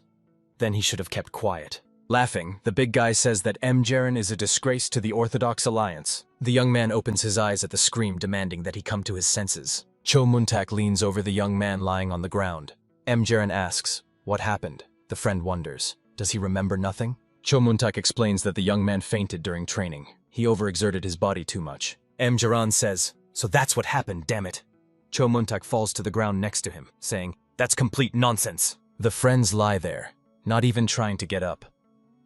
Cho Muntak, sighing, wonders, why should they continue training like this for the next 6 days? Is the instructor trying to kill them? Jaran asks. By the way, where is that Sabigan? Grinning maliciously, the young man only asks not to be told that he is somewhere having fun while they go through these hellish trainings. The club forcefully falls right on the young man's face, making him cry out in pain. Sabigan, patting his palm with a baton, says, calling him a shameless student, that he is actually here. Cho Muntak exclaims, "Oh, instructor!" Jaran gets up and, sitting on the ground, covers his face with his palms. The guy looking at him says, judging by their appearance, they have finished all the exercises he gave them. The instructor adds, strictly speaking, for insulting a teacher and bringing shame on the clan, a severe punishment is assigned, but since they worked hard, he will pretend not to have heard their words. Jaran moves one hand away from his face, revealing his nose reddened from the blow. The young man replies, "What the hell, insult to the teacher and bringing shame? They do not belong to the same clan after all." Sabigan tells the students sitting on the ground that they are really doing everything to deserve victory. Cho Muntak wonders, where has he been? The inspector has been looking for him all day. The guy says, does he really think that he will spend time on entertainment? He has many matters to resolve. Then he adds, one way or another, isn't it time to start individual training sessions to prepare for the public battle? Cho Muntak, jumping to his feet, asks again, 1 second. What did the teacher just say? Are there still some trainings left? But they were already training according to some strange scheme. And now they face another load? Sabigan answers imperturbably, so what? That's how it should be. While they were talking, the dark time of day came. The guy asks, do they really think they can defeat those guys relying only on basic training? Cho Muntak, almost crying, says, that is, of course, impossible. Such a result cannot be achieved in just 1 week. The young man adds, it is worth starting with the fact that their skills are average. How can they defeat someone like Sancho Jin and Mok Danhua? He demands that the instructor think and tell them if they go through hellish training, will they really manage to defeat them? Sabigan pronounces no. He says he will not lie. No matter what they do all week, their chances of winning are extremely small. Cho Muntak says, ha! He thought so. Jaran asks, in that case, what is the point of all these trainings? Sabigan answers, that if they can endure all the trainings he gives them for a week, then at least they will avoid a shameful defeat in front of everyone. Cho Muntak leans towards his friend, asking, and these words should be motivation for them? He says he doesn't care and leaves. He is not concerned about the Heavenly Martial Tournament. The instructor can kick him out of class or beat him. He does not want to stay. Jaran watches him leave. A smile appears on the instructor's lips. The fang-toothed Sabigan from a past life, shrouded in a purple haze, asks, pull his guts out through the anus? Let him just say it, and he will do it immediately. Continuing to smile, the guy says, no. Control yourself, Schweitz von Grentel. Sabigan is different now. A question reaches him. The words about avoiding a shameful defeat mean. Standing next to him, Jaran asks, if he endures this 6-day training, will he be able to properly fight that scoundrel Sancho Jin? Sabigan asks him, what's going on? Honestly, he expected that one would start quarreling with him first. The young man admits, of course, these trainings are killing him too. Jaran says that unlike Cho Muntak, he has a reason to continue. Filling with anger, the young man says, he must take revenge on Sancho Jin at any cost. Red sparks flare in Jaran's eyes. He says, of course, now the instructor will say he can't teach him because his goals are perverse, but Sabigan is not going to lecture him, is he? Purple flashes sparkle in the boy's eyes. His mouth grins, revealing 2 rows of snow-white teeth. He says, under no circumstances. This is the perfect answer. The young man receives an extra point from him. Vukan at this time stands on the training ground, gripping a sword in his hands, opposite a wooden dummy. He, closing his eyes, raises the sword and holds it in front of himself. A voice nearby forces him to open his eyes. Someone says, he thought the young man was not interested in some tournament. Vukan looks at the person who asks, why did he suddenly become interested in the Heavenly Combat Tournament? The young man, frowning, answers, did he really come here at such a late hour to talk about this? Then adds, Li Bigem. In front of Vukan stands a 3rd-year student of the Dragon Spring Academy, Flying Dragon Class, Lotus Sword Hall, Deputy Master Li Bigem. The second son of the Destructive Swords clan says that he and Li Bigem have not seen each other for a long time. He expresses hope that he has been well all this time. The Deputy Master of the Lotus Sword Hall replies, Let him keep those useless greetings to himself. They are not close enough to exchange such phrases. Li Bigam suggests he better say what he is actually thinking. He asks, why did he raise such a fuss by expressing a desire to participate in the heavenly combat tournament? And Vukan answers, it seems there was some misunderstanding. It was not him, but the instructor supervising their class who took this decision on his own initiative. Li Bigam laughs. And is that the only excuse he could come up with? Breaking off his laughter, the young man shouts furiously, why can't he be honest? Let him just say that he boiled with resentment because he took his place, and Envuken belatedly gave in to his greed. Li Bigam says, wherever Yenwuken may be, he cannot sleep peacefully until he proves to everyone that he is the best. He adds mockingly, a young gentleman from a renowned family. The second son of the clan of Destructive Swords says, Li Bigam has not gotten rid of the habit of making assumptions based on his erroneous fantasies and rushing to conclusions. Passing by Li Bigam, the young man adds, he will not stop him. It's time for him to go to his place. The deputy hallmaster's sword, the sword of the lotus, is laid flat on Yenwuken's shoulder, and he stops. Li Bigam says that Yenwuken should not be mistaken. The young man explains that the reason he has tolerated his contemptuous attitude so far was out of respect for the family. But if the second son of the clan of Destructive Swords provokes him in such a way, then that is a completely different story. If Yenwuken thought he would save his face even in a public contest, then he is very wrong. Apparently, he thought the fight would be easy for him because Li Bigam belongs to a side branch of his family. He asks Yenwuken, what is the purpose of his admission to the Academy for Martial Arts Training? Of course, to prove to the world the truth that ignorant people do not know. He adds, the truth that the warrior's skill before him, who has never rested on his laurels and constantly developed, surpasses the skill of his family, burdened with its noble name and worldly concerns. A smile slides across Yenwuken's lips. Without looking back at his interlocutor, the second son of the clan of Destructive Swords says, what a relief that at least in one thing their thoughts coincide. Li Bigam is surprised. What? Turning back, Yenwuken pushes Li Bigam's weapon away with his sword, saying, let me add that one should not draw a sword when not intending to strike. Such actions only tarnish the family's reputation. The young man turns away from Li Bigam and leaves. Li Bigam shouts after him, what does that mean? And insults him.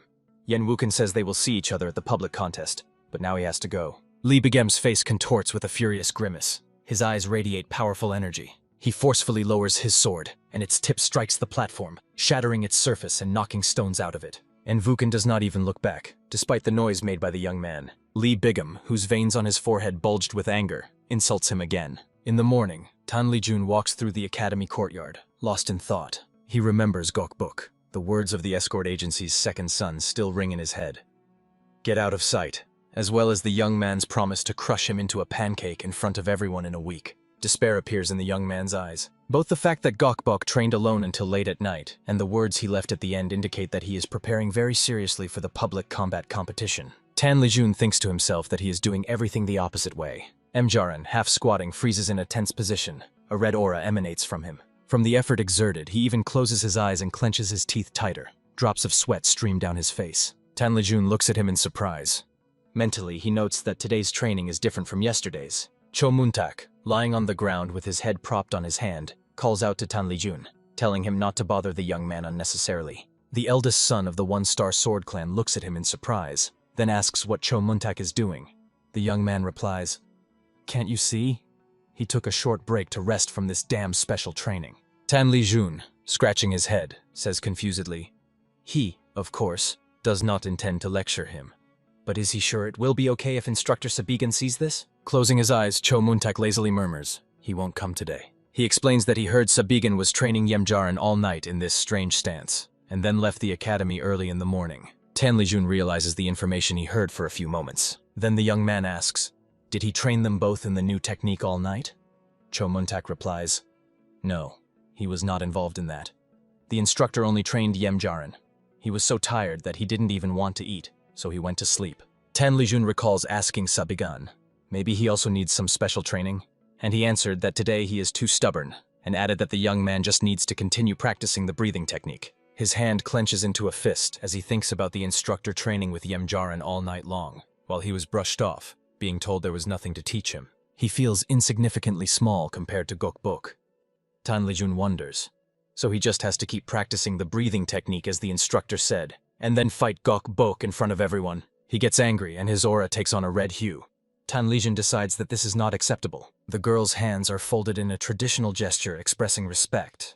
The palm of the left hand covers the right wrist clenched into a fist. Nin Soso thanks Mei Solon for today's training. She replies that the student worked hard today and suggests she go rest. Mei Solon herself closes her eyes and thinks about how Sabigan is still nowhere to be seen. And because of him, she had to train the children all day long. Opening one eye slightly, she comes to the conclusion, well, nevertheless. Mei Solon admires the sunset, which has painted the sky orange. She hasn't felt such lightness in her soul for a long time. Although being a teacher was clearly not her calling, she believes she is doing quite well. Descending the steps, the girl remembers that while training Soso, she never really managed to check how the others were doing. Mei Solon, stopping, surveys the training ground. A wooden club forcefully strikes the training scarecrow. Tan Lijun delivers blow after blow, honing his skill. Finally, he stops and, leaning his hands on his knees, tries to catch his breath. The young man flinches when he is called by name. Turning his head, he sees Mei Solon approaching.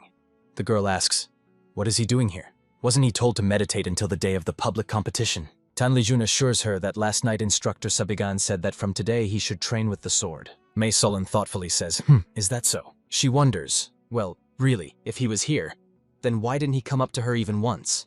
The girl asks him in any case not to stay out late. Clutching a wooden stick in his hands, Tan Lijun replies to the inspector, "Good night." A young man stands before a huge tree. And Vukan, closing his eyes and holding his sword in front of him, stands motionless. Mentally, he imagines his movements. He sees the trajectory of his strikes delivered to the tree trunk. As a result of these strikes, an intricately carved hole appears in the trunk, and Vukan slowly opens his eyes. He is still standing in front of the tree, clutching a sword in his hands. A man surrounded by a purple aura jumps onto the lower branch. He asks a question. "Finished at last?" Sitting down, Sabigan asks, "So how is it? Any progress?" And Vukan, lowering his head, answers, "No. He still has a long way to go to the desired result." Raising his head and looking the instructor in the eyes, the young man says, "But even in this state, he is confident that he will not lose." Grinning mischievously, the guy says, He's a scoundrel, so pompous.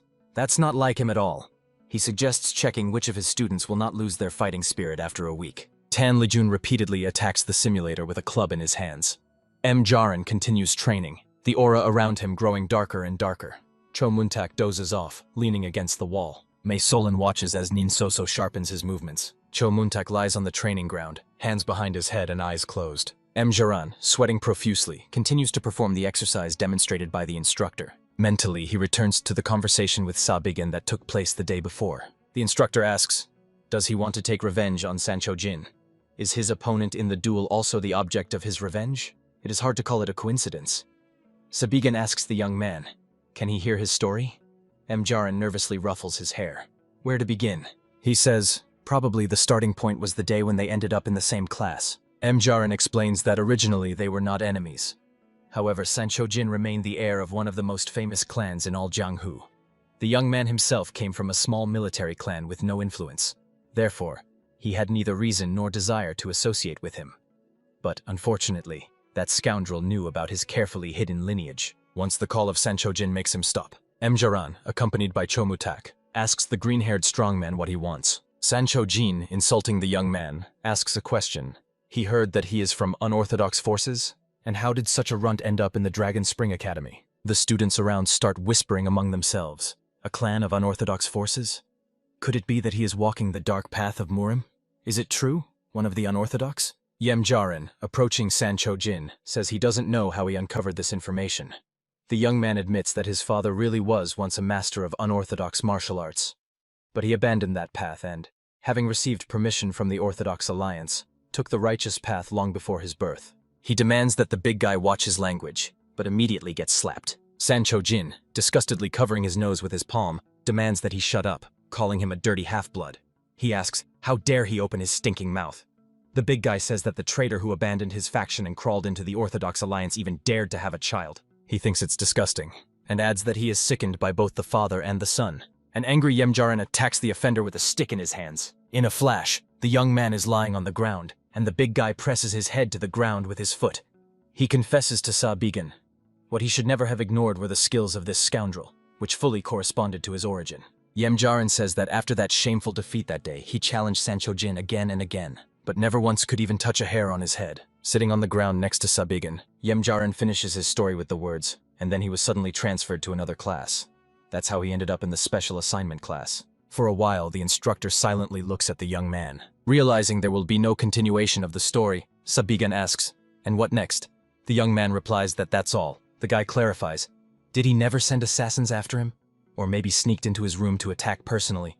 Was there really nothing like that? Yemjarin exclaims in surprise. What? What kind of crazy nonsense is that?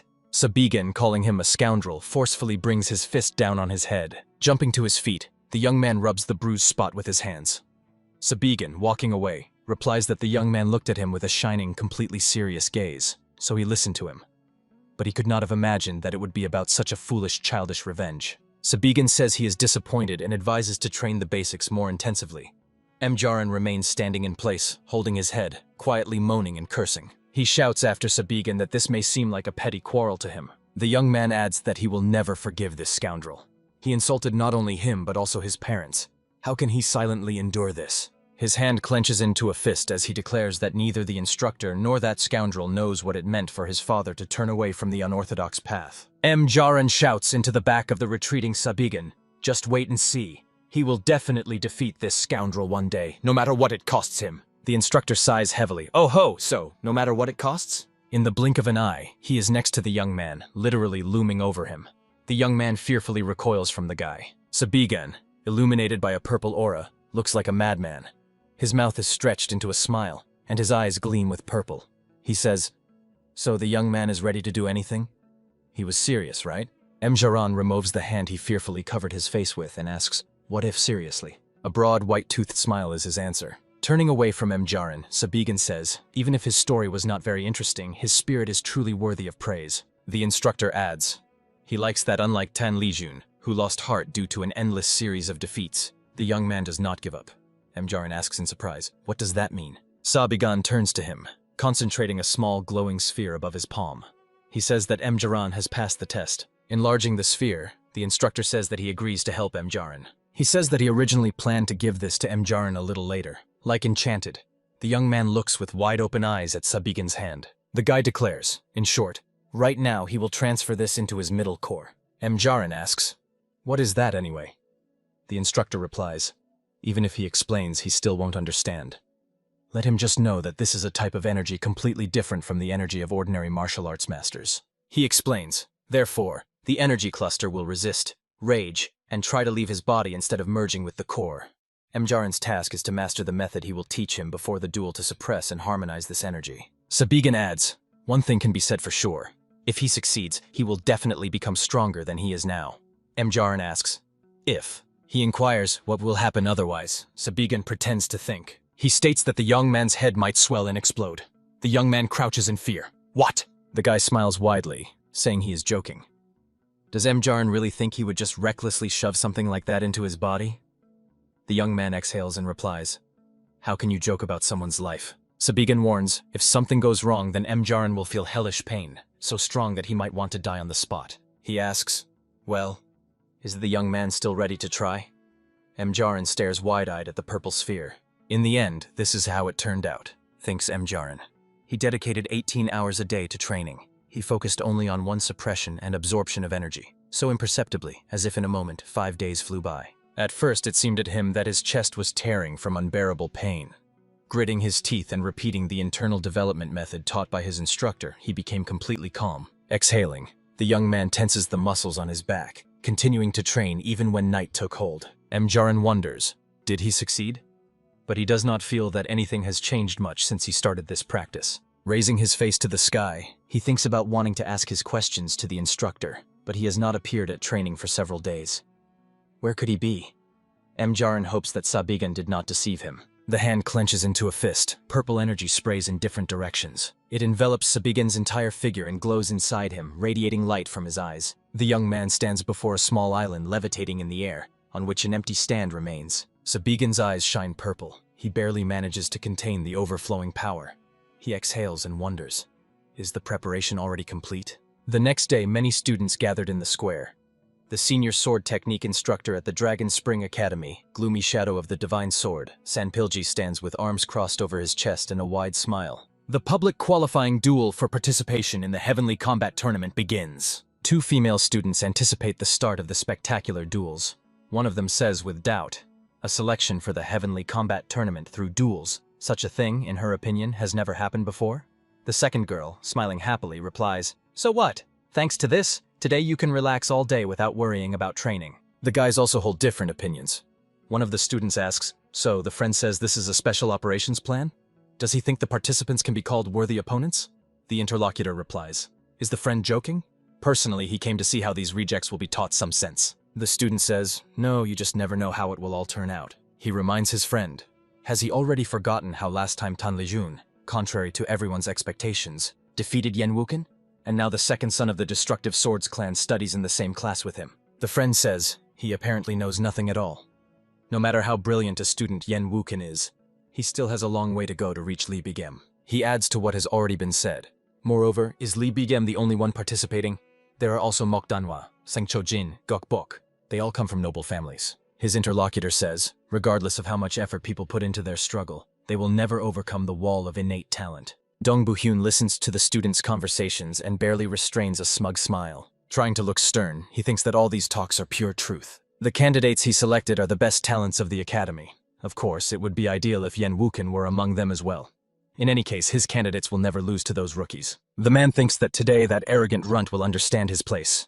Behind him, a voice sounds, claiming that he has an incredibly satisfied expression on his face. Dun Bu-kyun looks around and sees Sabigan approaching. The guy, trying to find the right words, says, how to describe him better.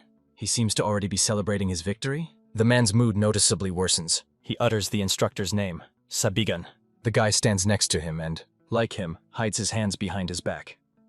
Dun Bu-kyun asks, did he hear that Sabigan diligently trained with his cadets throughout the entire last week? Slightly smiling, the guy replies, well, to at least somewhat train these useless kids, he had to put in at least minimal effort. Dun Bu-kyun corrects him. They should be called not useless, but pathetic. Sabigan looks at him in surprise. Excuse me? The man arrogantly hisses through his teeth. By the grace of their foolish instructor, they had to go through so many hardships, and now they will be humiliated in front of everyone. Sabigan, laughing, replies, he sees that the man still holds a grudge over that time. He asks, and how long does the senior instructor intend to dwell on such a trifle? Noticing a weapon on Dun Bu-kyun's belt, Sabigan exclaims, wait a minute, he has never seen this sword before. Drawing the sword from its sheath, the man proudly says, ha! At least the guy has an eye for good weapons. He shows the sword to his interlocutor, saying, this is a special blade. It was forged especially for him so that he could take it to the Heavenly Combat Tournament when he goes there with his cadets. Sabigan looks surprised. Dun Bu-kyun tells him that the blade is called the Sword of the Purple Dawn. He ordered it from the best forge in their province and paid a significant sum of 200 silver niangs for it. It easily cuts through stone without bending even a millimeter. Its strength is unmatched, but most importantly, he demands that Sabigan take a closer look at his blade. The guy brings his face closer to the weapon shown to him, and the man smugly says, this is what deserves the title of a masterpiece. Sabigan evaluates the sword with his gaze, thinking that if you discard the unnecessary decorations, the sword itself is quite good in terms of characteristics. Moreover, the shape and center of gravity remind him of the sword he used before returning, when he was the commander of the demon army. Sabigan believes that this might be just a coincidence, but thinks it is worth using everything that might be useful later. A smile appears on the guy's lips as he addresses instructor Dun Bu-kyun. While the man hides the sword in its sheath, Sabigan asks, how does he feel about making the viewing of duels more exciting? The guy suggests placing a bet on the final result. Dun Bu-kyun is surprised. A bet? Why did Sabigan suddenly bring this up? He replies that they are both confident that their students will win in any case. Besides, they never managed to settle the dispute last time. Sabigan asks, then how about this condition? Depending on the final results, the loser must satisfy the winner's demand, and refusal is not allowed. Dun Bu-kyun laughs, then says, a bet, he says, based on the duel results? The man asks, has he apparently already forgotten? It was he, Dun Bu-kyun, who took on the organization of the qualifying competition a week ago. Sabigan assures that, of course, he remembers this. The guy pretends to try to recall something, then says, so what did the senior instructor say then? Parodying Dong Bu-hyun, Sabigan, raising his index finger, says, repeating his words, this event is the result of his unilateral actions. Therefore, the initially chosen candidates deserve a proper selection procedure. The man confirms, yes, that's exactly what he said. Dong Bu-hyun says, fine. He accepts the bet. Sabigan, slightly taken aback by how quickly he achieved the desired result, says in surprise, huh? He thought the man would want to take time to think. It seems he really has something he desperately wants. Dong Bu-hyun says with a sorrowful face, won't his answer spoil all the fun? Therefore, he will not reveal his cards now. The guy mentally calls him a pathetic fool. Does he think Sabigan doesn't know what he wants? Dong Bu-hyun thinks, At the moment he showed him his sword, the guy's eyes gave him away. He clearly wants to get his hands on the sword of the Purple Dawn, doesn't he? The man did not expect the guy to be such a shameless and greedy youth. No, on the contrary, he should thank Sabigan for his greed. Looking at the smiling guy, Dong Bu-hyun thinks, after all, what he will demand from him is his voluntary departure from the Dragon Spring Academy. The man believes that then that nasty special class will be disbanded, and Yen Wuken, whom Sabigan stole, will return to his rightful place. But most importantly, a newcomer like him will never dare to challenge him again. Meanwhile, Sabigan says, so it's a deal. The bets are made, and words cannot be taken back. A shout rings out, attention! And the disputants are distracted, turning their heads toward the direction from which it comes. Sanpilji says, as already announced earlier, today's duel will decide which students will represent their academy at the Heavenly Combat Tournament, the most important event among students in Jianghu. The man adds, in the past, academy representatives were chosen solely at the discretion of the instructors. He says, implying Sabigan that one brave young instructor challenged this method. Sanpilji declares, and he accepted his proposal. Thus, today, instead of automatic selection, the initial candidates will face new contenders, and the winners will be admitted. He explains that the duels will take place one-on-one. To win, you need to win 3 battles out of 5. The students of Sabigan listen gloomily to his speech. Sanpilji says, if one side surrenders or loses consciousness, the victory is awarded to the opponent. However, let them keep in mind, if there is a clear attempt at murder, the duel will be stopped, and the cadet declared the loser. The students chosen by Dong Bu-hyun clearly anticipate victory. He ends his speech with the words, let the first match begin. In response, the students shout, hooray! The first participants climb the steps to the ring. Sanpilji announces, so, the main characters of the first duel. On the challenger's side, Yemjaran, a freshman from the Special Forces class. On the original team's side, San Chojin, a freshman from the Flying Dragon class. Cho Muntak, crossing his arms on his chest and waiting for his turn, watches his friend standing in the ring with a wooden club in his hands. Mentally, he speaks disparagingly about his friend's mental abilities, believing that he is just worrying for no reason. San Chojin throws insulting words straight into Yemjaran's face. The green-haired big guy, throwing the club over his shoulder, says that he recently heard a funny rumor. They say Yemjaran trained like crazy all week, huh? He asks, that's not true, right? Or, he just better not say that he seriously expects to beat him. San Chojin, calling the young man a cockroach, asks, does he still not understand where his place is? He wonders, has Yemjaran already forgotten how many times he's been face down in the dirt?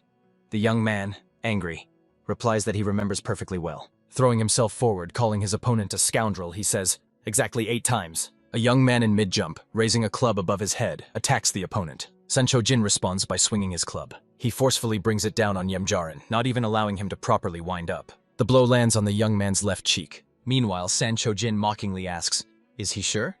Then he calls him an insulting name again. Cho Muntak, clutching his head, says, damn it, nothing has changed. This is the obvious result. Dong Bu-hyun, smiling, says, did Sabigan really think that Yemjaran could defeat San Chojin? He admits that he knew these two had already faced each other several times. He adds that the result was always a crushing victory for San Chojin, and with so many matches, the gap only widens. Looking sternly at Sabigan, Dong Bu-hyun says this concerns not only San Chojin. These contests are based on the optimal pairing for each opponent, and all positions are carefully thought out. Watching how San Chojin practically beats the defensive Yemjaran, Dong Bu-hyun says that with the experience and knowledge of an instructor, which a novice like Sabigan lacks, it would have ended in defeat and humiliation from the start. He believes that, thanks to his foolish bet, Sabigan has brought trouble upon himself. Listening to his words, the young man stands silently watching the match. Meanwhile, senior instructor Dong Bu-hyun continues, saying that blinded by greed, the young man bet on his students, so now he will have to face the consequences. A smile appears on Sabigan's lips. Dong Bu-hyun says he doesn't know about the bet. Yemjaran manages to strike the opponent, causing incredible surprise in him. San Chojin cannot believe what happened, just like Dong Bu-hyun, who looks at them with no less astonishment. Sabigan turns to this man, asking, what did he say there? Isn't the bet just a predetermined result? The guy finishes the sentence for the speechless Dong Bu-hyun. Purple flashes appear in Yemjaran's eyes, and his facial features are distorted with rage. Yemjaran manages to hit the opponent with a club. San Chojin cannot believe what happened. He strikes back, knocking Yemjaran off his feet. But San Chojin holds his chest with his hand, where the young man hit him. The big guy is furious. This runt hit him? He insults the opponent. Yemjaran, getting up, smirks maliciously, looking him in the eyes. San Chojin looks at him distrustfully. And then, not allowing the opponent to get up, he rushes forward, delivering a blow. Yemjaran falls on the ring again, knocked down by San Chojin. The young man clenches his teeth tighter to avoid screaming in pain. San Chojin yells furiously, rootless plebeian! Delivering another crushing blow, he shouts, How dare he mock him? Chomuntak, worried about his friend, hurls curses. He says that he finally landed at least one hit, but now he is being beaten again one-sidedly. Grabbing his head, he wonders, did he manage to attack because Sancho-jin lost vigilance for a moment? Swearing, he notes that after all that hell, nothing has changed. Standing behind him, Yenvuken says, of course, he was careless. Chomuntak exclaims in surprise, Yenvuken! The youth adds. However, even during previous duels, he was not particularly focused. The second son of this destructive swords clan says that this fool always boasted that he never let a single hit land in all his duels against Yemjaran. Chomuntak replies, that's his style. Yenvuken believes that, nevertheless, despite his rotten nature, he is a genius, born into a prestigious martial clan. He asks, but does Chomuntak really think that Sancho-jin would, just out of carelessness, allow such a clean hit to the one he fought 8 times? Chomuntak says distrustfully, he means... The youth understands that there can be only one conclusion. Sancho-jin, letting out a cry, rushes at the opponent. He barely manages to dodge Yemjaran's stick. The youth's eyes blaze with purple flames. Everyone understands that something has changed in him. White Tiger Martial Arts School, one of the oldest and most prestigious schools in Hunan. It has more than 100 members. Sancho-jin is the only son of the head of this school, who is considered the most talented person in this region. He is the one who mastered all the school's combat techniques. The one who grew up absorbing countless elixirs and blessed tonics, the chosen genius among geniuses.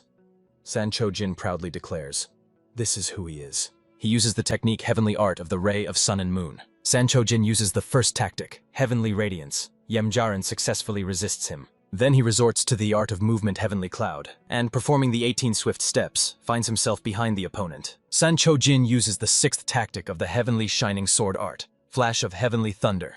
He lunges forward with a club, but Yemjaran, twisting, faces him head-on. Sancho-jin does not hide his anger. The big guy, surrounded by a green aura, thinks that no matter how careless he is, he still cannot believe he was disgraced here. He decides to put all his strength into this fight and press the opponent, whom he contemptuously calls a piece of trash, so that he won't have a second to catch his breath. Blow after blow rains down on Yemjaran. Sancho-jin decides that this is the only way to rehabilitate himself. He uses the heavenly art of the Ray of Sun and Moon again, the 9th tactic. He swiftly glides forward and brilliantly applies the shining strike of the soaring dragon. Yemjaran is literally thrown into the air by the opponent's powerful strike. He crashes forcefully onto the ring, which partially collapses where he fell. Sancho-jin laughs. He barely stands on his feet, holding his right hand with his left, in which he grips the club. In Sancho-jin's eyes shines triumph, and his lips curl into a wicked grin. Turning away, he says, that's the end. A waste of time. He did not expect that this insignificant person would cause so many problems. Behind him, struggling to get up, Yemjaran says, the end? All this time he was just barking like a mutt, and now he's exhausted and decided to leave quickly, or what? Sancho-jin looks shocked. Yemjaran decisively raises his club, calling out to his opponent, hey, he's not finished yet. Sancho-jin looks at him with malice, wondering, what? That was his strongest blow. His attack hit the opponent, and he is still able to stand? Yemjaran says not to strain himself, he will come himself. The young man, surrounded by a purple aura, rushes at the confused opponent. Sancho-jin quickly pulls himself together. Golden energy splashes in his eyes. The same aura surrounds his weapon. He insults the young man, speaking lowly of his mental abilities. He admits that he, of course, trained his endurance well. Sancho-jin, saying that Yemjaran should know his place, delivers a crushing blow. Yemjaran staggers, almost falling backward. Quickly recovering, he rushes forward again, saying, interesting, does it seem to him? Continuing to catch the opponent's blows, he realizes that they are actually quite good. With incredible power, Yemjaran brings down the club on the hated big guy. He barely manages to dodge, and the young man's wooden weapon breaks the ring's surface. The recoiling Sancho-jin wonders, what is this? Deflecting Yemjaran's blows, he thinks that the movements of his wooden sword are different from those before. Suddenly, Sancho-jin is struck with realization. The opponent is accumulating energy as he takes blow after blow. At that moment, Yemjaran attacks him mid-jump. The young man is hard to recognize. Purple energy splashes in his eyes, and his body is surrounded by a crimson aura. Sancho-jin is forced to retreat, dodging the strikes. He is puzzled. Has the opponent gone mad? What has he been doing over the past week? The spectators are surprised. Exclamations are heard. It can't be. I don't believe my eyes. Look, Sancho-jin is being pressed. Dong Bu-hyun shouts angrily, addressing Sancho-jin. What is he doing? He demands that the young man knock out the opponent.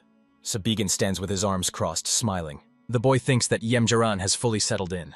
The young man is much better than he had assumed. Since he, as a Legion commander, became convinced of the existence of time regression, He began planning all sorts of ways to fight the demons who would reappear after his return. He constantly thought about how to kill these demons as efficiently as possible. Thus, over 65 years, thousands of tactics against the demonic race were studied and developed. However, many of them were set aside for practical reasons, and this is one of the abandoned projects. It concerns the introduction of mana into the body of a martial arts master and forcibly awakening it, making the body adapt to it. Simply put, this is a simplified version of the modification experiments that Sabigan underwent under the influence of demons. Of course, compared to that time, a very small amount of mana was used now, since ultimately, it is energy from another world, and no matter how much he improved it, the side effects were never completely eliminated. He himself spent several days in agony when he first reinfused it into himself after returning. But Yemjaran, that crazy boy, endured the entire process that Sabigan once struggled so much with. He was able to unite this power into his middle energy core, and now the results speak for themselves. His strength, reflexes, and circulation improved. At this time, the young man swiftly attacks the opponent again. Sabigan notes that his mid-energy core has especially strengthened. Endurance, cardiopulmonary strength, and recovery ability have also significantly improved. Sancho Jin, mentally cursing the opponent, continues to dodge strikes, wondering how long the latter intends to keep swinging the sword. He shouts, "Enough!" and resorts to the technique Heavenly Art of the Shining Sword of the Sun and Moon. He uses the 7th tactic Thundercloud Chase and shouts to the opponent, "Just fall and lie face down."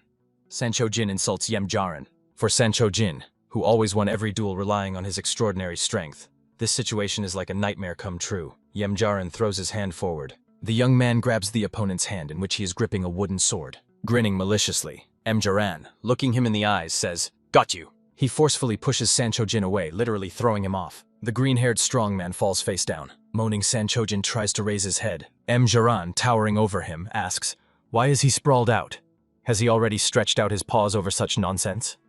He contemptuously adds, "Genius of the White Tiger School." The big guy literally grits his teeth in anger. Trying to stand up, he demands that the youth be silent. He calls Yemjaran a coward, knowing nothing about honor. Pointing at him with a finger, Sancho Jin says, "If this were a real sword fight, he would have long ago bitten through his throat." The youth listens to him with a skeptical expression, slinging the club over his shoulder. He slowly raises his weapon, saying that here Sancho Jin is right. Raising the club above his head, Yemjaran says, "But what can you do?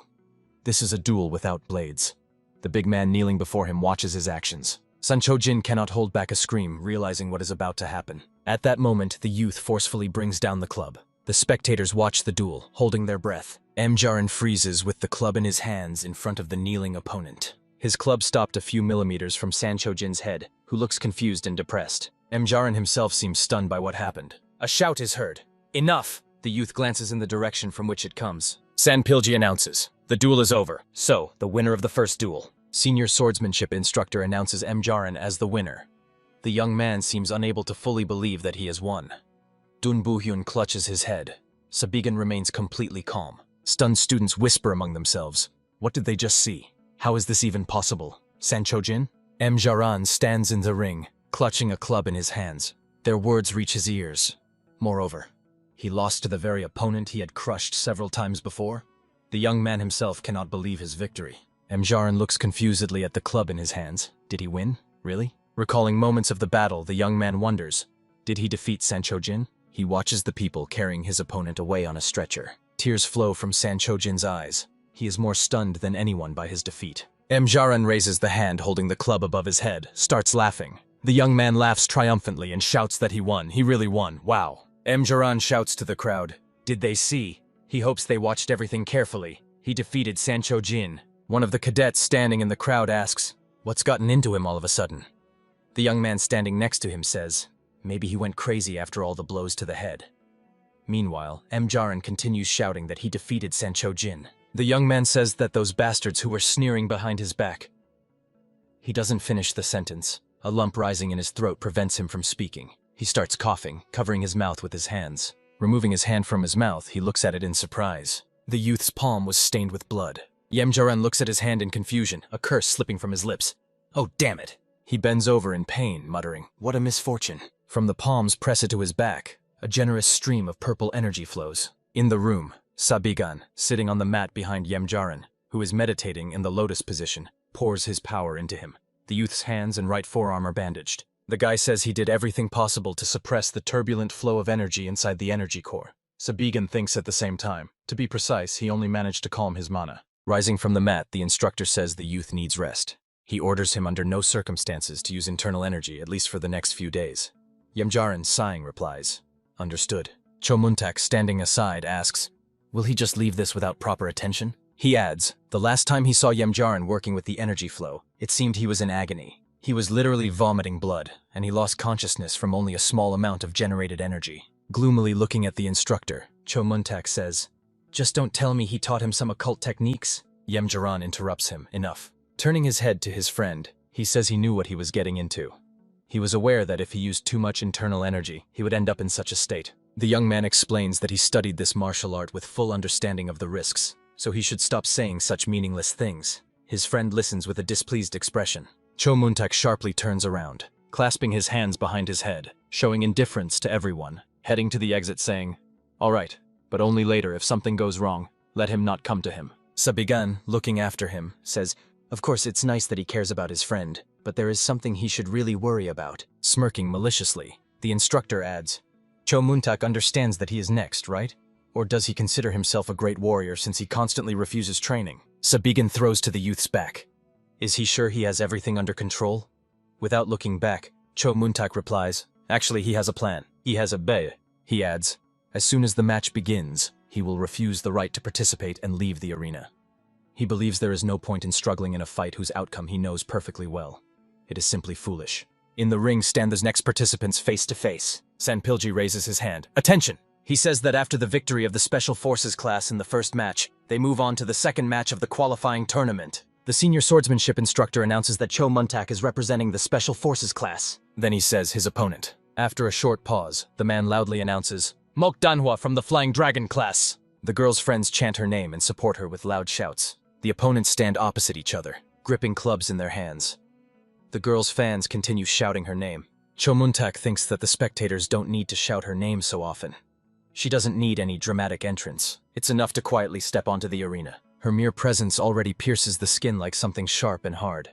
There is not a single open spot in her stance. This is what it means to face one of the Mok clan members. Although she is a freshman, the gap in strength is clearly felt. This fact is indisputable. Chomuntak feels as if standing before a monolithic wall. Ordinary people without talent or noble origin can only try to adapt to survive. The young man thinks it's quite a pity to give up the moment the duel begins. He decides to pretend to fight somehow.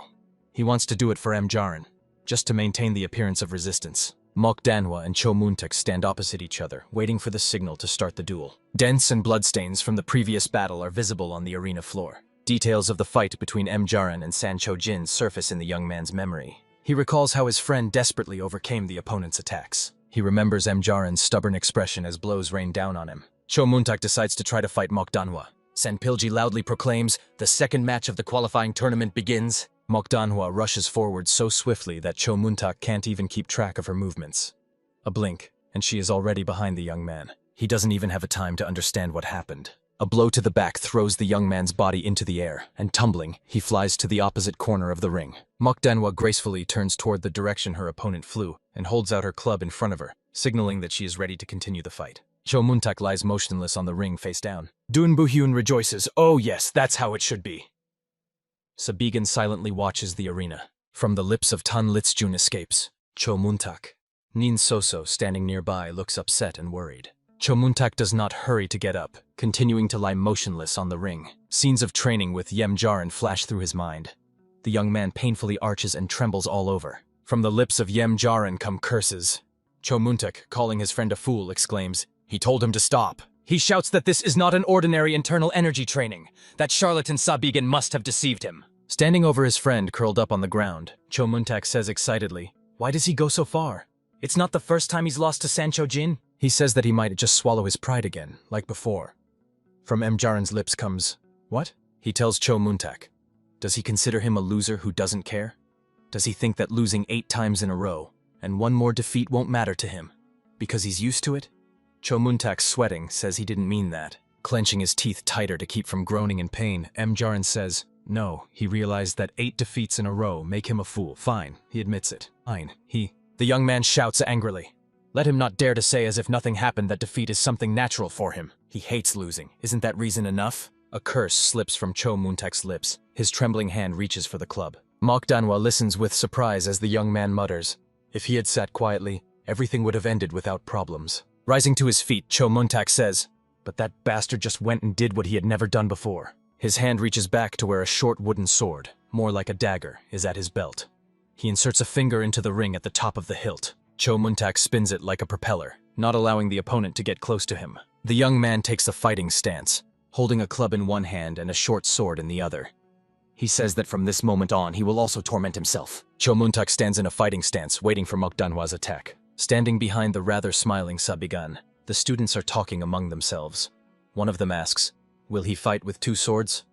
His friend replies that this weapon is too short to be called a sword.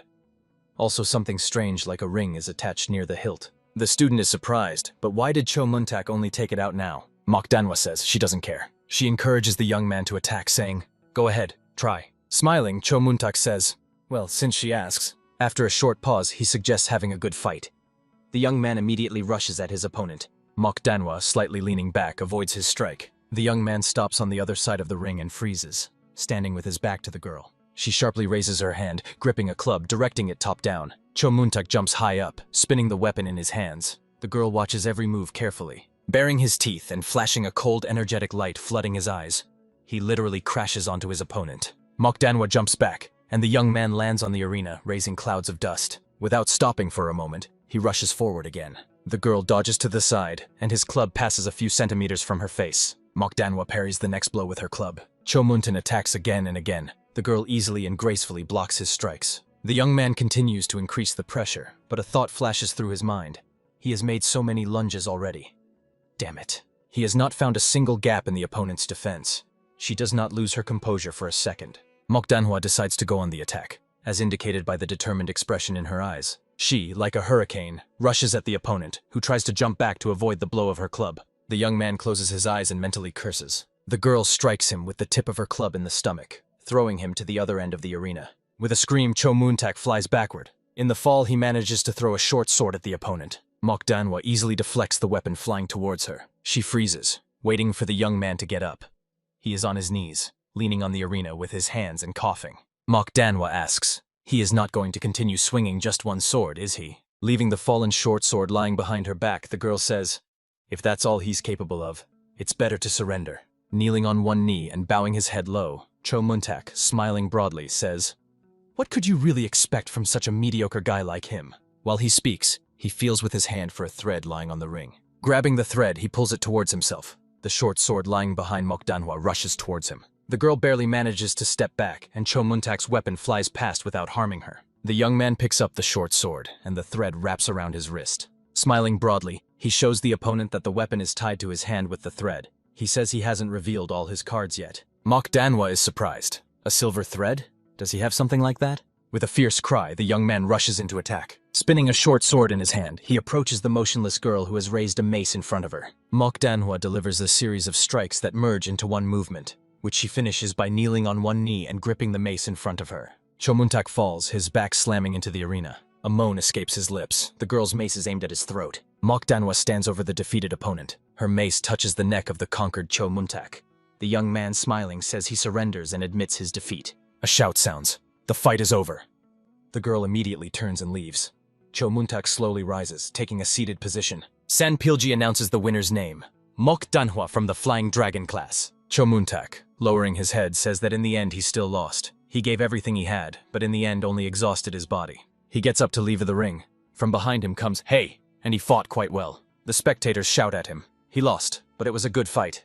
He possesses unusual techniques that most here have never seen. One of Mok Danhwa's friends, clapping her hands, shouts for him to keep improving. Drops of sweat stream down Cho Moontak's face. Next to him appears Yem Jaran with a question. "Hey, what's gotten into him?" The young man, laughing, asks, "Didn't he say he would give up immediately as soon as the signal to start was given? Why is he so fired up?" Cho Moontak advises him to shut up, then asks, who, in his opinion, is the reason everything ended this way? The friends walk side by side, talking to each other. Yemjaran says, "Well, he was cool back then, wasn't he?" Cho Moontak again advises him to shut his mouth. The young man can't calm down and adds that his friend looks quite lively, meaning for someone who was just beaten up. Cho Moontak replies, "Does he really think he's okay? He's in terrible pain." Dun Bu-hyun asks excitedly. He understood everything, right? A man says to a muscular strongman exercising with dumbbells, he must not lose, under any circumstances. Even San Cho-jin was defeated. The interlocutor asks, who does his uncle take him for? A sophomore from the White Tiger class, Hwan-gi, Dun Bu-hyun's nephew, lifting a huge dumbbell over his head, says he will never lose to a worthless girl whose only value is her family name. Dun Bu-hyun continues to insist, let him still keep his ears open. He knows how much effort it took to send his nephew to the Heavenly Martial Arts Tournament. He throws the dumbbell on the floor, and the man immediately adds, let him forget about it. The uncle was just talking to himself. Hwan-gi replies that his opponent is some petty girl who has never won a single one-on-one fight.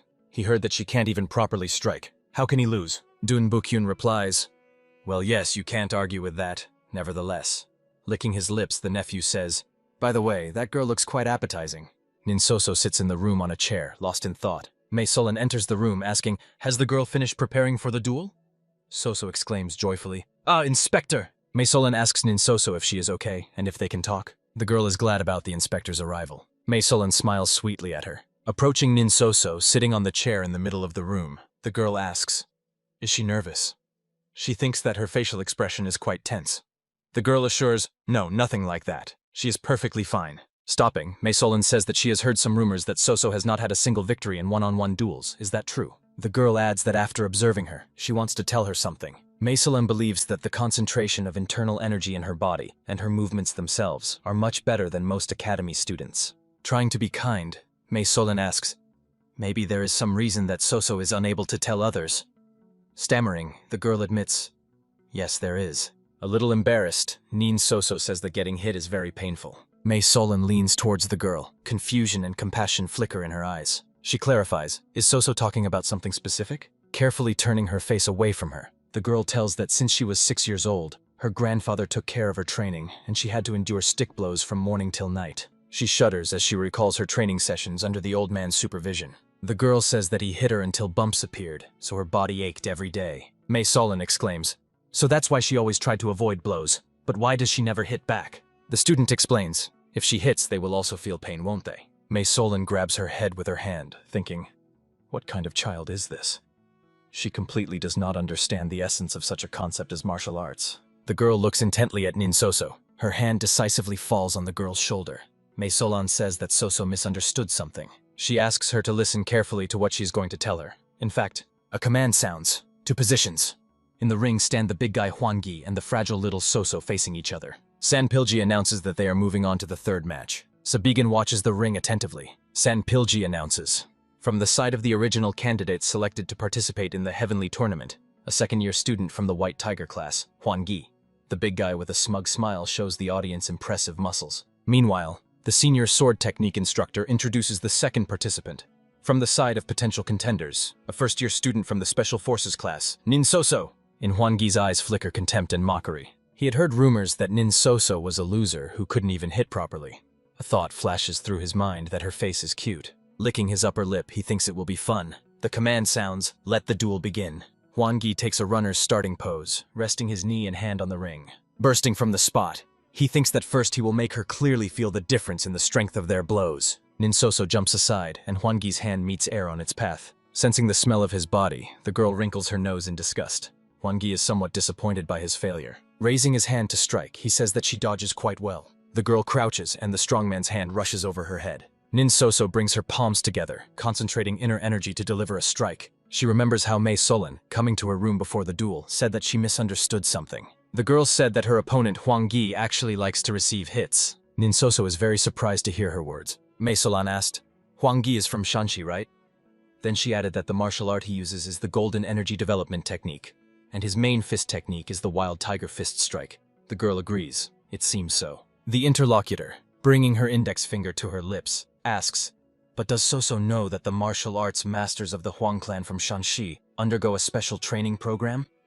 They strive to turn pain into pleasure to reduce suffering during a duel. Mei Solon adds, the better the fighter, the more he likes to take hits. Soso asks, really? And the girl, fully aware that her words are a lie, confidently answers, of course. The girl wonders, but how does she know this? Mei Solon asks, did she forget that before her stands an inspector from the Orthodox Alliance? That was another lie, but Soso believed her, although a shadow of doubt still remained. Feeling this, the girl said, Alright, if she still doesn't believe her. While the opponent raises his hand to strike, Nin Soso concentrates energy between her palms, suddenly thrusting her hands forward. Palms facing Huan Gi, she strikes him with all her strength. The blow lands on the opponent's chest, throwing him far backward. With all his considerable weight, Huan Gi crashes face down onto the arena. Silence falls. Nin Soso freezes with her hands stretched forward, while her opponent kneels, face pressed into the ring. Tan Lijun, like the other students, is more than impressed. He even parts his lips in surprise. Dong Bu-hyun cannot believe his eyes. Sabigan laughs sincerely. Nin Soso stands in the arena with frightened eyes, holding her hands stretched forward. Finally, the girl exhales. She looks at the opponent with curiosity. Huan Gi, pressing his hand to his chest, tries to catch his breath and stand up. From his lips escapes, "Damn it." Nin Soso looks worried. The girl thinks the opponent does not look like someone who is enjoying himself. Then she remembers Mei Solan's advice. The inspector said to ask him directly if there are doubts. The girl calls out to the big guy, "Hey, Huan Gi!" Frowning in pain, he looks at her questioningly. Nin Soso, like a diligent student, tries to do everything as Mei Solan recommended. With a smile, she asks, "Maybe, Huan Gi, it hurt, huh?" Mei Solan tells the student, if she doesn't believe her, then let her lightly hit the opponent, and then ask if it hurts him. Soso looks at the girl in surprise, but her authority does not allow the girl to disbelieve her words. Meanwhile, the inspector explains to her, if the opponent says it hurts and asks her to stop, it means she was wrong. But if he rushes towards the girl without bothering to answer, it means he likes getting hit. Huan Gi cannot believe his ears. He asks, "What did she just say?" Nin Soso, diligently following Mei Solan's instructions, mumbles, "Huh? Well, maybe when she hit him it did hurt." Huan Gi is beside himself with rage. He showers the opponent with insults, not bothering to choose his words. He says he intended to have some moderate fun with her and finish the duel without injury to her. But how dare she mock him? The young man literally soars upward, launching an attack. He sprinkles insults and threats, not choosing his words. In Nin Soso's eyes shines delight. She thinks everything is exactly as the inspector said. Fiercely flashing his eyes, Huan Gi reaches out to her in a jump. The girl rejoices. He really likes being hit. Soso throws her fist towards the opponent, delivering a strong blow to his chest. The girl literally glows with joy. She feels incredible relief from being able to bring joy to Huan Gi and demonstrate her skills. With her other hand, the laughing girl strikes the opponent in the face. The spectators watch the scene, holding their breath. Nin Soso, meanwhile, happily kicks the opponent, falling onto the ring. She looks happy. Sanpilji is shocked. He even opened his mouth slightly in surprise. Watching how the fragile girl with a joyful smile beats the fallen strongman, he says that all the fundamental principles of martial arts are embedded in every strike. How did such a gifted child end up in the special assignment class? Chon Semyun explains that the girl is the granddaughter of Nin Cholaka, the Iron Fist, the Skybreaker. Until recently, she flatly refused to fight with other cadets. Sanpilji, looking skeptically at the Vice Master, asks, "Does he mean that she changed after joining the special assignment class?" Chon Semyun hesitates, not knowing what to say. The senior sword technique instructor says thoughtfully, "After all, it was not in vain that he decided to visit the academy to check how things are going here." Looking at Sabigan, he adds, "The one who could not use internal energy received such a gift of fate." Sanpilji says he does not think this is a mere coincidence. Sabigan, meanwhile, thinks that before his return to the past, the girl did not particularly show herself or demonstrate such outstanding abilities. Seeing with what joy Soso beats the opponent who no longer even tries to resist, the guy continues to ponder. He did not even know that she was also quite crazy. He recalls seeing Mei Solan enter the waiting room before the fight.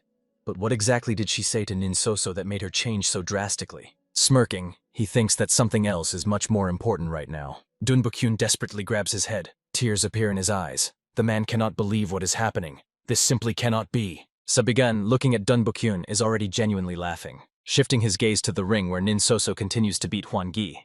The guy thinks that, in any case, this is an extremely unexpected outcome. Sabigan was primarily motivated by the intention to take Tong Lijun and Yen Wuken with him to provide them with practical training. And originally, the martial arts tournament was just a pretext to leave the academy and find out the reason for the appearance of the demonic zone. But unexpectedly, he discovered that Yemjaran and Nin Soso could also prove useful. He recalls how easily the girl delivered a crushing blow to the opponent. Sabigan decides that in the future he should reconsider his plans and slightly expand the range. Beaten Huan Gi lies on his stomach, covering his head with his hands. He shouts that he surrenders. Nin Soso stops the hand already raised for a strike.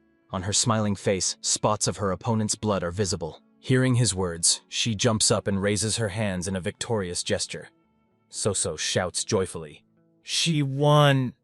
The spectators are puzzled. Did he accept defeat? Sanpilji announces the end of the match. He proclaims that Nin Soso from the Special Forces class has won. The joyful girl almost skips out of the ring, shouting, "Hurrahs! Victory!"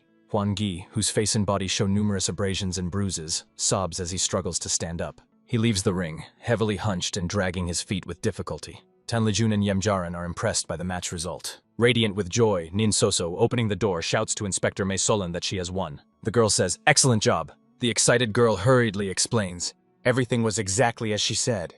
She still can't believe there are people who like pain. That's why she hit him with all her strength." Mae Solan says she is proud of her. She asks Soso to tell her an even more amazing thing. The girl declares that in the world of martial arts, there are incredibly many people with such preferences. Soso exclaims, "What? Is she joking?" The girl is outraged. Does the inspector really think she is a complete fool? Mae Solan reminds her, "Didn't she say? If Soso doesn't believe it, she can always ask the opponent." The girl thinks, "Is it true?" Mae Solan looks at her affectionately, thinking, how many husbands in Jianghu would admit to a little girl that they are in pain? She says that Soso worked excellently and advises her to go rest. The girl agrees. Okay, and immediately runs off. Sabigan enters the room. The guy says to Mae Solan, "Does he see that they have become friends?" Then she adds, she even gives her such terrible advice. Mae Solan shouts angrily, "Where has he been wandering? Originally it was his job." The guy replies that he also had his own matters, but no matter how you look at it, he literally attracts strange people to himself. Mae Solan says, "Complete nonsense." She heard that he generously gave advice to Mjaran and Tan Litsun. At least he assumed that together with Yen Wuken, these three would definitely win, right? Sabigan is surprised, him giving advice to Tan Litsun. Meanwhile, the young man has already entered the ring against Gok Boyek. In Tan Litsun's hands is a club, while his opponent decides to rely only on his fists. Gok Boyek gloomily looks at the young man holding a wooden club in front of him. Sabigan tells Mae Solan that he did not teach him anything else.